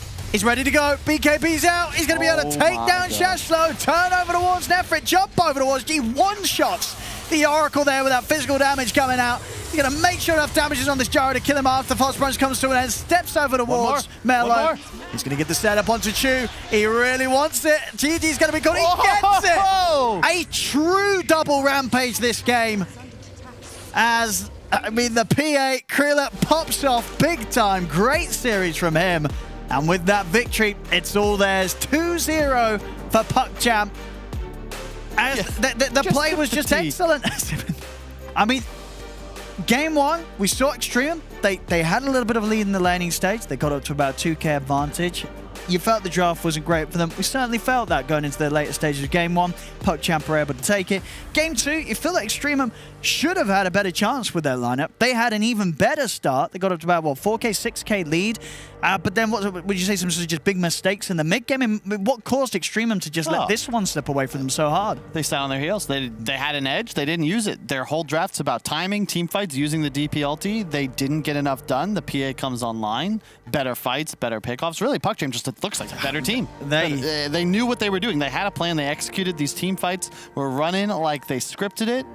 Factory style, just perfect execution. I mean, that's probably a first, right? Is there going to be many other Dota 2 games where there's been 2 full rampages in the same Dota match?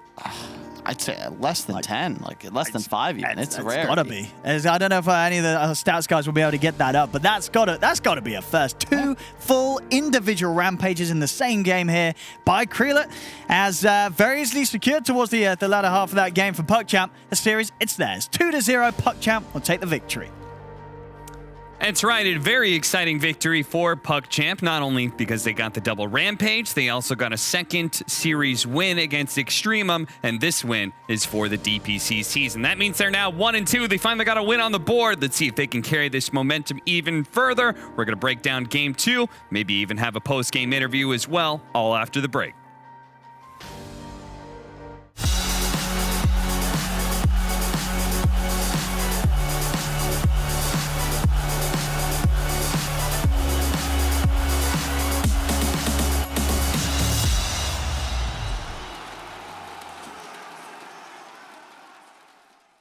My name is Jordan Gilbert, aka Nothing. Hi, my name is Sue Lee. My handle is Smix. I think it's important for these initiatives to happen. Empathy really, really goes a long way, and it always means so much to us, and I think that's where initiatives like this really help.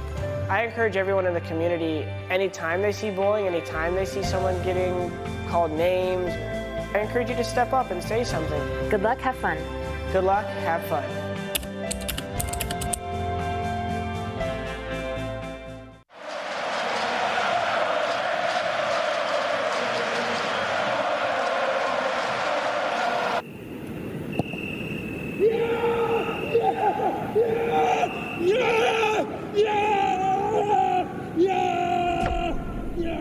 Start your esports career now at play.eslgaming.com.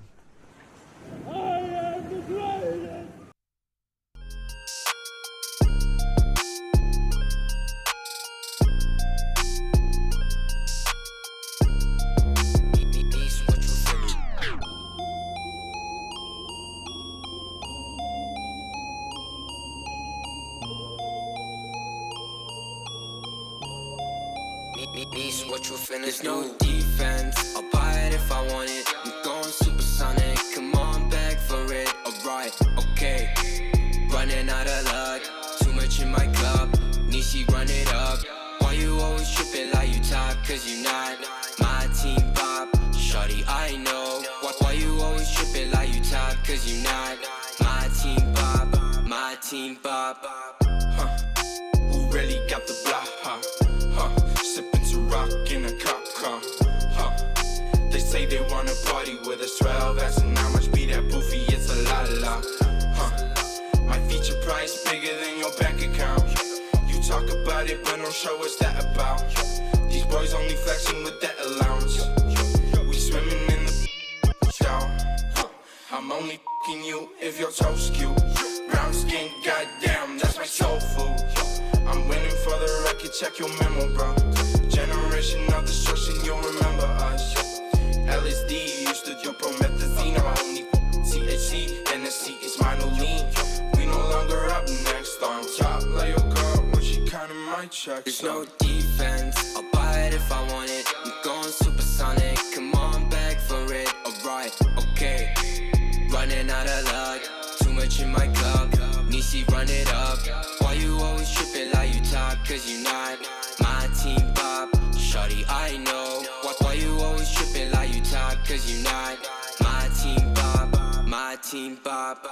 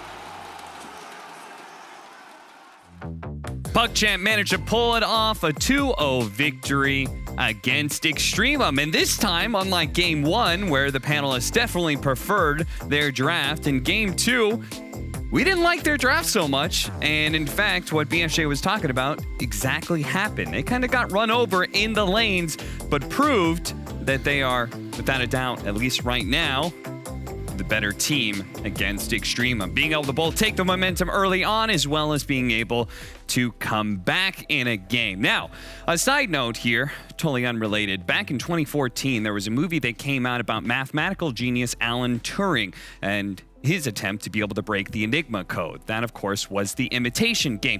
We at ESL One have our own feature film here. It's also about a mathematical genius, Brian Canavan, and his attempt to break the Dota code. You told me at an intro, but I was not ready for that, guys. So that was pretty sick, Cap. So yeah, we're down by 5,000 gold, 14 minutes in. Desperate times call for desperate, the player being in a smoke gank. So what we're gonna see here is a really cool smoke execution from Astral and Desperate. They're gonna have a tough time getting out on the map, and they're gonna smoke from their own safe lane. And we're gonna pause and look at the mini map right now, and we're gonna see the information they have. They see one hero top, one hero in the river, one hero bottom, and then they're going to see the gyro on a ward right here. So they know his exact projection is going to be this area, as that's going to be his farming pattern. And they also have all the information in the world that he's going to be by himself. Storm Spirit even makes a really cool move to ball lightning to the low ground to make sure the Centaur does not pop his smoke. So they predict where he is. The smoke breaks for Tusk right here, so they know he's at the large camp, and they ball in and get him before any of the saving crew is able to get in time. And Gyro's going to have the first crucial death of the game when they're up by 6,000 gold at 15 minutes. And then we get to go to a classic do's and don'ts of the carry roll, this one being a don't. So right now, this is the leading up to the solo kill from Desperate onto Nefrit's gyrocopter. Desperate's just farming the top lane. He already had his Orchid done, we saw it, and he sees Gyro. Now let's note that he does not immediately jump this gyro. He does not say, okay, time to go. But what then happens is his Tusk is going to get ganked in the mid lane as we pause and show the camera really quick, as there are now 3 heroes in the mid lane from Extremum, all of which cannot be there to help the gyro, and Nefrit chooses to stay top anyways. He sees that, and he quickly jumps the gyro, who he knows for certain is alone, does not have the Oracle to back him up, and this is the beginning of the end, and you can just not afford to make these types of plays. Carry players, really important to see what the rest of your team is showing on the map to make sure this doesn't happen to you in your games. That was a wonderful film, Yeah, Brian. I quite enjoyed it. Did I break the code?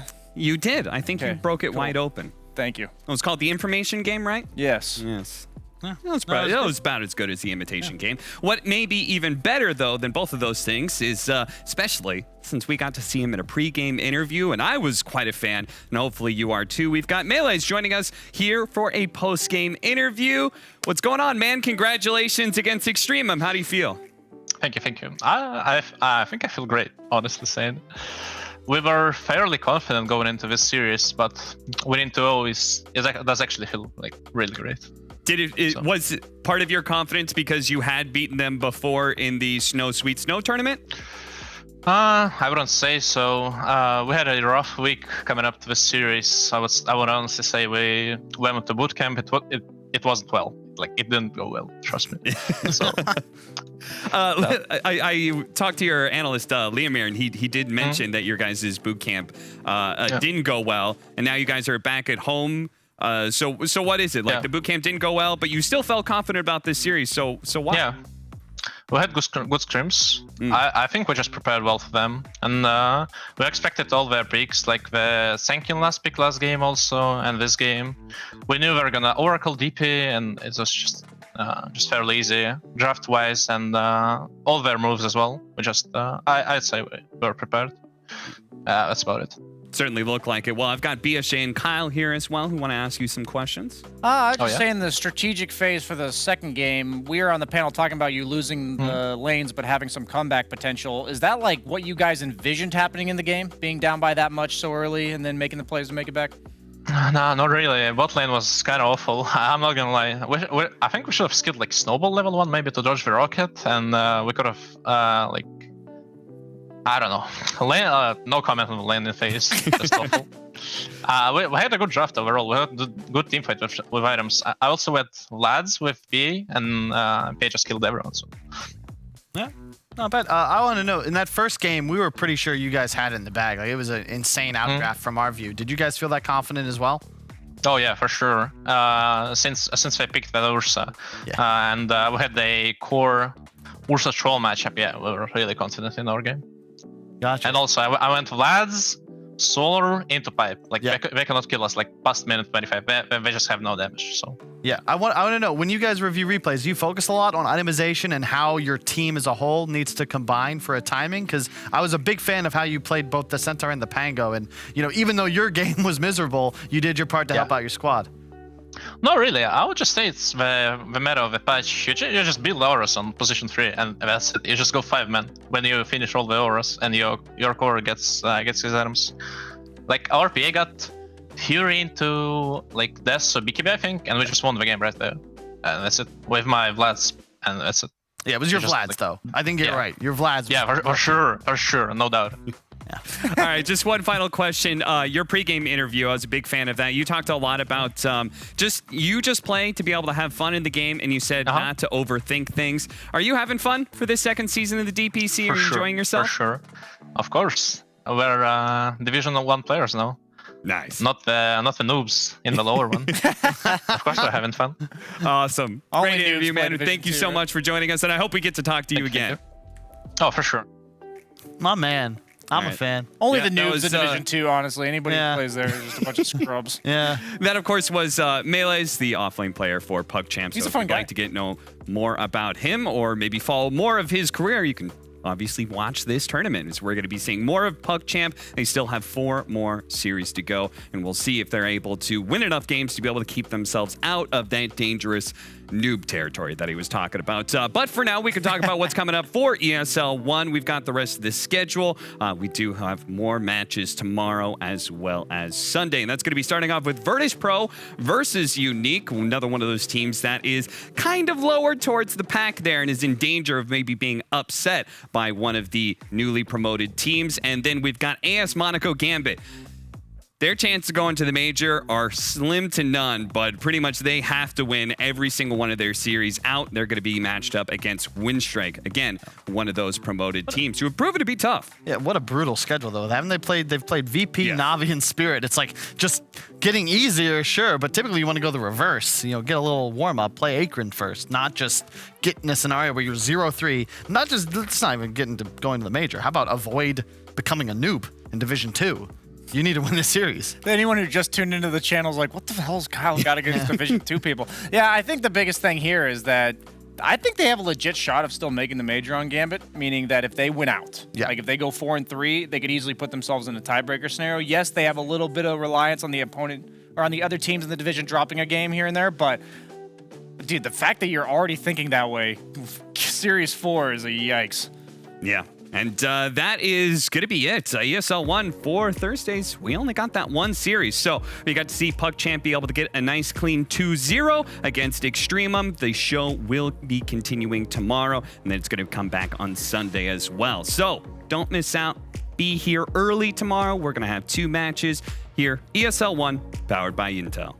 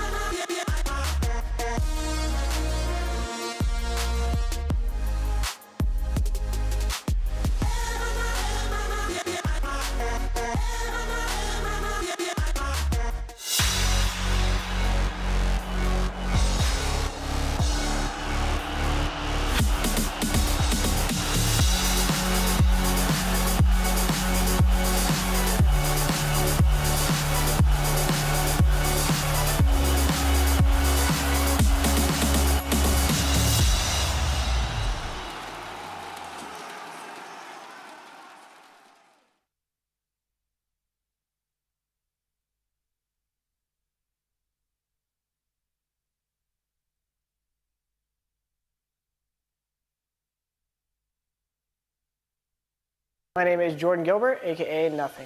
Hi, my name is Sue Lee. My handle is Smix. I think it's important for these initiatives to happen. Empathy really, really goes a long way, and it always means so much to us, and I think that's where initiatives like this really help. I encourage everyone in the community, anytime they see bullying, anytime they see someone getting called names, I encourage you to step up and say something. Good luck, have fun. Good luck, have fun.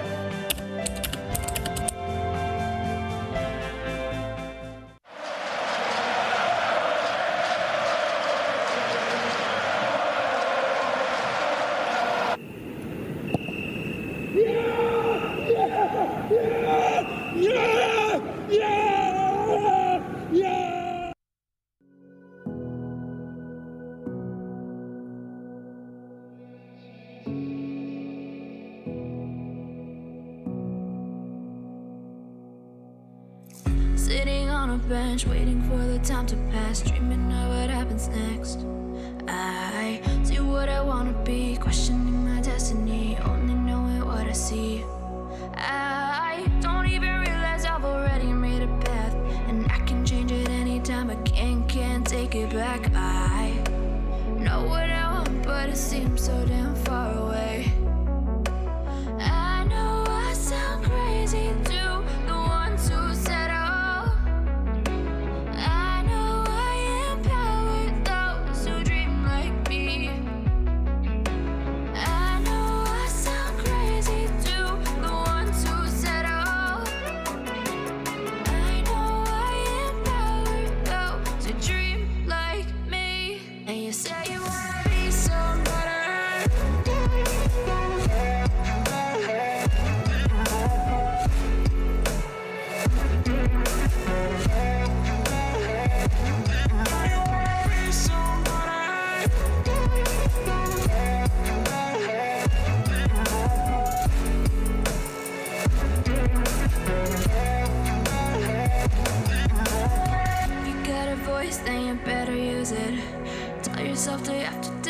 tryna prove it. No days off, keep the hustle moving. Wanna see you be what you want it to be, prove it. I know I sound crazy to the ones who said oh. I know I empower those who dream like me. I know I sound crazy to the ones who said oh. I know I empower those who dream like me. And yes, I